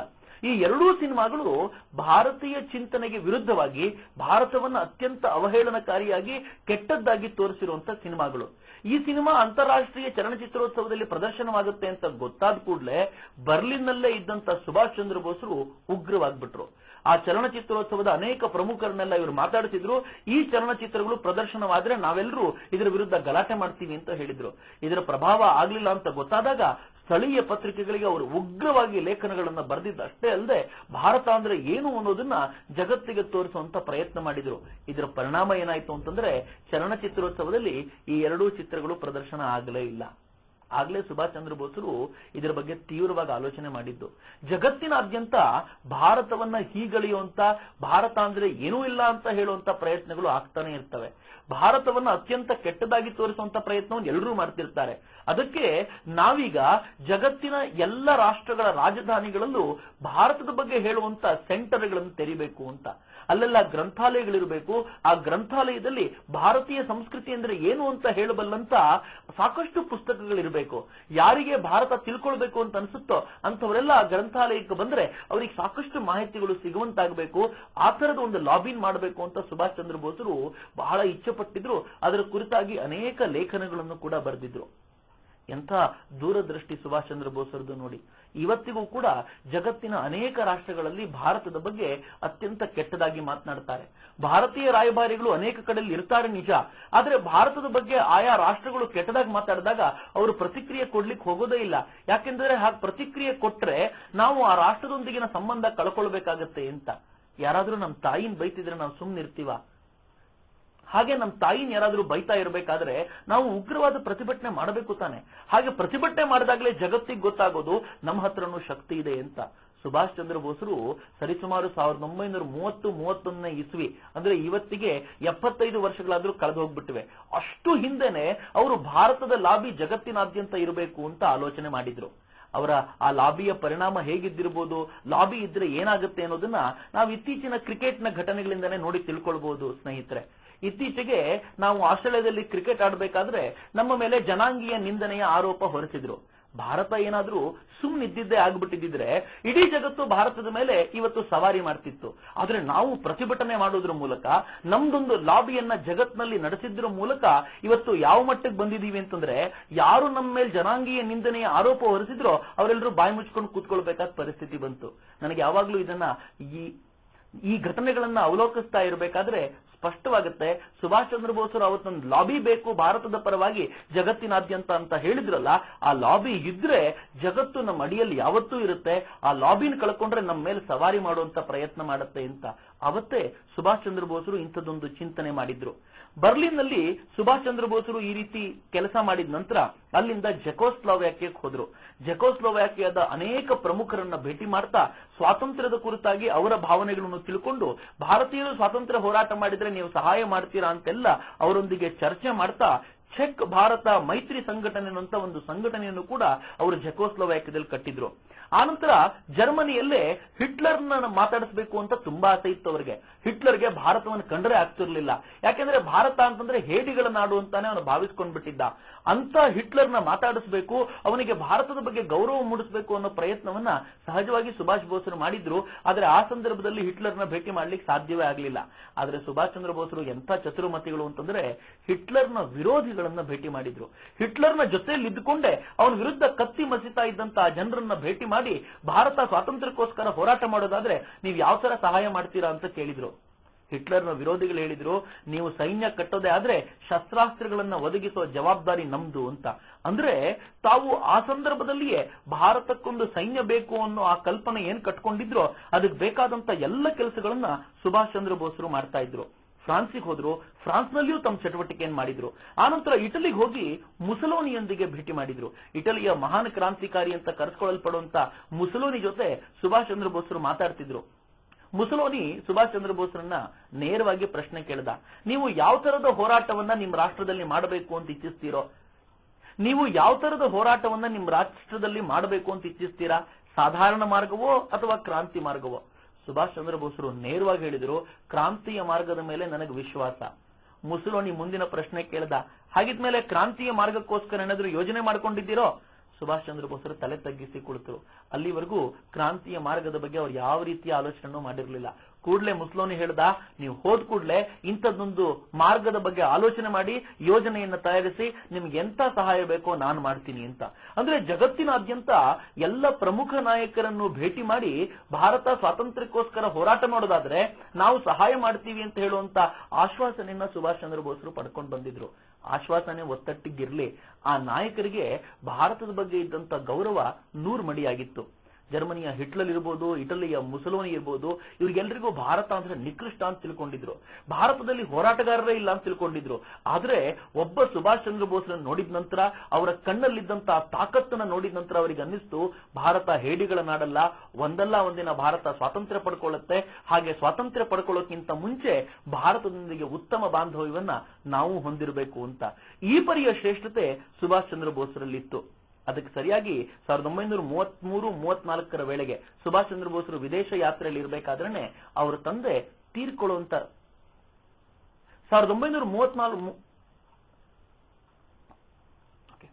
ಅಲ್ಲಿಗೆ ತಗೊಳ್ಳಿ, ಹಿಂದಿನ ಸೆಂಟೆನ್ಸ್ಗೆ ಕನೆಕ್ಟ್ ಮಾಡ್ಬಿಡಿದೆ. ಈ ವೇಳೆಗೆ ಸುಭಾಷ್ ಚಂದ್ರ ಬೋಸರಿಗೆ ಅವ್ರ ತಂದೆಗೆ ಹುಷಾರಿಲ್ಲ ಅನ್ನುವಂತ ಸುದ್ದಿ ಸಿಕ್ತು. ಅವರ ತಾಯಿ ಪ್ರಭಾವತಿ ದೇವಿ ಈ ಟೆಲಿಗ್ರಾಮ್ ಅನ್ನು ಕಳಿಸ್ಕೊಟ್ಟಿದ್ರು. ಸುಭಾಷ್ ಚಂದ್ರ ಬೋಸರು ಎದ್ನೋ ಬಿದ್ನೋ ಅಂತ ಹೇಳಿ ತಾವು ಕೂಡಲೇ ಭಾರತಕ್ಕೆ ಮರಳೋ ವೇಳೆಗೆ ಅವ್ರ ತಂದೆ ತೀರ್ಕೊಂಡು 1 ದಿನ ಆಗಿತ್ತು. ತನ್ನ ತಂದೆಯನ್ನ ಈ ಕ್ಷಣದಲ್ಲಿ ನೋಡ್ಲಿಕ್ಕಾಗ್ಲಿಲ್ವಲ್ಲ ಅನ್ನೋ ನೋವು ಅವ್ರನ್ನ ಖಂಡಿತವಾಗಿ ಕಾಡ್ತಾ ಇತ್ತಾದ್ರೂ ಕೂಡ ಸುಭಾಷ್ ಚಂದ್ರ ಬೋಸರು ಆ ತಂದೆಯ ಚಿತೆ ಎದುರು ನಿಂತ್ಕೊಂಡು ಮತ್ತೆ ರಾಷ್ಟ್ರಕ್ಕೋಸ್ಕರ ತಮ್ಮ ಬದುಕನ್ನ ಅರ್ಪಿಸುವಂತ ಚಿಂತನೆಯನ್ನ ತೀವ್ರವಾಗಿಸಿಕೊಂಡಿದ್ರು. ಆದ್ರೆ ಬ್ರಿಟಿಷ್ ಸರ್ಕಾರಕ್ಕೆ ಸುಭಾಷ್ ಚಂದ್ರ ಬೋಸರು ಭಾರತಕ್ಕೆ ಬರೋದು ಒಂಚೂರು ಇಷ್ಟ ಇರಲಿಲ್ಲ. ಈ ಮನುಷ್ಯ ಭಾರತದಲ್ಲಿದ್ರೆ ಮತ್ತೇನಾದ್ರೂ ವಿಶೇಷವಾದ ಕೆಲಸಗಳನ್ನು ಮಾಡ್ತಾನೆ ಅಂತ ಹೇಳಿ ಅವರನ್ನು ಮತ್ತೆ ವಿದೇಶಕ್ಕೆ ಕಳಿಸ್ಕೊಟ್ಬಿಟ್ರು. ಸುಭಾಷ್ ಚಂದ್ರ ಬೋಸರು ವಿದೇಶದಲ್ಲಿದ್ದಷ್ಟು ದಿನ ಅವರನ್ನ ಬ್ರಿಟಿಷ್ ಗೂಢಚಾರಿಗಳು ಅನುಸರಿಸಿಕೊಂಡೇ ತಿರುಗಾಡ್ತಿದ್ರು. ಸುಭಾಷ್ ಚಂದ್ರ ಬೋಸರು ಎಲ್ಲಿಗೆ ಹೋಗ್ತಾರೆ, ಯಾರನ್ನು ಭೇಟಿ ಮಾಡ್ತಾರೆ ಅನ್ನೋದನ್ನೆಲ್ಲ ಪ್ರಯತ್ನ ಪಟ್ಟು ನೋಡ್ತಾನೆ ಇದ್ರು. ಅತ್ಯಂತ ಪ್ರಮುಖವಾದ ವ್ಯಕ್ತಿಗಳನ್ನ ಅವರು ಭೇಟಿ ಮಾಡದೇ ಇರೋ ತರ ಮಾಡ್ಲಿಕ್ಕೆ ಏನೇನ್ ಮಾಡಬೇಕೋ ಆ ಎಲ್ಲ ಕೆಲಸಗಳನ್ನ ಬ್ರಿಟಿಷ್ ಗೂಢಚಾರರು ತಪ್ಪದೇ ಮಾಡ್ತಿದ್ರು. ಆದ್ರೆ ಸುಭಾಷ್ ಚಂದ್ರ ಬೋಸರು ಮಾತ್ರ ಭಾರತಕ್ಕೋಸ್ಕರ ಏನೇನ್ ಮಾಡಬೇಕೋ ಆ ಎಲ್ಲ ಕೆಲಸಗಳನ್ನ ಖಂಡಿತವಾಗಿ ಮಾಡಿದ್ರು. ಇಷ್ಟಾಗೋ ವೇಳೆಗೆ ಅವರಿಗೆ ಅನ್ನಿಸ್ತು, ಎಷ್ಟು ದಿನ ಅಂತ ವಿದೇಶಗಳಲ್ಲೇ ತಿರುಗಾಡ್ತಿರ್ಲಿ, ನಾನು ಮತ್ತೆ ನನ್ನ ದೇಶಕ್ಕೆ ಹೋಗ್ಬೇಕು ಅಂತ ನಿರ್ಧಾರ ಮಾಡಿದ್ರು. ದೇಶಕ್ಕೆ ಹೋದ್ರೆ ಅವರು ಬ್ರಿಟಿಷರು ನನ್ನನ್ನು ಬಂಧಿಸ್ತಾರೆ ಅಂತ ಗೊತ್ತಿದ್ಕೊಂಡು ಅವರು ಭಾರತಕ್ಕೆ ಮರಳಿ ಬಂದ್ರು. ಹೇಳಿಕೊಂಡಂತೆ ಅವರು ಹಡಗಿನಿಂದ ಕೆಳಗಿಳಿತಾ ಇದ್ದಂತೆ ಬ್ರಿಟಿಷ್ ಸರ್ಕಾರ ಅವರನ್ನು ಬಂಧಿಸಿತು. ಈ ಬಾರಿ ಅವರನ್ನ ಅವರ ಅಣ್ಣನ ಮನೆಯಲ್ಲಿಯೇ ಗೃಹ ಬಂಧನದಲ್ಲಿ ಇರಿಸಲಾಯಿತು. ಎಲ್ಲೆಡೆ ಅಲ್ಲೋಲ ಕಲ್ಲೋಲಗಳಾದವು. ಇಡೀ ದೇಶ ಸುಭಾಷ್ ಚಂದ್ರ ಬೋಸರನ್ನ ಬಿಡುಗಡೆ ಮಾಡಬೇಕು ಅಂತ ಗಲಾಟೆ ಮಾಡಿದ್ದರ ಪರಿಣಾಮವಾಗಿ ಬೇಷರತ್ತಾಗಿ ಸುಭಾಷ್ ಚಂದ್ರ ಬೋಸರನ್ನ ಬಿಡುಗಡೆ ಮಾಡಲಾಯಿತು.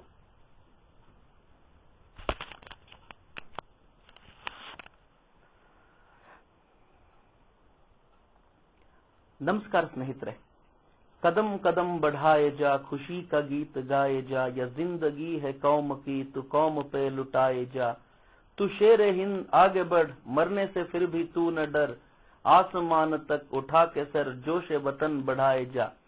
ಸುಭಾಷ್ ಚಂದ್ರ ಬೋಸರ ಇಂಡಿಯನ್ ನ್ಯಾಷನಲ್ ಆರ್ಮಿಯ ಸಂಚಲನ ಗೀತೆ ಇದು.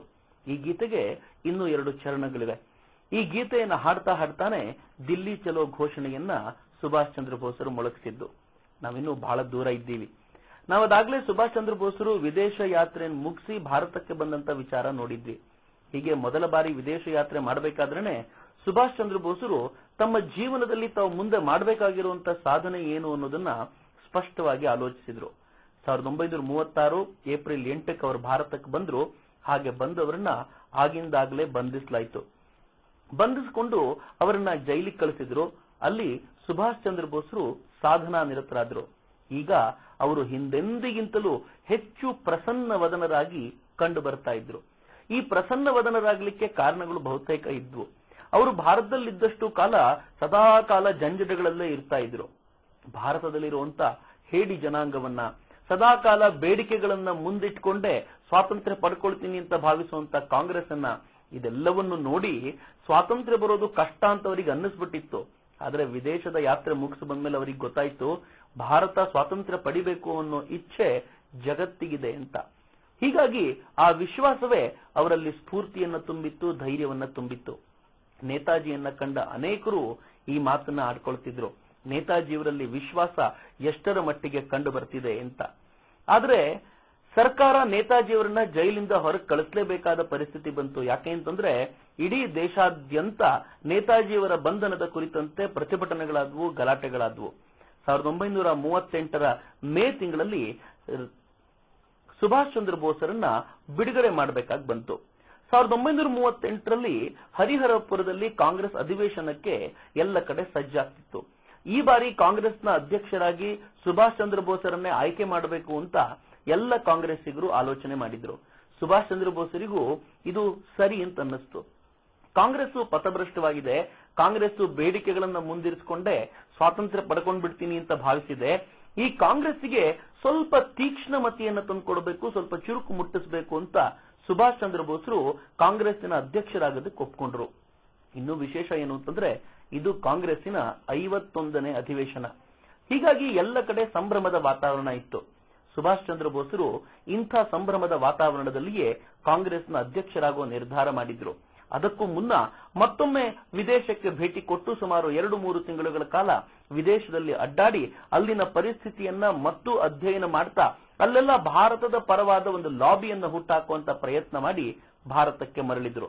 ಹರಿಹರಪುರ ಅಧಿವೇಶನ ಅದ್ದೂರಿಯಾಗಿ ಜರುಗಿತು. ಸುಭಾಷ್ ಚಂದ್ರ ಬೋಸರು ಅಧ್ಯಕ್ಷರಾಗಿದ್ದಾರೆ ಎನ್ನುವಂತ ವಿಚಾರವಂತೂ ಎಲ್ಲೆಡೆ ವೇಗೋತ್ಕರ್ಷದಂತೆ ಕೆಲಸ ಮಾಡಿತು. ಕಾಂಗ್ರೆಸ್ನ ಕಾರ್ಯಕರ್ತರೆಲ್ಲ ಸುಭಾಷರನ್ನ ನೋಡ್ಲಿಕ್ಕೆ ಮಹಾಪೂರ್ವವಾಗಿ ಹರಿದು ಬರ್ತಾ ಇದ್ರು. ಕಾಂಗ್ರೆಸ್ನ ಅಧ್ಯಕ್ಷರಾಗಿದ್ದ ಸಂದರ್ಭದಲ್ಲಿ ಸುಭಾಷರು ಮಾಡಿದ್ದ ಭಾಷಣವನ್ನ ಈ ಸಂದರ್ಭದಲ್ಲಿ ನೆನ್ಪಿಕೊಳ್ಳಲೇಬೇಕು. ಯಾಕೆ ಅಂತಂದ್ರೆ ಸುಭಾಷ್ ಚಂದ್ರ ಬೋಸರು ಅವತ್ತು ದೂರದೃಷ್ಟಿಯಿಂದ ಏನೆಲ್ಲಾ ಮಾತು ಹೇಳಿದ್ರೋ ಅದು ಸುಮಾರು 1 ದಶಕದ ನಂತರ ಸತ್ಯವಾಯಿತು ಅಂತ ಹೇಳಬೇಕಾದ್ರೆ ಅಚ್ಚರಿಯಾಗುತ್ತೆ. 1938ರಲ್ಲಿ ಸುಭಾಷ್ ಚಂದ್ರ ಬೋಸರು ಹೇಳಿದ್ರು, ಬ್ರಿಟಿಷರು ಸಾಮಾನ್ಯದವರಲ್ಲ, ಅವರು ಭಾರತಕ್ಕೆ ಸ್ವಾತಂತ್ರ್ಯ ಕೊಡ್ತಾರೆ, ಕೊಡದೇ ಏನು ಹೋಗೋದಿಲ್ಲ, ಆದ್ರೆ ಹೀಗೆ ಕೊಡಬೇಕಾದ್ರೆ ದೇಶವನ್ನ ವಿಭಜಿಸುವಂತ ಸಾಧ್ಯತೆಗಳು ಬಹಳ ಇವೆ ಅಂತ. ಈ ಬ್ರಿಟಿಷರು ಪ್ಯಾಲೆಸ್ತೈನ್ನಲ್ಲಿ ಅರಬ್ಬರಿಗೂ ಮತ್ತು ಯಹೂದ್ಯರಿಗೂ ಕಿತ್ತಾಟ ಹಚ್ಚಿರೋದನ್ನು ನೋಡಿದಾಗ್ಲೇ ಅವರು ಎಲ್ಲಿಗೆ ಹೋದ್ರು ವಿಭಜಿಸಿ ಆಳೋ ನೀತಿಯನ್ನ ಅನುಸರಿಸ್ತಾರೆ ಅನ್ನೋದನ್ನ ಸುಭಾಷ್ ಚಂದ್ರ ಬೋಸರು ಮೊದಲೇ ಗ್ರಹಿಸಿದ್ದರಲ್ಲದೆ ಅದನ್ನ ತಮ್ಮ ಭಾಷಣದ ಮೂಲಕ ಕೂಡ ಹೇಳಿದ್ರು. ಅನೇಕರು ಆಗ ಮೂಗು ಮುರಿದಿದ್ರಾದ್ರೂ ಮುಂದಿನ 1 ದಶಕದ ವೇಳೆಗೆ ಈ ವಿಚಾರ ಸತ್ಯವಾಗೋದನ್ನ ಅವರೆಲ್ಲರೂ ಸ್ಪಷ್ಟವಾಗಿ ಗಮನಿಸಿದ್ರು. ಸುಭಾಷ್ ಚಂದ್ರ ಬೋಸರು ಕಾಂಗ್ರೆಸ್ನ ಅಧ್ಯಕ್ಷರಾದ ಮೇಲೆ ಕಾಂಗ್ರೆಸ್ ಅನಿವಾರ್ಯವಾಗಿ ತೀವ್ರತರವಾಗಿ ಕೆಲಸ ಮಾಡಬೇಕಾದಂತ ಪರಿಸ್ಥಿತಿಗೆ ಬಿದ್ದ್ಬಿಡ್ತು. ಕಾಂಗ್ರೆಸ್ನ ಚಟುವಟಿಕೆಗಳು ಎಷ್ಟು ತೀವ್ರವಾದವು ಅಂತಂದ್ರೆ ಎಲ್ಲ ಕಡೆಯಲ್ಲೂ ಕಾಂಗ್ರೆಸ್ನ ಮೆರುಗು ತೀವ್ರವಾಗ್ತಾ ಹೋಯ್ತು. ಅದಾಗಲೇ ಕಾಂಗ್ರೆಸ್ನಿಂದ ಅನೇಕ ಅಭ್ಯರ್ಥಿಗಳು ಚುನಾವಣೆಯಲ್ಲಿ ಗೆದ್ದು ಬಂದಿದ್ರು. ಸರಿಸುಮಾರು 5 ರಾಜ್ಯಗಳಲ್ಲಿ ಕಾಂಗ್ರೆಸ್ಸಿನದೇ ಸರ್ಕಾರ ಇತ್ತು. ಸುಭಾಷ್ ಚಂದ್ರ ಬೋಸರು ಎಲ್ಲೆಲ್ಲಿ ಕಾಂಗ್ರೆಸ್ನ ಸರ್ಕಾರ ಇದೆಯೋ ಅಲ್ಲೆಲ್ಲ ಆರ್ಥಿಕ ಚಟುವಟಿಕೆಗಳು ತೀವ್ರವಾಗಬೇಕು, ಈ ಆರ್ಥಿಕ ಚಟುವಟಿಕೆಗಳ ಮೂಲಕ ಕೆಳವರ್ಗದವರನ್ನ, ತುಳಿತಕ್ಕೊಳಗಾದವರನ್ನ, ಹಾಗೆ ಸಾಮಾನ್ಯ ವರ್ಗದವರನ್ನೆಲ್ಲ ಮೇಲೆತ್ತುವಂತ ಪ್ರಯತ್ನ ಮಾಡಬೇಕು ಅಂತ ಹೇಳಿ ವಿಶೇಷವಾದ ಪ್ರಯತ್ನವನ್ನ ಹಾಕಿದ್ರ ಪರಿಣಾಮವಾಗಿ ಕಾಂಗ್ರೆಸ್ನ ಸರ್ಕಾರ ಇದ್ದ ಕಡೆಯಲ್ಲೆಲ್ಲ ಸಾಮಾನ್ಯ ವರ್ಗದವರು ಆನಂದದಿಂದ ಇರುವಂತ ವಾತಾವರಣ ನಿರ್ಮಾಣ ಆಯಿತು. ಒಟ್ನಲ್ಲಿ ಸುಭಾಷ್ ಚಂದ್ರ ಬೋಸರ ಚರಿಷ್ಮಾ ಅಂತ ಹೇಳ್ತೀವಲ್ಲ ಅದು ಹೆಚ್ಚು ಹೆಚ್ಚು ಪ್ರಖರವಾಗಲಾರಂಭಿಸಿತು. 1939 ಅಂದ್ರೆ ಮರು ವರ್ಷ ಮತ್ತೆ ಕಾಂಗ್ರೆಸ್ಸಿಗೆ ನಾನೇ ಅಧ್ಯಕ್ಷನಾಗ್ತೀನಿ ಅಂತ ಸುಭಾಷ್ ಚಂದ್ರ ಬೋಸರು ಘೋಷಣೆ ಹೊರಡಿಸಿದ್ರು. ಇದು ಕಾಂಗ್ರೆಸ್ನಲ್ಲಿ ಅನೇಕರಿಗೆ ಇರಿಸು ಮುರುಸು ಉಂಟು ಮಾಡಿತು. ಅಲ್ಲಿವರೆಗೂ ಪ್ರತೆ ಹೇಗಿತ್ತು ಅಂತಂದ್ರೆ ಗಾಂಧೀಜಿ ಯಾರು ಅಧ್ಯಕ್ಷರಾಗಬೇಕು ಅಂತ ಹೇಳ್ತಾರೋ ಅವರೇ ಅಧ್ಯಕ್ಷರಾಗಬೇಕು, ಬೇರೆ ಯಾರಿಗೂ ನಾನು ಅಧ್ಯಕ್ಷನಾಗ್ತೀನಿ ಅಂತ ಹೇಳುವಂತ ಅಧಿಕಾರ ಇರಲಿಲ್ಲ. ಆದ್ರೆ ಮೊದಲ ಬಾರಿಗೆ ಸುಭಾಷ್ ಚಂದ್ರ ಬೋಸರು ನೇರವಾಗಿ ನಾನೇ ಅಧ್ಯಕ್ಷನಾಗ್ತೀನಿ ಅಂತ ಹೇಳಿದ್ರು. ತುಂಬಾ ಜನ ಗಲಾಟೆ ಮಾಡಿದ್ರು. ಕಾಂಗ್ರೆಸ್ನ ಅನೇಕ ಸದಸ್ಯರಂತೂ ಗಾಂಧೀಜಿ ಯಾರು ಹೇಳ್ತಾರೋ ಅವರೇ ಆಗಬೇಕು, ನೀವು ಆಗುವಂತಿಲ್ಲ ಅಂತೆಲ್ಲ ಗಲಾಟೆ ಮಾಡಿದ್ರು. ಸುಭಾಷ್ ಚಂದ್ರ ಬೋಸರು ಹೇಳಿದ್ರು, 1 ವರ್ಷಗಳ ಕಾಲ ನಾನು ಒಳ್ಳೆ ಆಡಳಿತ ಕೊಟ್ಟಿದ್ದೀನಿ, ಮುಂದೆಯೂ ಈ ತರದ ಆಡಳಿತ ಕೊಡೋ ಅಗತ್ಯ ಇದೆ, ಹೀಗಾಗಿ ನಾನೇ ಅಧ್ಯಕ್ಷನಾಗಬೇಕು. ಅಕಸ್ಮಾತ್ ಮತ್ತೊಬ್ಬ ತೀವ್ರಗಾಮಿ ಯಾರಾದರೂ ಇದ್ರೆ ಅವನನ್ನು ಅಧ್ಯಕ್ಷನನ್ನಾಗಿ ಮಾಡೋದಾದ್ರೆ ನಾನು ಈ ಅಧ್ಯಕ್ಷ ಸ್ಥಾನದಿಂದ ಹಿಂದಕ್ಕೆ ಬರ್ತೀನಿ ಅಂತ ಹೇಳಿದ್ರು. ಗಾಂಧೀಜಿ ಕೇಳಲಿಲ್ಲ. ಪಟೇಲ್ರನ್ನು ಒಳಗೊಂಡಂತೆ 7 ಜನ ಕಾಂಗ್ರೆಸ್ನ ಪ್ರಮುಖ ಸದಸ್ಯರಿಂದ ಪತ್ರ ಬರೆಸಿದ್ರು, ಸುಭಾಷರ ಮೇಲೆ ಒತ್ತಡ ತರುವಂತ ಪ್ರಯತ್ನ ಮಾಡಿದ್ರು. ಸುಭಾಷರಿಗೆ ತಾನಿಟ್ಟಿರೋ ಹಾದಿ ಸರಿ ಅಂತ ಗೊತ್ತಿದ್ರಿಂದ ಅವರು ಯಾವುದೇ ಕಾರಣಕ್ಕೂ ತಾನು ಅಧ್ಯಕ್ಷ ಪದವಿಯಿಂದ ಹಿಂದೆ ಸರಿಯೋದಿಲ್ಲ, ಬೇಕಿದ್ರೆ ಚುನಾವಣೆ ಆದರೂ ಚಿಂತೆ ಇಲ್ಲ ಅಂತಾನೆ ಘೋಷಣೆ ಮಾಡಿದ್ರು. ಗಾಂಧೀಜಿ ಈ ಸಂದರ್ಭದಲ್ಲಿ ಪಟ್ಟಾಭಿ ಸೀತಾರಾಮಯ್ಯನವರನ್ನ ಸುಭಾಷರ ಎದುರಿಗೆ ಚುನಾವಣೆಗೆ ಅಂತ ನಿಲ್ಲಿಸಿದ್ರು. ಸುಭಾಷರ ಪರವಾಗಿ ಜವಾಹರ್ಲಾಲ್ ನೆಹರು ಮಾತ್ರ ಇದ್ರು. ಜವಾಹರ್ಲಾಲ್ ನೆಹರು ಗಾಂಧೀಜಿಗೆ ಅನೇಕ ಬಾರಿ ಸುಭಾಷರನ್ನೇ ಅಧ್ಯಕ್ಷರನ್ನಾಗಿ ಮುಂದುವರಿಸೋಣ ಅಂತ ಹೇಳೋ ಪ್ರಯತ್ನ ಮಾಡಿದ್ರು. ಆದ್ರೆ ಗಾಂಧೀಜಿ ಎದುರಾಗಿ ಸುಭಾಷರ ಪರವಾಗಿ ನಿಲ್ಲಿಸುವಂತ ಧೈರ್ಯವನ್ನ ಅವರು ಯಾವತ್ತಿಗೂ ತೋರಿಸಲೇ ಇಲ್ಲ. ಇದರ ಪರಿಣಾಮವಾಗಿ ಗಾಂಧೀಜಿ ಪಟ್ಟಾಭಿ ಸೀತಾರಾಮಯ್ಯನವರಿಗೆ ಬೆಂಬಲ ಕೊಟ್ರೆ ಸುಭಾಷ್ ಚಂದ್ರ ಬೋಸರು ತಾವೇ ಪ್ರತ್ಯೇಕವಾಗಿ ನಿಂತರು. ಚುನಾವಣೆ ನಡೀತು, ಅಚ್ಚರಿಯ ಫಲಿತಾಂಶ ಹೊರಬಂತು. ಅಲ್ಲಿವರೆಗೂ ಕಾಂಗ್ರೆಸ್ ಅಂತಂದ್ರೆ ಗಾಂಧೀಜಿ ಅಂತಾನೆ ಎಲ್ಲರೂ ತಿಳ್ಕೊಂಡಿದ್ರು. ಗಾಂಧೀಜಿ ಯಾರಿಗೆ ಹೇಳ್ತಾರೋ ಅವ್ರು ಗೆದ್ದೇ ಗೆಲ್ತಾರೆ ಅನ್ನೋ ಭಾವ ಎಲ್ರಿಗೂ ಇತ್ತು. ಗಾಂಧೀಜಿ ಪಟ್ಟಾಭಿ ಸೀತಾರಾಮಯ್ಯನವರು ನಿಂತಾಗ ಪಟ್ಟಾಭಿ ಸೀತಾರಾಮಯ್ಯನವರು ನನ್ನ ಕ್ಯಾಂಡಿಡೇಟ್ ಅಂದ್ರೆ ನಾನ್ ನಿಲ್ಸಿರುವಂತ ವ್ಯಕ್ತಿ, ಅವ್ರು ಗೆಲ್ಲಲೇಬೇಕು ಅನ್ನೋ ರೀತಿ ಪ್ರಚಾರ ಎಲ್ಲ ಮಾಡಿದ್ರು. ಗೆದ್ದೇ ಬಿಡ್ತಾರೆ ಅಂತ ನಾವು ತಿಳ್ಕೊಂಡಿದ್ರು. ಆದ್ರೆ ಪರಿಣಾಮ ಉಲ್ಟಾ ಹೊಡೆದಿತ್ತು. ಪಟ್ಟಾಭಿ ಸೀತಾರಾಮಯ್ಯನವರಿಗೆ 1375 ಓಟುಗಳು ಬಂದಿದ್ರೆ ಸುಭಾಷ್ ಚಂದ್ರ ಬೋಸರಿಗೆ 1580 ಓಟ್ ಬಂದಿತ್ತು. ಸರಿಸುಮಾರು 250 ಮತಗಳ ಅಂತರದಿಂದ ಸುಭಾಷ್ ಚಂದ್ರ ಬೋಸರು ಗೆದ್ದಿದ್ರು. ದೇಶದ ಯುವಕರೆಲ್ಲ ಸುಭಾಷರ ಪರವಾಗಿ ನಿಂತಿದ್ರು. ಇದು ಕಾಂಗ್ರೆಸ್ ಸಾಗ್ತಾ ಇರುವಂತ ದಿಕ್ಕನ್ನ ಸ್ಪಷ್ಟವಾಗಿ ತೋರ್ತಾ ಇತ್ತು. ಗಾಂಧೀಜಿಗೆ ಇದನ್ನ ಸಹಿಸಿಕೊಳ್ಳಿಕ್ ಸಾಧ್ಯ ಆಗಲಿಲ್ಲ. ಗಾಂಧೀಜಿ ಸ್ಪಷ್ಟವಾಗಿ ಹೇಳಿದ್ರು, ಇದು ಪಟ್ಟಾಭಿ ಸೀತಾರಾಮಯ್ಯನವರ ಸೋಲಲ್ಲ, ಇದು ನನ್ನ ಸೋಲು. ಸುಭಾಷ್ ಚಂದ್ರ ಬೋಸರು ಮತ್ತು ನಾನೇ ಕಣದಲ್ಲಿದ್ವಿ ಅಂತ ನಾನು ಭಾವಿಸಿದ್ದೆ, ನಾನು ಸೋತಿದ್ದೀನಿ ಅಂತ ಈಗ ತಿಳ್ಕೊಳ್ತೀನಿ. ಹೀಗಾಗಿ ಯಾರ್ಯಾರು ಅಂದ್ರೆ ಸುಭಾಷರ ವಿರುದ್ಧವಾಗಿ ಮತವನ್ನ ಚಲಾಯಿಸಿದ್ರೋ ಅವರು ಕಾಂಗ್ರೆಸ್ನಿಂದ ಹೊರಬರಬೇಕು ಅಂತ ಕರೆ ಕೊಟ್ಟು. ಇದೊಂದು ರೀತಿ ಹೇಗಿತ್ತು ಅಂತಂದ್ರೆ, ನಾನು ಇಲ್ಲದೆ ಹೋದ್ರೆ ಸುಭಾಷ್ ಚಂದ್ರ ಬೋಸರು ಅದು ಹೇಗೆ ಕಾಂಗ್ರೆಸ್ ಅನ್ನ ನಡೆಸ್ತಾರೋ ನೋಡೇ ಬಿಡೋಣ ಅಂತ. ಯಾವಾಗ ಗಾಂಧೀಜಿ ಈ ರೀತಿ ಮಾತಾಡ್ಲಿಕ್ಕೆ ಶುರು ಮಾಡಿದ್ರೋ ಅನೇಕ ಕಾಂಗ್ರೆಸ್ಸಿಗರು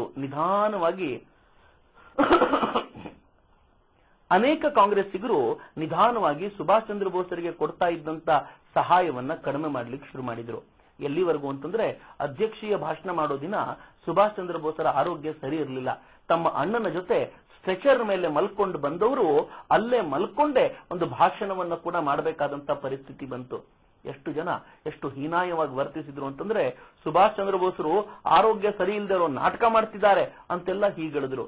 ಸುಭಾಷ್ ಚಂದ್ರ ಬೋಸರು ಎಲ್ಲವನ್ನೂ ಸಹಿಸಿಕೊಂಡ್ರು. ಅವರಿಗೆ ಗೊತ್ತಿತ್ತು, ಕಾಂಗ್ರೆಸ್ಸಿಗೆ ಈಗ ತೀವ್ರಗಾಮಿ ಚಳವಳಿಯ ರೂಪ ಕೊಡ್ಲಿಲ್ಲ ಅಂತಂದ್ರೆ ಇನ್ಯಾವತ್ತೂ ಇದು ರಾಷ್ಟ್ರವನ್ನ ಸಂಭಾಳಿಸುವಂತ ರೂಪವನ್ನ ಹೊಂದಲಿಕ್ಕೆ ಸಾಧ್ಯ ಇಲ್ಲ ಅಂತ. ಆದ್ರೆ ಏನ್ ಮಾಡೋದು, ಸರ್ದಾರ್ ಪಟೇಲ್ ರಾದಿಯಾಗಿ ಎಲ್ಲರೂ ಸುಭಾಷರ ವಿರುದ್ಧವಾಗಿ ನಿಂತುಬಿಟ್ರು. ಗಾಂಧೀಜಿ ವಿರುದ್ಧವಾಗಿರುವಂತಹ ಸುಭಾಷ್ ಚಂದ್ರ ಬೋಸರು ಯಾವುದೇ ಕಾರಣಕ್ಕೂ ಅಧ್ಯಕ್ಷರಾಗಿ ಮುಂದುವರಿಯೋ ಸಾಧ್ಯ ಇಲ್ಲ ಅಂತ ಹೇಳಿದ್ರು. ಇದರ ಪರಿಣಾಮವಾಗಿ ಸುಭಾಷ್ ಚಂದ್ರ ಬೋಸರು ಹೊಸ ಕಾರ್ಯಕಾರಿಣಿ ಸಮಿತಿಯ ನಿರ್ಮಾಣ ಮಾಡೋದಕ್ಕೂ ಸಾಧ್ಯ ಆಗಲಿಲ್ಲ. ಕೊನೆಗೆ ಬೇಸತ್ತ ಸುಭಾಷ್ ಚಂದ್ರ ಬೋಸರು 1939ರಲ್ಲಿಯೇ ಅಧ್ಯಕ್ಷ ಗಾದಿಗೆ ರಾಜೀನಾಮೆ ಇಟ್ಟು ಕಾಂಗ್ರೆಸ್ನಿಂದ ಹೊರಗೆ ಬಂದ್ಬಿಟ್ರು. ಕಾಂಗ್ರೆಸ್ ಸುಭಾಷರೊಂದಿಗೆ ಎಷ್ಟು ಕೆಟ್ಟದಾಗಿ ನಡ್ಕೊಳ್ತು ಅಂತಂದ್ರೆ, ಸುಭಾಷ್ ಚಂದ್ರ ಬೋಸರನ್ನ ಕಾರ್ಯಕಾರಿಣಿ ಸಮಿತಿಯಿಂದ ಕಿತ್ತಾಕ್ತು. ಅಷ್ಟೇ ಅಲ್ಲದೆ ಸುಭಾಷ್ ಚಂದ್ರ ಬೋಸರನ್ನ ಕಾಂಗ್ರೆಸ್ನಿಂದಲೇ ಉಚ್ಚಾಟನೆ ಮಾಡಲಾಯಿತು. ಸುಭಾಷ್ ಚಂದ್ರ ಬೋಸರು ಯಾವುದಕ್ಕೂ ಆಲೋಚನೆ ಮಾಡಲಿಲ್ಲ. ಫಾರ್ವರ್ಡ್ ಬ್ಲಾಕ್ ಅನ್ನುವಂತ ಕಾಂಗ್ರೆಸ್ನಲ್ಲೇ ಒಂದು ಸಂಸ್ಥೆಯನ್ನ ಕಟ್ಕೊಂಡ್ರು. ಅದರ ಮೂಲಕ ತೀವ್ರಗಾಮಿ ಪಥದಲ್ಲಿಯೇ ನಡೆಯುವಂತ ಕೆಲಸ ಮಾಡ್ತಾ ಇದ್ರು. ಈ ಫಾರ್ವರ್ಡ್ ಬ್ಲಾಕ್ ಕಾಂಗ್ರೆಸ್ನೊಳಗೆ ಇದ್ದುಕೊಂಡೇ ಕೆಲಸ ಮಾಡುತ್ತೆ ಅಂತ ಸುಭಾಷ್ ಚಂದ್ರ ಬೋಸರು ಹೇಳಿದ್ರು. ಕಾಂಗ್ರೆಸ್ ಭಾರತಕ್ಕೆ ಅವಶ್ಯಕ, ಆದ್ರೆ ಈ ಕಾಂಗ್ರೆಸ್ಸಿಗೆ ಒಂದು ದಿಕ್ಕನ್ನ ಕೊಡಬೇಕು ಅನ್ನೋದು ಅವರಿಗೆ ಸ್ಪಷ್ಟವಾಗಿ ಗೊತ್ತಿತ್ತು. ಇಷ್ಟಾದ್ರೂ ಕೂಡ ಸುಭಾಷ್ ಚಂದ್ರ ಬೋಸರಿಗೆ ತಾವು ಮಾಡ್ತಿರುವಂತ ಕೆಲಸದಲ್ಲಿ ತೃಪ್ತಿ ಇರಲಿಲ್ಲ. ಈಗ ಅವರು ಫಾರ್ವರ್ಡ್ ಬ್ಲಾಕ್ ನ ಮೂಲಕ ಜನರಲ್ಲಿ ಸಂಚಲನ ಉಂಟು ಮಾಡಲಿಕ್ಕೆ ದೇಶದಲ್ಲಿರುವಂತಹ ಬ್ರಿಟಿಷ್ ಪ್ರತಿಮೆಗಳನ್ನ ಒಡೆದಾಕಬೇಕು ಅನ್ನೋ ನಿರ್ಧಾರ ಮಾಡಿದ್ರು. ಬ್ರಿಟಿಷ್ ಪ್ರತಿಮೆಗಳನ್ನ ಒಡೆದಾಕುವ ಮೂಲಕ ದೇಶದ ಜನರಲ್ಲಿ ಮತ್ತೊಂದು ಜಾಗೃತಿ ಉಂಟು ಮಾಡಬೇಕು ಅನ್ನೋದು ಅವ್ರ ಕಲ್ಪನೆ ಆಗಿತ್ತು. ಆದ್ರೆ ಇದರ ಫಲ ಏನು ಅನ್ನೋದು ಅವರಿಗೆ ಗೊತ್ತಿರಲಿಲ್ಲ. ಅದೊಮ್ಮೆ ಸುಭಾಷ್ ಚಂದ್ರ ಬೋಸರು ಸಾವರ್ಕರ್ನ ಭೇಟಿ ಮಾಡುವಂತ ಪ್ರಸಂಗ ಬಂತು. ಸಾವರ್ಕರ್ಗೆ ಸುಭಾಷ್ ಚಂದ್ರ ಬೋಸರನ್ನ ಕಂಡ್ರೆ ಅತೀವ ಪ್ರೀತಿ. ಹೀಗಾಗಿ ಅವರು ನೇರವಾಗಿ ಸುಭಾಷ್ ಚಂದ್ರ ಬೋಸರ ಜೊತೆ ಮಾತಿಗೆ ಶುರು ಬಿಟ್ರು. ಮುಂದೇನ್ ಮಾಡ್ತೀರಿ ಅಂತ ಕೇಳಿದ್ರು. ಸುಭಾಷ್ ಚಂದ್ರ ಬೋಸರು ಹೇಳಿದ್ರು, ನಾನು ಇಲ್ಲಿರುವಂತ ಬ್ರಿಟಿಷ್ ಪ್ರತಿಮೆಗಳನ್ನ ಒಡೆದು ಹಾಕ್ತೇನೆ, ಅದ್ರ ಮೂಲಕ ಜನರಲ್ಲಿ ಸಂಚಲನ ಉಂಟು ಮಾಡ್ತೀನಿ ಅಂತ. ಸಾವರ್ಕರ್ ಜೋರಾಗಿ ನಕ್ಬಿಟ್ರು. ಏನಾಗುತ್ತೆ ಅದರಿಂದ? ಬ್ರಿಟಿಷ್ ಸರ್ಕಾರ ನೀವು ಒಂದು ಪ್ರತಿಮೆ ಉರುಳಿಸಿದ ಕೂಡಲೇ ನಿಮ್ಮನ್ನ ಜೈಲಿಗೆ ಹಾಕುತ್ತೆ. ಒಬ್ಬ ನಾಯಕ ಒಂದ್ ಸಣ್ಣ ಕೆಲಸ ಮಾಡಿ ಜೈಲಿಗೆ ಹೋದ್ರೆ ಅವನನ್ನು ಅನುಸರಿಸುವಂತ ಜನರ ಪರಿಸ್ಥಿತಿ ಹೇಗಿರ್ಬೋದು ಸ್ವಲ್ಪ ಆಲೋಚನೆ ಮಾಡಿ ಅಂತ. ಸುಭಾಷ್ ಚಂದ್ರ ಬೋಸರು ನಿಜಕ್ಕೂ ಆಲೋಚನೆಗೆ ಬಿದ್ರು. ನನಗೆ ಏನ್ ಮಾಡಬೇಕು ಅಂತ ತೋಚ್ತಿಲ್ಲ, ಏನಾದ್ರೂ ಮಾಡಬೇಕಲ್ಲ ಅಂತ ಹೇಳ್ತಿರ್ಬೇಕಾದ್ರೆ ಸಾವರ್ಕರ್ ದೂರದೃಷ್ಟಿ ಉಳ್ಳವರಂತೆ ಹೇಳಿದ್ರು, ವಿದೇಶಕ್ಕೆ ಹೋಗಿ, ನೀವಿದಾಗ್ಲೇ ಅನೇಕ ದೇಶಗಳಿಗೆ ಹೋಗಿ ಅಲ್ಲಿನ ಜನರನ್ನ ಒಲಿಸ್ಕೊಂಡು ಬಂದಿದ್ದೀರಾ, ಮತ್ತೆ ಆ ದೇಶಗಳಿಗೆ ಹೋಗಿ ಅಲ್ಲಿರುವಂತ ಯುದ್ಧ ಕೈದಿಗಳಲ್ಲಿ ಭಾರತೀಯರನ್ನ ಬಿಡಿಸ್ಕೊಂಡು ಒಂದ್ ಸೇನೆ ಕಟ್ಟಿ, ರಾಸ್ ಬಿಹಾರಿ ಬಸು ಅದಾಗ್ಲೇ ಜಪಾನ್ನಲ್ಲಿ ಕೆಲಸ ಮಾಡ್ತಿದ್ದಾರೆ, ಅವರ ಸಹಾಯವನ್ನು ಪಡ್ಕೊಂಡು ಭಾರತದ ಮೇಲೆ ಆಕ್ರಮಣ ಮಾಡಿ ಅಂತ. ಸುಭಾಷ್ ಚಂದ್ರ ಬೋಸರ ಕಣ್ಣು ಅಗಲಾಯಿತು. ಇದೊಂದು ಒಳ್ಳೆ ವಿಚಾರ ಅಂತ ಭಾವಿಸಿದ ಸುಭಾಷ್ ಚಂದ್ರ ಬೋಸರು ತಾನು ದೇಶ ಬಿಟ್ಟು ಹೊರಡಬೇಕು ನಿರ್ಣಯ ಮಾಡೋ ವೇಳೆಗೆ ಅವರನ್ನ ಸರ್ಕಾರ ಪ್ರತಿಮೆಗಳನ್ನ ಒಡೆಯೋ ಕೆಲಸ ಮಾಡಲಿಕ್ಕೆ ಹವಣಿಕೆ ಹಾಕ್ತಿದ್ದಾರೆ ಅನ್ನೋ ಕಾರಣಕ್ಕೆ ಬಂಧಿಸಿ ಜೈಲಿಗಟ್ಟಿತು. ಸುಭಾಷ್ ಚಂದ್ರ ಬೋಸರು ಜೈಲಿನಲ್ಲಿ ಈ ವಿಚಾರಗಳ ಕುರಿತಾಗಿ ಆಳಕ್ಕಿಳಿದ್ರು. ಏನಾದ್ರೂ ಮಾಡಿ ತಾನು ಹೊರದೇಶಕ್ಕೆ ಹೋಗಿ ಸೈನ್ಯ ಕಟ್ಟಬೇಕು ಅನ್ನೋ ಚಿಂತನೆಯಲ್ಲಿ ಮುಳುಗಿದ್ರು. ಸರಿಸುಮಾರು 3 ತಿಂಗಳ ಕಾಲ ಜೈಲಿನಲ್ಲಿ ಇದ್ದಿರಬಹುದು. ಆದ್ರೆ ಜೈಲಲ್ಲಿ ಇದ್ದಷ್ಟೂ ಕಾಲ ಅವರು ಈ ತರದ ಚಿಂತನೆಯಲ್ಲೇ ಮುಳುಗಿದ್ರು. ಕೊನೆ ಹಂತಕ್ಕೆ ಬಂದಾಗ ಅವ್ರು ಹೇಳಿದ್ರು, ಈ ಜೈಲಿನಲ್ಲಿ ನಾನು ಇರೋದಕ್ಕಿಂತ ಪ್ರಾಣ ಬಿಡೋದು ಒಳ್ಳೇದು, ಹೀಗಾಗಿ ನಾನು ಉಪವಾಸ ಸತ್ಯಾಗ್ರಹ ಮಾಡ್ತೀನಿ ಅಂತ. ಯಾವಾಗ ಅವರು ಉಪವಾಸ ಸತ್ಯಾಗ್ರಹ ಮಾಡ್ಲಿಕ್ಕೆ ಮುಂದಾದ್ರೂ ಸರ್ಕಾರಕ್ಕೆ ಹೆದರಿಕೆ ಶುರುವಾಗಿತ್ತು. ಸುಭಾಷ್ ಚಂದ್ರ ಬೋಸರು ಜೈಲಲ್ಲಿ ಸತ್ತು ಬಿಟ್ರೆ ಅದ್ರ ಪರಿಣಾಮ ಎಷ್ಟು ಭೀಕರವಾಗಿರುತ್ತೆ ಅಂತ ಸರ್ಕಾರಕ್ಕೆ ಗೊತ್ತಿತ್ತು. ಜನ ಎಲ್ಲ ಜಾಗೃತರಾಗಿ ಬಂದು ಬ್ರಿಟಿಷರನ್ನ ಹಿಗ್ಗಾಮುಗ್ಗ ಥಳಿಸ್ತಾರೆ ಅಂತ ಗೊತ್ತಿತ್ತು. ಹೀಗಾಗಿ ಏಕಾಏಕಿ ಅವರನ್ನ ಜೈಲಿಂದ ಬಿಡುಗಡೆ ಮಾಡಿ ಗೃಹ ಬಂಧನದಲ್ಲಿ ಇರಿಸಲಾಯಿತು. ಸುಭಾಷ್ ಚಂದ್ರ ಬೋಸರು ಮನೆಯೊಳಗೆ ಒಂದು ಕೋಣೆಯಲ್ಲಿ ಹೊಕ್ಕಿ ಕುಳಿತುಬಿಟ್ರು. ಆ ಕೋಣೆಯಲ್ಲಿ ಹೆಚ್ಚು ಕಡಿಮೆ ಧ್ಯಾನಸ್ಥ ಸ್ಥಿತಿಯಲ್ಲೇ ಇರ್ತಿದ್ರು. ಅವರ ಹಾಸಿಗೆಯ ಮೇಲೆ ಯಾವಾಗಲೂ ಜಪಮಣಿ ಭಗವದ್ಗೀತೆ ಇರ್ತಿತ್ತು ಅಂತ ಅವರ ಆತ್ಮಕಥೆ ಬರೆದವರೆಲ್ಲ ಹೇಳ್ತಾರೆ. ಅವರ ಕೋಣೆಯ ಒಳಗೆ ದೊಡ್ಡದಾಗಿರುವಂತ ರಾಮಕೃಷ್ಣ ಪರಮಹಂಸರ, ವಿವೇಕಾನಂದರ ಚಿತ್ರಪಟಗಳು, ಅನೇಕ ಸಂತರ ಚಿತ್ರಪಟಗಳು ಇರ್ತಿದ್ವಂತೆ. ಅವರು ಗಡ್ಡವನ್ನು ಬೆಳೆಸ್ಕೊಂಡು ಥೇಟ್ ಸನ್ಯಾಸಿಯಂತೆ ಕಾಣುವಂತ ಮಟ್ಟಕ್ಕೆ ಕೂಡ ಹೋಗಿದ್ರು. ಪ್ರತಿನಿತ್ಯ ಅವರನ್ನ ಭೇಟಿ ಮಾಡ್ಲಿಕ್ಕೆ ಅನೇಕರು ಬರ್ತಿದ್ರಾದ್ರೂ ಕ್ರಮೇಣ ಅವರು ತಾನು ಅಂತರ್ಮುಖಿ ಆಗ್ತಿದ್ದೇನೆ, ಇನ್ಮುಂದೆ ಯಾರನ್ನೂ ಭೇಟಿಯಾಗುವುದಿಲ್ಲ ಅಂತ ಹೇಳಿ ಕಳಿಸಿದ್ರು. ಅವರ ಮನೆಯ ಸುತ್ತಲೂ 7-8 ಜನ ಪೊಲೀಸರು ಸದಾ ಕಾಲ ಕಾವಲು ಕಾಯ್ತಾನೆ ಇರ್ತಿದ್ರು. ಈ ಮನುಷ್ಯ ಯಾವ ಕ್ಷಣದಲ್ಲಿ ಏನ್ ಮಾಡ್ತಾನೆ ಅಂತ ಹೇಳಲಿಕ್ಕಾಗೋಲ್ಲ, ಹೀಗಾಗಿ ಎಚ್ಚರದಿಂದ ಅವನನ್ನು ಕಾಯಿರಿ ಅಂತಾನೆ ಹೇಳಿದ್ರು. ಒಂದು 15-16 ದಿನ ಆದ್ರೂ ಕಳೆದಿದ್ದಿರಬಹುದು. ಸರಿಸುಮಾರು 1941ರ ಜನವರಿ 16ರವರೆಗೂ ಅವರ ಮನೆಯಲ್ಲಿ ಆರಾಮಾಗೇ ಇದ್ರು. ಅವರ ಅಣ್ಣನ್ನ ಮತ್ತು ಅಣ್ಣನ ಮಗನನ್ನ ಮಾತ್ರ ಆಗಾಗ ಭೇಟಿ ಮಾಡ್ತಿದ್ರು. ಅವರಣ್ಣ ಪ್ರತಿನಿತ್ಯ ಊಟ ತಂದ್ಕೊಟ್ಟು ಹೋಗ್ತಿದ್ದ. 16ನೇ ತಾರೀಕಿನ ಸಂಜೆ ಅವರು ಅಣ್ಣನ ಜೊತೆ ಮಾತಾಡ್ತಾ ಮನೆಯಿಂದ ಹೊರಬಿದ್ರು. ಹೊರಬೀಳೋ ವೇಳೆಗೆ ಅವರಿಗೆ ಗಡ್ಡ ದೊಡ್ಡದಾಗಿದ್ದರಿಂದ ಹೊರಗಡೆ ಪೊಲೀಸರು ಕೂಡ ಅವರನ್ನು ಗುರುತು ಹಚ್ಚಲಿಲ್ಲ. ಪಠಾಣನ ವೇಷವೊಂದನ್ನು ಧರಿಸಿ ತಮಗಾಗಿ ಮೀಸಲಿಟ್ಟಿದ್ದ ಕಾರ್ನಲ್ಲಿ ಕೂತ್ಕೊಂಡು ಸುಭಾಷ್ ಚಂದ್ರ ಬೋಸರು ಹೊರಟೇ ಬಿಟ್ರು. ಹೀಗೆ ಹೊರಟಂತ ಸುಭಾಷ್ ಚಂದ್ರ ಬೋಸರು ಮನೆಯಲ್ಲಿ ಕಾಣೆಯಾಗಿದ್ದಾರೆ ಅನ್ನೋ ಸುದ್ದಿಯನ್ನ ಮನೆಯವರು ಹೊರಗೆ ಹಾಕಿದ್ದು ಜನವರಿ 26ಕ್ಕೆ, ಸರಿಸುಮಾರು 10 ದಿನಗಳ ನಂತರ. 10 ದಿನಗಳವರೆಗೂ ಹೊರಗಡೆ ಇರುವಂತ ಪೊಲೀಸರಿಗೆ ಒಳಗಡೆ ಸುಭಾಷ್ ಚಂದ್ರ ಬೋಸರು ಇರಲೇ ಇಲ್ಲ ಅಂತ ಗೊತ್ತೇ ಇರಲಿಲ್ಲ. ಅವರು ಹೊರಗಡೆ ಪ್ರತಿನಿತ್ಯ ತಮ್ಮ ಡ್ಯೂಟಿ ಮಾಡ್ತಿದ್ರು, ತಮ್ಮ ಕೆಲಸ ಮಾಡ್ತಿದ್ರು. ಬೆಳಗ್ಗೆ ಬಂದು ಸಂಜೆ ಮನೆಗೆ ಹೋಗ್ತಿದ್ರು. ರಾತ್ರಿ ಪಾಳಿಗೆ ಮತ್ತೊಬ್ಬರು ಬರ್ತಿದ್ರು. ಅವರೆಲ್ಲ ಸುಭಾಷ್ರು ಒಳಗಡೆ ಇದ್ದಾರೆ ಅಂತಾನೆ ತಿಳ್ಕೊಂಡಿದ್ರು. ಆದ್ರೆ ಸುಭಾಷ್ರ ಮನೆಯವರು ಈ ವಿಚಾರವನ್ನ ಎಷ್ಟು ಗೌಪ್ಯವಾಗಿ ಕಾಪಾಡಿಕೊಂಡ್ರು ಅಂತಂದ್ರೆ 10 ದಿನಗಳಲ್ಲಿ ಸುಭಾಷ್ ಚಂದ್ರ ಬೋಸರು ದೇಶ ಬಿಟ್ಟು ಹೊರಗೆ ಹೋಗಿರುವಂತ ಯೋಜನೆಯನ್ನ ಸ್ಪಷ್ಟವಾಗಿ ರೂಪಿಸಿಕೊಂಡ್ಬಿಟ್ರು. ಸುಭಾಷ್ ಚಂದ್ರ ಬೋಸರು ಮೊದಲಿಗೆ ಒಬ್ಬ ಪಠಾಣನ ವೇಷ ಹಾಕೊಂಡು ಜಿಯಾವುದ್ದೀನ್ ಅಂತ ಹೇಳ್ತಾ ಒಬ್ಬ ಇನ್ಶೂರೆನ್ಸ್ ಏಜೆಂಟ್ನ ರೂಪದಲ್ಲಿ ಅಫ್ಘಾನಿಸ್ತಾನಕ್ಕೆ ಹೋದ್ರು. ಅಫ್ಘಾನಿಸ್ತಾನದಲ್ಲಿ ಅವರ ಗೆಳೆಯನೊಬ್ಬ ಇವರ ಈ ಪಠಾಣನ ವೇಷವನ್ನೇ ಮುಂದುವರಿಸ್ತಾ, ನಮ್ ಚಿಕ್ಕಪ್ಪನಿಗೆ ಹುಷಾರಿಲ್ಲ, ನಾನು ಇಲ್ಲಿರುವಂತ ಒಂದು ದೇವಸ್ಥಾನಕ್ಕೋ ಒಂದು ಮಸೀದಿಗೋ ಅವ್ರನ್ನ ಕರ್ಕೊಂಡು ಹೋಗ್ತಿದ್ದೀನಿ, ಅಲ್ಲಿ ಹೋದ್ರೆ ಹುಷಾರಾಗತ್ತೆ ಅಂತ ನನಗೆ ಗೊತ್ತಿದೆ ಅಂತ ಹೇಳ್ತಾ ಎಲ್ಲ ಪೊಲೀಸರ ಕಣ್ಣಿಗೆ ಮಣ್ಣೆರಚ್ತಾ ಆ ಮಸೀದಿಗೆ ಕರ್ಕೊಂಡು ಹೋದ. ಅಲ್ಲೆಲ್ಲ ವ್ಯವಸ್ಥೆಗಳನ್ನ ಮಾಡ್ದ. ಹೌದು, ಆದ್ರೆ ಅಫ್ಘಾನಿಸ್ತಾನದಿಂದ ಮುಂದೆ ಜರ್ಮನಿಗೆ ಹೋಗುವ ವಿಚಾರ ಹೇಗೆ ಅಂತ ಅವರಿಗೆ ಗೊತ್ತೇ ಆಗ್ಲಿಲ್ಲ. ರಷ್ಯಾದ ಗೂಢಚಾರರನ್ನ ಹಾಗೆ ರಷ್ಯಾದ ವಿದೇಶಾಂಗ ಸಚಿವರನ್ನೆಲ್ಲ ಭೇಟಿ ಮಾಡಿದ್ರು, ಲಾಭ ಆಗ್ಲಿಲ್ಲ. ಕೊನೆಗೆ ಇವರ ಬಗ್ಗೆ ವಿಶೇಷ ಕಾಳಜಿ ಇದ್ದಂತ ಇಟಲಿಯ ಸಚಿವರೊಬ್ಬರು, ಇಟಲಿಯ ರಾಯಭಾರಿಯೊಬ್ಬರು ಇವರಿಗೆ ಬೇಕಾದ ಎಲ್ಲ ವ್ಯವಸ್ಥೆಗಳನ್ನು ಮಾಡಿ ಇವರನ್ನ ಮತ್ತೊಂದು ಹೆಸರಲ್ಲಿ ರಷ್ಯಾಕ್ಕೆ ಕಳಿಸ್ಕೊಟ್ರು. ಅಲ್ಲಿಂದ ಸುಭಾಷ್ ಚಂದ್ರ ಬೋಸರು ಜರ್ಮನಿಗೆ ಬಂದ್ಬಿಟ್ರು. ಈ ವೇಳೆಗಾಗಲೇ ಭಾರತದಲ್ಲಿ ಸುಭಾಷ್ ಚಂದ್ರ ಬೋಸರು ಕಾಣೆಯಾಗೋಗಿದ್ದಾರೆ ಅನ್ನೋ ಸುದ್ದಿ ತೀವ್ರವಾಗಿ ಹಬ್ಬಿತ್ತು. ಕೆಲವರು ಸುಭಾಷ್ ಚಂದ್ರ ಬೋಸರು ಎಲ್ಲೋ ಒಂದು ಆಕ್ಸಿಡೆಂಟ್ ಅಲ್ಲಿ ತೀರ್ಕೊಂಡಿದ್ದಾರೆ ಅಂತ ಹೇಳಿದ್ರೆ, ಇನ್ನು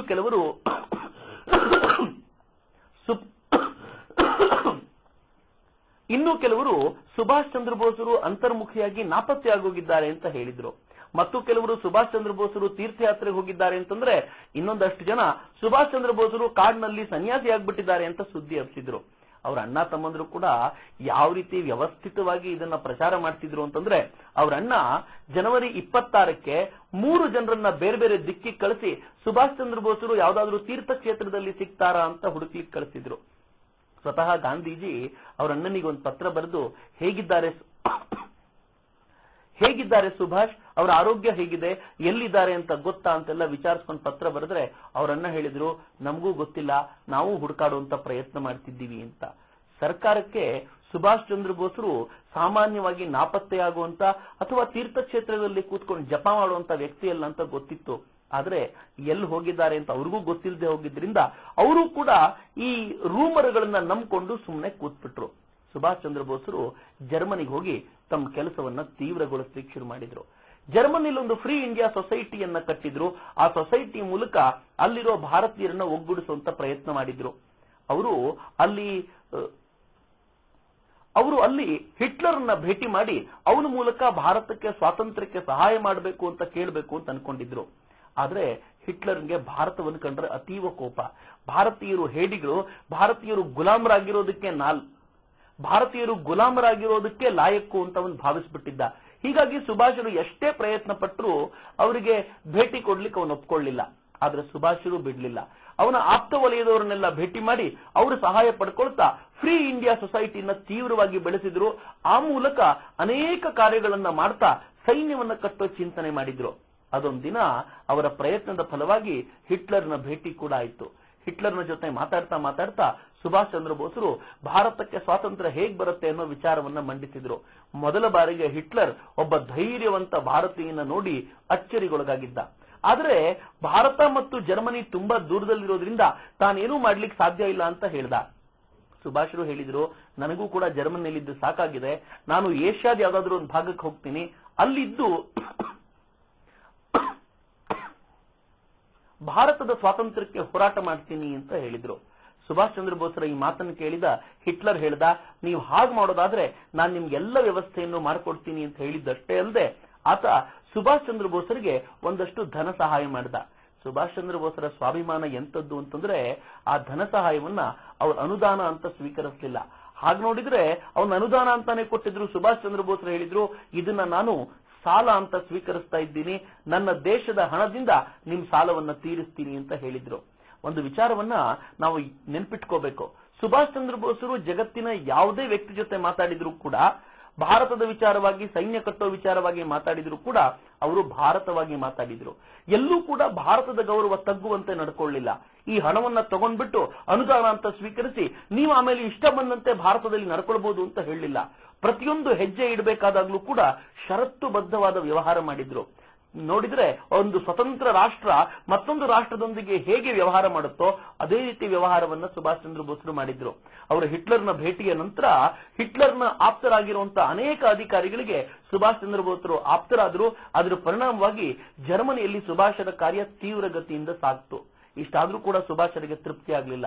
ಜರ್ಮನಿಯಲ್ಲಿ ತಾನು ಮಾಡಬೇಕಾಗಿರುವಂತ ಕೆಲಸ ಸಾಕಾಯ್ತು, ತಾನೀಗ ಪ್ರತ್ಯಕ್ಷ ಯುದ್ಧಕ್ಕಿಳಿಯುವಂತ ಕೆಲಸ ಆಗಬೇಕು ಅಂತ ಸುಭಾಷರು ಹೇಳೋ ವೇಳೆಗೆ ಸರಿಯಾಗಿ ಸಿಂಗಪುರ ಬ್ರಿಟಿಷರಿಂದ ಬಿಡಿಸ್ಕೊಂಡ್ಬಿಡ್ತು. ಬ್ರಿಟಿಷರು ಸಿಂಗಪುರವನ್ನ ಬಿಟ್ಕೊಡ್ಬೇಕಾಗಿ ಬಂತು. ಅವತ್ತು ಸುಭಾಷರು ತಮ್ಮ ರೇಡಿಯೋ ಮೂಲಕ ಭಾರತೀಯರಿಗೆ ಒಂದು ಸಂದೇಶವನ್ನ ಕೊಟ್ಟರು. ಆ ಸಂದೇಶದಲ್ಲಿ ಹೇಳ್ತಾರೆ, ನಾನು ಸುಭಾಷ್ ಚಂದ್ರ ಬೋಸ್ ಮಾತಾಡ್ತಿದ್ದೀನಿ, ಹೇಗೆ ಸಿಂಗಪುರ ಮುಕ್ತವಾಯ್ತೋ ಹಾಗೆ ಭಾರತವು ಮುಕ್ತವಾಗೋ ಕಾಲ ದೂರ ಇಲ್ಲ ಅಂತ. ಸುಭಾಷ್ ಚಂದ್ರ ಬೋಸರು ಯಾವಾಗ್ಲೂ ಹೇಳ್ತಿದ್ರು, ಇಂಗ್ಲೆಂಡ್ ಸತ್ತೋಗಿರೋ ಹಾವಿನ ತರ ಬಿದ್ದಿದೆ, ಆ ಹಾವಿಂದ ಹೆದರುವಂತ ಅಗತ್ಯ ಇನ್ಯಾವತ್ತಿಗೂ ಇಲ್ಲ, ನಾವು ಸ್ವಲ್ಪ ಧೈರ್ಯದಿಂದ ಆ ಹಾವನ್ನು ಎತ್ತು ಬಿಸಾಕುವಂತ ಕೆಲಸ ಮಾಡಿದ್ರೆ ಸಾಕು ಅಂತ.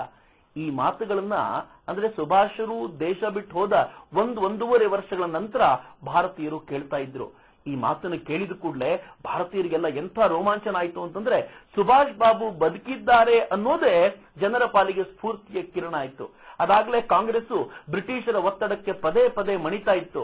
ಸ್ವಾತಂತ್ರ್ಯ ಬರೋದು ಸಾಧ್ಯವೇ ಇಲ್ಲ ಅಂತ ತಿಳ್ಕೊಂಡಿದ್ದ ಜನರಿಗೆ ಸುಭಾಷ್ ಬಾಬು ವಿದೇಶಕ್ಕೆ ಹೋಗಿದ್ದಾರೆ, ಅಲ್ಲೊಂದು ಸೈನ್ಯ ಕಟ್ಟಿ ಅದ್ರ ಮೂಲಕ ಭಾರತದ ಮೇಲೆ ಆಕ್ರಮಣ ಮಾಡ್ತಾರೆ ಅಂತ ಕೇಳಿದಾಗ್ಲೆಲ್ಲ ರೋಮಾಂಚನಕಾರಿ ಅನುಭವ ಆಗ್ತಾ ಇತ್ತು. ಆದರೆ ಸುಭಾಷರಿಗೀಗ ತಾನು ಜರ್ಮನಿಯನ್ನ ಬಿಟ್ಟು ಜಪಾನಿಗೆ ಹೋಗ್ಬೇಕು, ಅಲ್ಲಿ ಸೈನ್ಯವನ್ನ ಕಟ್ಕೊಂಡು ಆ ಮೂಲಕ ಭಾರತದ ಮೇಲೆ ಆಕ್ರಮಣ ಮಾಡಬೇಕು ಅನ್ನುವಂತ ಉತ್ಕಟ ವಾಂಛೆ ಶುರುವಾಗಿತ್ತು. ಜಪಾನಿನಲ್ಲಿ ಅದಾಗಲೇ ರಾಸ್ ಬಿಹಾರಿ ಬಸು ಒಂದು ಸೈನ್ಯವನ್ನ ಕಟ್ಟಿ ಜಪಾನ್ನಲ್ಲಿರುವಂತಹ ಭಾರತೀಯ ಕೈದಿಗಳನ್ನೆಲ್ಲ ಬಿಡಿಸಿಕೊಂಡು ಅವ್ರ ಮೂಲಕ ಸೈನ್ಯದ ತಯಾರಿಯನ್ನಂತೂ ನಡೆಸ್ತಾ ಇದ್ರು. ಸುಭಾಷ್ ಚಂದ್ರ ಬೋಸರಿಗೆ ಎಷ್ಟೊಂದು ಕೆಲಸ ಅಂತಂದ್ರೆ, ಒಂದ್ ಕಡೆ ಅವರು ಜಗತ್ತಿನ ಇಂಗ್ಲಿಷ್ ವಿರೋಧಿ ರಾಷ್ಟ್ರಗಳ ಜೊತೆ ಎಲ್ಲ ಮಾತುಕತೆ ನಡೆಸಿ ಅವ್ರ ಮೂಲಕ ಸಹಾಯ ಪಡಬೇಕು. ಮತ್ತೊಂದು ಕಡೆ ಜಪಾನಿಗೆ ಹೋಗಿ ಪ್ರತ್ಯಕ್ಷ ಸೈನ್ಯವೊಂದನ್ನು ಅಲ್ಲಿ ಕಟ್ಟಿ ಆ ಸೈನ್ಯಕ್ಕೆ ಬೇಕಾಗಿರುವಂತ ಎಲ್ಲ ವ್ಯವಸ್ಥೆಗಳನ್ನು ಮಾಡಿ ಭಾರತದ ಮೇಲೆ ಆಕ್ರಮಣ ಮಾಡಿ ಬ್ರಿಟಿಷರನ್ನ ಓಡಿಸಬೇಕು. ಎಷ್ಟೆಲ್ಲ ಕೆಲಸಗಳು ನೋಡಿ. ಅದಕ್ಕೆ ಸರಿಯಾಗಿ ಮಹಾಯುದ್ಧ ಕೂಡ ಆರಂಭ ಆಯಿತು. ಯಾವಾಗ ಎರಡನೇ ಮಹಾಯುದ್ಧ ಆರಂಭವಾಯಿತೋ ಸುಭಾಷ್ ಚಂದ್ರ ಬೋಸರಿಗೆ ಇದು ಅತ್ಯಂತ ಪ್ರಶಸ್ತ ಕಾಲ ಅನ್ನಿಸ್ತು.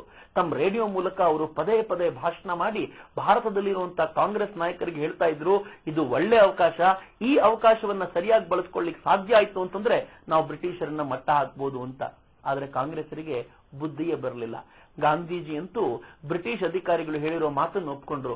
ಒಬ್ಬ ಬ್ರಿಟಿಷ್ ಅಧಿಕಾರಿ ಬಂದು ಹೇಳ್ತಾನೆ, ಈ ಸಂದರ್ಭದಲ್ಲಿ ಇಂಗ್ಲೆಂಡ್ ನೋವಿನಲ್ಲಿರುವಂತಹ ಸಂದರ್ಭದಲ್ಲಿ ನೀವು ಬೆನ್ನಿಗೆ ಚೂರಿ ಹಾಕಬಾರದು, ನೀವು ಈಗ ನಮ್ಗೆ ಸಹಕಾರ ಕೊಟ್ರೆ ನಾವು ಈ ಮಹಾಯುದ್ಧ ಮುಗಿದ ಕೂಡಲೇ ನೀವು ಕೇಳಿದಂತ ಸ್ವಾತಂತ್ರ್ಯವನ್ನ ಕೊಟ್ಟು ಬಿಡ್ತೀವಿ ಅಂತ. ಹಾಗೆ ನೋಡಿದ್ರೆ ಅವರು ಸ್ವಾತಂತ್ರ್ಯ ಅಂತ ಯಾವಾಗ್ಲೂ ಹೇಳ್ತಾನೆ ಇರಲಿಲ್ಲ, ಡೊಮಿನಿಯನ್ ಸ್ಟೇಟಸ್ ಕೊಡ್ತೀವಿ ಅಂತ ಹೇಳ್ತಿದ್ರು. ಡೊಮಿನಿಯನ್ ಸ್ಟೇಟಸ್ ಅಂತಂದ್ರೆ ಅರ್ಧ ಸ್ವಾತಂತ್ರ್ಯ ಅಂತ. ಅಧಿಕಾರಿಗಳು ನೀವು, ಅಧಿಕಾರ ಚಲಾಯಿಸೋರು ಮಾತ್ರ ರಾಣಿ ಅಂತ. ಕಾಂಗ್ರೆಸ್ ಒಪ್ಕೊಳ್ತು. ಎರಡನೇ ಮಹಾಯುದ್ಧಕ್ಕೆ ಕಾಂಗ್ರೆಸ್ ಒಪ್ಪಿಗೆ ಕೊಡುವಂತ ಪರಿಸ್ಥಿತಿ ಬಂದ್ಬಿಡ್ತು. ಆದ್ರೆ ಸುಭಾಷರ ಮನಸ್ಸು ಮಾತ್ರ ಒಂದು ಚೂರು ಹದಗೆಡಲಿಲ್ಲ. ಅವರು ಜಪಾನಿಗೆ ಬಂದರು. ಜಪಾನ್ನಲ್ಲಿ ಅದಾಗಲೇ ಸೈನ್ಯವನ್ನ ಕಟ್ಟಿದ್ದಂತ ರಾಸ್ ಬಿಹಾರಿ ಬಸು ಸುಭಾಷರನ್ನ ನೋಡಿ ಆನಂದಾಶ್ರು ಸುರಿಸಿದ್ರು. ಇಬ್ರು ಒಬ್ಬರನ್ನೊಬ್ರು ಗಟ್ಟಿಯಾಗಿ ಅಪ್ಕೊಂಡ ನಂತರ ರಾಸ್ ಬಿಹಾರಿ ಬಸು ಹೇಳ್ತಾರೆ, ನೀವು ಯುವಕರು, ನಿಮ್ಮ ಮೇಲೆ ಇಡೀ ಭಾರತಕ್ಕೆ ವಿಶ್ವಾಸ ಇದೆ, ನಾನು ಕಟ್ಟಿರುವಂತ ಸೈನ್ಯವನ್ನ ನಿಮಗೆ ಒಪ್ಪಿಸ್ತೀನಿ, ಇದರ ಜವಾಬ್ದಾರಿ ಇನ್ ಮುಂದೆ ನಿಮ್ದು ಅಂತ. ಎಂತ ಅದ್ಭುತ ನೋಡಿ. ರಾಸ್ ಬಿಹಾರಿ ಬಸು ಭಾರತದಿಂದ ಜಪಾನಿಗೆ ಓಡ್ ಹೋಗಿ ಸುಮಾರು ವರ್ಷಗಳ ಕಾಲ ಅಲ್ಲಿ ಕೃಷಿ ಮಾಡಿ ಆನಂತರ ಒಂದು ಅದ್ಭುತವಾದ ಸೈನ್ಯವನ್ನು ಕಟ್ಟಿದ್ರು. ಈಗ ಏಕಾಏಕಿ ಒಬ್ಬ ಸಮರ್ಥ ನಾಯಕ ಬಂದಿದ್ದಾನೆ ಅಂತ ಕೂಡಲೇ ಈ ಇಡೀ ಸೈನ್ಯವನ್ನ ಅವ್ರಿಗೆ ಒಪ್ಪಿಸುವಂತ ಆ ಕೆಲಸ ಇದೆಯಲ್ಲ, ನಿಜಕ್ಕೂ ಒಬ್ಬ ಶ್ರೇಷ್ಠ ಕ್ರಾಂತಿಕಾರಿ ಮಾತ್ರ ಮಾಡುವಂತ ಕೆಲಸ. ತನಗೆ ಹೆಸರು ಬೇಡ, ತನಗೆ ಅಧಿಕಾರ ಬೇಡ, ನಾನು ಈ ಸೈನ್ಯ ಕಟ್ಟಿದ್ದೆ ಅಂತ ಜನರಿಗೆ ಗೊತ್ತಾಗೋ ಅಗತ್ಯವೂ ಇಲ್ಲ. ಆದ್ರೆ ನಮ್ಮಿಬ್ಬರ ಗುರಿ ಒಂದೇ, ಸ್ವಾತಂತ್ರ್ಯ. ಆ ಸ್ವಾತಂತ್ರ್ಯವನ್ನ ಪಡೀಲಿಕ್ಕೋಸ್ಕರ ಇದನ್ನು ಬಳಸ್ಕೊಳ್ಳೋಣ ಅಂತ ಹೇಳ್ತಾ ತಾನು ಕಟ್ಟಿದ್ದ ಸೈನ್ಯವನ್ನ ಸುಭಾಷರಿಗೆ ಅವರು ಅರ್ಪಣೆ ಮಾಡಿದ್ರು. ಸುಭಾಷರು ಏಕಾಏಕಿ ಆ ಸೈನ್ಯದ ಮಹಾದಂಡ ನಾಯಕರಾದರು. ಆ ಸೈನ್ಯಕ್ಕೆ ಇಂಡಿಯನ್ ನ್ಯಾಷನಲ್ ಆರ್ಮಿ ಅಂತ ನಾಮಕರಣ ಮಾಡಲಾಯಿತು. ಸುಭಾಷ್ ಚಂದ್ರ ಬೋಸರು ಎಲ್ಲ ಯುದ್ಧ ಕೈದಿಗಳೊಂದಿಗೆ, ಅದಾಗಲೇ ಸಿಂಗಪುರದಲ್ಲಿದ್ದಂತ 20,000 ಭಾರತೀಯ ಕೈದಿಗಳನ್ನು ಸೇರಿಸಿಕೊಂಡಂತೆ ಇಂಡಿಯನ್ ನ್ಯಾಷನಲ್ ಆರ್ಮಿಯನ್ನ ವಿಸ್ತೃತವಾಗಿ ಬೆಳೆಸಿದ್ರು. ಈ ನ್ಯಾಷನಲ್ ಆರ್ಮಿಯಲ್ಲಿ ನೀವು ನಂಬೋದಿಲ್ಲ, 45,000 ಸೈನಿಕರಾದರೂ ಒಟ್ಟುಗೂಡಿದ್ರು ಅನ್ನೋದು ಅಚ್ಚರಿ ವಿಚಾರ. ಸುಭಾಷ್ ಚಂದ್ರ ಬೋಸರು ಹೋದ ಕಡೆ ಎಲ್ಲ ಉಗ್ರವಾದ ಭಾಷಣ ಮಾಡ್ತಿದ್ರು. ಭಾರತೀಯರೇ ಸೇರಿದ್ದಂತ ಜಾಗದಲ್ಲಿ ಹೇಳ್ತಾ ಇದ್ರು, ತುಂಬಾ ವಿಶೇಷವಾದ ಫ್ರೇಸ್ ಅದು, ನೀವು ನಿಮ್ಮ ರಕ್ತ ಕೊಡಿ, ನಾನು ಸ್ವಾತಂತ್ರ್ಯ ಕೊಡ್ತೀನಿ ಅಂತ. ರಕ್ತ ಕೊಡಿ ಅಂತ ಹೇಳೋ ಮೂಲಕ ಪ್ರಾಣವನ್ನು ಕೊಡೋದಕ್ಕೆ ಪ್ರೇರೇಪಣೆ ಕೊಡ್ತಿದ್ದಂತ ಸುಭಾಷ್ ಚಂದ್ರ ಬೋಸರು ಅವ್ರನ್ನೆಲ್ಲ ಸೇರಿಸಿಕೊಂಡು ಸೈನ್ಯ ಕಟ್ಟಿದ್ರು. ಒಂದ್ ಕಡೆ ಅಂತೂ ಸುಭಾಷ್ ಚಂದ್ರ ಭಾಷಣ ಮಾಡ್ತಾ, ನಮ್ಮ ದೇಶದ ಸೈನ್ಯಕ್ಕೆ ಹಣದ ಅಗತ್ಯ ಇದೆ, ನೀವು ಹಣ ದಾನ ಮಾಡಿ ಅಂತಂದಾಗ ಆ ಊರಿನ ಜನ ಎಲ್ಲ ಮೈ ಮೇಲಿನ ಒಡವೆ ತೆಗೆದು ಸುಭಾಷ್ ಚಂದ್ರ ಬೋಸರಿಗೆ ಅರ್ಪಣೆ ಮಾಡಿದ್ದರಂತೆ. ಅಂದ್ಮೇಲೆ ಆ ಮನುಷ್ಯನ ಮಾತಿನಲ್ಲಿ ಎಂತ ಶಕ್ತಿ ಇದ್ದಿರಬಹುದು, ಜನಕ್ಕೆ ಆತನಲ್ಲಿ ಎಂತ ವಿಶ್ವಾಸ ಇದ್ದಿರಬಹುದು ಅನ್ನೋದನ್ನ ನಾವೊಂದು ಕ್ಷಣ ಊಹಿಸ್ಕೋಬೇಕು. ಈ ಯುದ್ಧದಲ್ಲಿ ಜಪಾನ್ ಭಾಗವಹಿಸಿದ ನಂತರವಂತೂ ಸುಭಾಷ್ ಚಂದ್ರ ಬೋಸರ ಕಾರ್ಯ ತೀವ್ರವಾಗಿ ಬೆಳಿಲಿಕ್ಕೆ ಶುರುವಾಯಿತು. ಜಪಾನಿನ ಸಹಕಾರದೊಂದಿಗೆ ಸುಭಾಷ್ ಚಂದ್ರ ಬೋಸರು ಅಂಡಮಾನ್ ನಿಕೋಬಾರ್ ದ್ವೀಪಗಳನ್ನ ವಶಪಡಿಸಿಕೊಂಡು ಅದಕ್ಕೆ ಸ್ವರಾಜ್ ಮತ್ತು ಶಹೀದ್ ಅನ್ನೋ ಹೆಸರುಗಳನ್ನ ಕೊಟ್ಟರು. ಆನಂತರ ಕೋಹಿಮಾದ ಮೂಲಕ ಬರ್ಮಾದಲ್ಲೂ ನೆಲೆಯನ್ನು ಸ್ಥಾಪಿಸಿಕೊಂಡು ಕೋಹಿಮಾವನ್ನು ಕೂಡ ವಶಪಡಿಸಿಕೊಳ್ಳುವಂತ ಕೆಲಸ ಮಾಡಿದ್ರು. ಅಂದ್ರೆ ಮೊದಲ ಬಾರಿಗೆ ಇಂಡಿಯನ್ ನ್ಯಾಷನಲ್ ಆರ್ಮಿ ಭಾರತದ ಒಂದೊಂದೇ ಭಾಗವನ್ನ ವಶಪಡಿಸಿಕೊಳ್ಳುವಂತ ಕೆಲಸ ಮಾಡಿತ್ತು. ಈ ಮಾತನ್ನ ಇಲ್ಲಿ ಹೇಳೋಕ್ಕಿಂತ ಮುಂಚೆ ಇನ್ನೊಂದು ಮಾತನ್ನು ಹೇಳಬೇಕು. ಸುಭಾಷ್ ಚಂದ್ರ ಬೋಸರು ಈ ದೇಶದ ಮೊದಲ ಪ್ರಧಾನಿ ಅಂತ ಕೂಡ ಅನೇಕ ಬಾರಿ ಉಲ್ಲೇಖವಾಗುತ್ತೆ. ಸುಭಾಷ್ ಚಂದ್ರ ಬೋಸರು ವಿದೇಶದಲ್ಲಿದ್ದಾಗಲೇ ಸ್ವತಂತ್ರ ಭಾರತದ ಹಂಗಾಮಿ ಸರ್ಕಾರವೊಂದನ್ನ ರಚನೆ ಮಾಡಿದ್ರು. ಆ ಹಂಗಾಮಿ ಸರ್ಕಾರದ ಮುಖ್ಯಸ್ಥರಾಗಿ ಸುಭಾಷ್ ಚಂದ್ರ ಬೋಸರೇ ನಿಂತಿದ್ರು. ಅಂದ್ರೆ ಸುಭಾಷ್ ಚಂದ್ರ ಬೋಸರು ವ್ಯವಸ್ಥಿತವಾಗಿ ಭಾರತಕ್ಕೆ ಸ್ವಾತಂತ್ರ್ಯ ಪಡಿಬೇಕು ಅಷ್ಟೇ ಅಲ್ಲ, ಸ್ವಾತಂತ್ರ್ಯ ಪಡೆದ ನಂತರ ಏನೆಲ್ಲ ಮಾಡಬೇಕು ಅಂತ ಆಲೋಚನೆ ಮಾಡ್ತಿದ್ರು. ಬಹುಶಃ ಕಾಂಗ್ರೆಸ್ನಲ್ಲಿ ಕೊರತೆ ಇದ್ದಿದ್ದು ಇದೆ. ಕಾಂಗ್ರೆಸ್ಸಿಗರು ಭಾರತಕ್ಕೆ ಸ್ವಾತಂತ್ರ್ಯ ಬರಬೇಕು ಅಂತ ಆಲೋಚನೆ ಮಾಡ್ತಿದ್ರೆ ಹೊರತು ಸ್ವಾತಂತ್ರ್ಯ ನಂತರ ಭಾರತ ಏನಾಗಬೇಕು, ಹೇಗಿರಬೇಕು ಅನ್ನೋದರ ಕಲ್ಪನೆ ಕಟ್ಕೊಂಡಿರಲಿಲ್ಲ. ಹೀಗಾಗಿಯೇ ಭಾರತಕ್ಕೆ ಸ್ವಾತಂತ್ರ್ಯ ಬಂದ ನಂತರ ಏಕಾಏಕಿ ಅರ್ಧ ರಾತ್ರಿಯಲ್ಲಿ ಪಡ್ಕೊಂಡಂತ ಸ್ವಾತಂತ್ರ್ಯವನ್ನ ಹೇಗೆ ಉಳಿಸಬೇಕು ಅನ್ನೋದನ್ನು ನಾವು ಮರೆತು ಹೋಗ್ಬಿಟ್ವಿ. ಆದರೆ ಸುಭಾಷ್ ಚಂದ್ರ ಬೋಸರು ಪಕ್ಕಾ ಸರ್ಕಾರವೊಂದನ್ನ ಎರಡನೇ ಮಹಾಯುದ್ಧದ ವೇಳೆಗೆ ರಚನೆ ಮಾಡಿದ್ರು. ಸರ್ಕಾರವೊಂದನ್ನ ನಾಮಕಾವಸ್ಥೆ ರಚನೆ ಮಾಡಿದವರಲ್ಲ, ಯಾರ್ಯಾರಿಗೆ ಯಾವ್ಯಾವ ಖಾತೆಗಳು ದೊರಕಬೇಕು ಅಂತ ಕೂಡ ಹೇಳಿದ್ರು. ಆ ಖಾತೆಗಳ ಕೆಲಸ ಏನು, ಯಾರ ಜವಾಬ್ದಾರಿ ಎಂಥದ್ದು ಅನ್ನೋದನ್ನೆಲ್ಲ ವಿಂಗಡಿಸಿ ಕೊಟ್ಟಿದ್ರು. ಅದರ ಜವಾಬ್ದಾರಿಯುತ ವ್ಯವಸ್ಥೆಯನ್ನು ಕೂಡ ಅವರು ಮಾಡಿಟ್ಟಿದ್ರು. ಇದು ಸುಭಾಷ್ ಚಂದ್ರ ಬೋಸರ ದೂರದೃಷ್ಟಿಗೆ ಸಾಕ್ಷಿ. ಈ ಸಂದರ್ಭದಲ್ಲೇ ಸುಭಾಷ್ ಚಂದ್ರ ಬೋಸರು ನೇತಾಜಿ ಅನ್ನೋ ಹೆಸರಿನಿಂದ ಖ್ಯಾತರಾದದ್ದು. ಜನ ಎಲ್ಲ ಅವರನ್ನ ಪ್ರೀತಿಯಿಂದ ನೇತಾಜಿ ಅಂತ ಕರೀತಿದ್ರು. ನೇತಾ ಅಂದ್ರೆ ನಾಯಕ ಅಂತ ಅರ್ಥ. ಸುಭಾಷ್ ಚಂದ್ರ ಬೋಸರು ಎಲ್ಲರ ಪಾಲಿಗೆ ನಾಯಕನಾಗಿ ಮೆರೆದ್ಬಿಟ್ರು. ಆದ್ರೇನು, ವಿಧಿ ಆಟ ಆಡ್ತಾನೆ ಇತ್ತು. ಜಪಾನಿನ ಮೇಲೆ ಅಮೆರಿಕ ಬಾಂಬ್ ಹಾಕಿದ ನಂತರ ಜಪಾನ್ ಯುದ್ಧದಿಂದ ಹಿಂದೆ ಸರಿಯುವಂತ ಪರಿಸ್ಥಿತಿ ಬಂತು. ಜಪಾನ್ ಶರಣಾಗುವಂತ ಹಂತಕ್ಕೆ ಹೋಯ್ತು. ಆ ವೇಳೆಗೆ ಸರಿಯಾಗಿ ಭಾರತದಲ್ಲಿ ಮಳೆಗಾಲ ಕೂಡ ಆಗಿತ್ತು. ಕೋಹಿಮಾ, ಮಣಿಪುರದಲ್ಲೆಲ್ಲ ಜಯಬೇರಿ ಬಾರಿಸಿದ್ದಂತ ಸುಭಾಷ್ ಚಂದ್ರ ಬೋಸರ ಸೇನೆ ಆ ಮಳೆಗಾಲದಲ್ಲಿ ತತ್ತರಿಸಿ ಹೋಯ್ತು. ಅವರಿಗೆ ಜಪಾನ್ ಸರ್ಕಾರದಿಂದ ಸಿಗಬೇಕಾದ ಅನ್ನ ಆಹಾರಗಳು ಸಿಗಲಿಲ್ಲ, ಮದ್ದು ಗುಂಡುಗಳು ಸಿಗಲಿಲ್ಲ. ಬ್ರಿಟಿಷ್ ಸರ್ಕಾರದ ಆ ಸೇನೆ, ಭಾರತೀಯ ಸೇನೆ ಅವರ ಮೇಲೆ ಯಾವ ಪರಿ ದಾಳಿ ಮಾಡ್ತು ಅಂತಂದ್ರೆ, INAಯ ಅನೇಕ ಸೈನಿಕರು ಹುಲ್ಲು ತಿಂದುಕೊಂಡು ದಿನಗಟ್ಟಲೆ ಹೋರಾಟ ಮಾಡಿದ್ದಾರೆ ಅಂತ ಕೇಳಿದಾಗ ಹೊಟ್ಟೆ ಕಿವುಚು ಬಂದ್ಬಿಡತ್ತೆ. ಆ ಸೈನಿಕರು ಸುಭಾಷ್ ಚಂದ್ರ ಬೋಸರ ಆ ಮಾತಿಗೆ ಕಟ್ಟು ಬಿದ್ದು ಈ ದೇಶಕ್ಕೋಸ್ಕರ ತಮ್ಮ ಪ್ರಾಣವನ್ನೇ ಅರ್ಪಣೆ ಮಾಡಬೇಕು ಅಂತ ಹೇಳ್ತಾ ದೆಹಲಿಯನ್ನ ವಶಪಡಿಸಿಕೊಳ್ಬೇಕು ಅನ್ನೋ ಕಲ್ಪನೆ ಕಾಣ್ತಾ ಹೊಟ್ಟೆಗೆ ಅನ್ನ ಇಲ್ಲದೆ ಎಷ್ಟೋ ದಿನಗಳ ಕಾಲ ಹೋರಾಟ ಮಾಡಿದ್ರು. ಅದು ಎಷ್ಟು ದಿನಗಳ ಕಾಲ ಹೋರಾಟ ಸಾಗಿತ್ತು ಹೇಳಿ. ಬ್ರಿಟಿಷರ ಕೈ ಮೇಲಾಯ್ತು. INA ಸೈನಿಕರನ್ನೆಲ್ಲ ಬಂಧಿಸಿದ್ರು. ಈ ಸುದ್ದಿನ ಕೇಳ್ತಾ ಕೇಳ್ತಾ ಸುಭಾಷ್ ಚಂದ್ರ ಬೋಸರ ನಿದ್ದೆ ಹಾರು ಹೋಯ್ತು. ಏನೇನೋ ಕನಸು ಕೊಟ್ಕೊಂಡಿದ್ದೆ, ಎಲ್ಲ ಹಾಳಾಯ್ತಲ್ಲ ಅಂತ ಕಣ್ಣೀರಿಡೋ ಪ್ರಸಂಗ. ಆದ್ರೆ ಸುಭಾಷ್ ಬಾಬು ಕಣ್ಣೀರಿಡ್ತಾ ಕೂತ್ಕೊಳ್ಳುವಂತ ಜಾಯಮಾನದವ್ರಲ್ವಲ್ಲ. ಮತ್ತೆ ತಾನು ರಷ್ಯಾಕ್ಕೆ ಹೋಗ್ಬೇಕು, ಅಲ್ಲಿನ ಸಹಕಾರ ಪಡ್ಕೊಂಡು ಮತ್ತೆ ಸೈನ್ಯ ಕಟ್ಟಿ ಭಾರತದ ಮೇಲೆ ಆಕ್ರಮಣ ಮಾಡಬೇಕು, ಈ ಬಾರಿ ಬಿಡ್ಲೇಬಾರದು ಅಂತ ಆಲೋಚನೆ ಮಾಡ್ತಾ ಅವರು ಜಪಾನ್ನಿಂದ ಹೊರಡಬೇಕು ಅಂತ ಸಿದ್ಧತೆ ಮಾಡ್ಕೊಂಡ್ರು. ಒಂದ್ ಕಡೆ ಬಹಳ ನೋವು. ಜಪಾನ್ ಇಷ್ಟು ದಿನಗಳ ಕಾಲ ಸಹಕಾರ ಕೊಟ್ಟಿದೆ, ಈಗ ಜಪಾನ್ ಸೋತ ಮಾತ್ರಕ್ಕೆ ಹೊರಟುಬಿಡೋದ ಅಂತ ಆಲೋಚನೆ ಮಾಡ್ತಿದ್ರೆ ಅನೇಕ ಜಪಾನಿ ಮಿತ್ರರೇ ಬಂದು ಹೇಳಿದ್ರು, ನಿಮ್ ದೇಶ ಸ್ವತಂತ್ರವಾಗೋದನ್ನು ನೋಡಬೇಕು ಅನ್ನೋ ಆಸೆ ನಮಗೂ ಇದೆ, ನೀವು ಆದಷ್ಟು ಬೇಗ ಇಲ್ಲಿಂದ ಹೊರಡಿ, ಭಾರತ ಮುಕ್ತವಾಗೋದನ್ನು ನಾವು ಕಾಣ್ತೀವಿ ಅಂತ ಹೇಳಿದ್ರು. ವಿಧಿಯ ಲೀಲೆ ಎಷ್ಟು ಅಂತ ಹೇಳೋದು. ಸುಭಾಷ್ ಬಾಬು ಜಪಾನ್ನಲ್ಲಿ ವಿಮಾನ ಹತ್ತಿದ್ರು. ಸೈಗಾನಿನ ವಿಮಾನ ನಿಲ್ದಾಣದಲ್ಲಿ ಇಳಿಬೇಕು ಅನ್ನೋ ನಿರ್ಧಾರ ಆಗಿತ್ತು. ಆದರೆ ವಿಮಾನ ಟೇಕ್ ಆಫ್ ಆಗೋ ವೇಳೆಗೆ ಸರಿಯಾಗಿ ಸಿಡಿದು ಬಿತ್ತು. ಸುಭಾಷ್ ಚಂದ್ರ ಬೋಸರು ಸಿಡಿದ ವಿಮಾನದಲ್ಲಿ ಸಿಕ್ಕಾಕೊಂಡ್ರು ಅಂತ ಹೇಳ್ತಾರೆ. ಆನಂತರ ಬಂದಂತ ರೇಡಿಯೋ ಸುದ್ದಿಯಲ್ಲಿ ಸುಭಾಷ್ ಚಂದ್ರ ಬೋಸರು ವಿಮಾನ ಅಪಘಾತದಲ್ಲಿ ತೀರ್ಕೊಂಡ್ರು ಅಂತ ಹೇಳಲಾಯ್ತು. ಆದ್ರೆ ದೇಶ ಇಂದಿನವರೆಗೂ ಆ ಸುದ್ದಿಯನ್ನ ನಂಬಲಿಕ್ಕೆ ಸಿದ್ಧರಿಲ್ಲ. ಸುಭಾಷ್ ಚಂದ್ರ ಬೋಸರು ರನ್ವೇ ಹತ್ತುತ್ತಾ ಇದ್ದಂತೆ, ಸುಭಾಷ್ ಚಂದ್ರ ಬೋಸರು ಹತ್ತಿದಂತ ವಿಮಾನ ಮಾರ್ಕ್ ಮಾಡಿ ನನ್ನ, ಸುಭಾಷ್ ಚಂದ್ರ ಬೋಸರು ಹತ್ತಿದಂತ ವಿಮಾನ ರನ್ವೇಯಿಂದ ಹೊರಟು ಕೂಡಲೇ ಆ ವಿಮಾನದಲ್ಲಿದ್ದಂತ ಇಂಜಿನ್ ಸಿಡಿದು ಬಿತ್ತು. ಸಿಡಿದು ಬಿದ್ದಿದ್ರ ಪರಿಣಾಮವಾಗಿ ವಿಮಾನ ಕೆಳಗೆ ಬಂದು ಬಿತ್ತಂತೆ. ಆಗ ಅದರೊಳಗೆ ಸುಭಾಷ್ ಚಂದ್ರ ಬೋಸರ ಜೊತೆಯಲ್ಲಿದ್ದಂತ ಹಬೀಬುರ್ ರೆಹಮಾನ್ ಕೂಡ ಸಿಕ್ಕಾಕೊಂಡಿದ್ರು. ಸುಭಾಷ್ ಚಂದ್ರ ಬೋಸರ ಹಣೆಗೆ ತೀವ್ರತರವಾದ ಗಾಯ ಆಗಿತ್ತಂತೆ. ಸುಭಾಷ್ ಚಂದ್ರ ಬೋಸರು ಆ ವಿಮಾನದಿಂದ ಹೊರಗೆ ಬಂದು ಒಳಗೆ ಸಿಕ್ಕಾಕೊಂಡಿದ್ದ ಹಬೀಬುರ್ ರೆಹಮಾನ್ರನ್ನು ಹೊರಗೆ ಕರೆದು ಅವ್ರಿಗೆ ಹೇಳಿದ್ರಂತೆ, ನೀನು ಉಳ್ಕೊಳ್ತೀಯಾ, ದೇಶಕ್ಕೆ ಹೋಗು, ದೇಶಕ್ಕೆ ಹೋಗಿ ಹೇಳು ಸುಭಾಷ್ ಚಂದ್ರ ಬೋಸರು ಕೊನೆಯ ಕ್ಷಣದವರೆಗೂ ಈ ದೇಶಕ್ಕೋಸ್ಕರ ಹೋರಾಟ ಮಾಡಿದ್ರು ಅನ್ನುವಂತ ವಿಚಾರವನ್ನ ತಿಳಿಸು ಅಂತ ಹೇಳಿದ್ರು. ಅದರಲ್ಲಿದ್ದಂತ ಎರಡೂ ಪೆಟ್ಟಿಗೆಯನ್ನ ಅವರು ಹಬೀಬುರ್ ರೆಹಮಾನಿಗೆ ಕೊಟ್ರು ಅಂತೆಲ್ಲ ಹೇಳ್ತಾರೆ. ಆನಂತರ ಇಬ್ಬರನ್ನು ಹಾಸ್ಪಿಟ್ಲಿಗೆ ಅಡ್ಮಿಟ್ ಮಾಡಿದ್ರಂತೆ. ಇಬ್ರು ಮೂರ್ಛೆ ಹೋಗಿದ್ರಂತೆ. ಕೊನೆಗೆ ಸುದ್ದಿ ಬಂದಾಗ ಗೊತ್ತಾಯ್ತು ಹಬೀಬುರ್ ರೆಹಮಾನ್ ಉಳ್ಕೊಂಡ್ರು, ಸುಭಾಷ್ ಚಂದ್ರ ಬೋಸರು ತೀರ್ಕೊಂಡ್ರು ಅಂತ. ಈ ಸುದ್ದಿ ರೇಡಿಯೋದಲ್ಲಿ ಬಂದಾಗ ದೇಶದ ಜನ ನಂಬಲಿಕ್ಕೆ ಸಿದ್ಧರಿಲ್ಲ. ಒಂಥರ ಗಾಢಾಂಧಕಾರ ಎಲ್ಲ ಕಡೆ ಹರಿದು ಬಿಟ್ಟಿತ್ತು. ಸುಭಾಷ್ ಚಂದ್ರ ಬೋಸರು ಮನೆಯಿಂದ ಕಾಣೆಯಾದಾಗ್ಲೂ ಹೀಗೆ ಆಗಿತ್ತಲ್ವೇ. ಅನೇಕರು ಹೇಳಿದ್ರು ಸುಭಾಷ್ ಚಂದ್ರ ಬೋಸರು ಆಕ್ಸಿಡೆಂಟಲ್ ಸತ್ರು ಅಂತ. ಇನ್ನು ಕೆಲವರು ಸುಭಾಷ್ ಚಂದ್ರ ಬೋಸರು ಸಂತರಾದ್ರು ಅಂತ ಹೇಳಿದ್ರು. ಏನೆಲ್ಲ ಕಥೆಗಳಿದ್ವು. ಆದ್ರೆ ಸುಭಾಷ್ ಚಂದ್ರ ಬೋಸರು ಇದ್ದಾರೆ ಅಂತ ಗೊತ್ತಾಗಿದ್ದು ಅವರು ರೇಡಿಯೋದಲ್ಲಿ ಮಾತಾಡಿದಾಗ್ಲೇ. ಹೀಗಾಗಿ ಭಾರತದ ಜನ ಸುಭಾಷ್ ಚಂದ್ರ ಬೋಸರು ತೀರ್ಕೊಂಡಿದ್ದಾರೆ ಅನ್ನೋದನ್ನ ನಂಬಲಿಕ್ಕೆ ಸಿದ್ಧರಿರಲಿಲ್ಲ. ಇವತ್ತೋ ನಾಳೆಯೋ ಅವರು ಮತ್ತೆ ರೇಡಿಯೋದ ಮೂಲಕ ಮಾತಾಡ್ತಾರೆ, ಈ ದೇಶದ ಸ್ವಾತಂತ್ರ್ಯಕ್ಕೆ ಕಾರಣರಾಗ್ತಾರೆ ಅಂತ ಜನ ಕಾಯ್ತಾನೆ ಇದ್ರು. ಆದ್ರೆ ಸ್ನೇಹಿತರೆ, ಸುಭಾಷ್ ಚಂದ್ರ ಬೋಸರ ಆ ಸಾವು ಈ ದೇಶದಲ್ಲಿ ಎಂಥ ಸಂಚಲನ ಉಂಟು ಮಾಡ್ತು ಅನ್ನೋದನ್ನ ನಾವು ಹೇಳಲಿಕ್ಕೂ ಸಾಧ್ಯ ಇಲ್ಲ. INAಯ ಅನೇಕ ಸೈನಿಕರನ್ನ ಕೋಹಿಮಾದಲ್ಲಿ ಬ್ರಿಟಿಷ್ ಸರ್ಕಾರ ಬಂಧಿಸಿತು.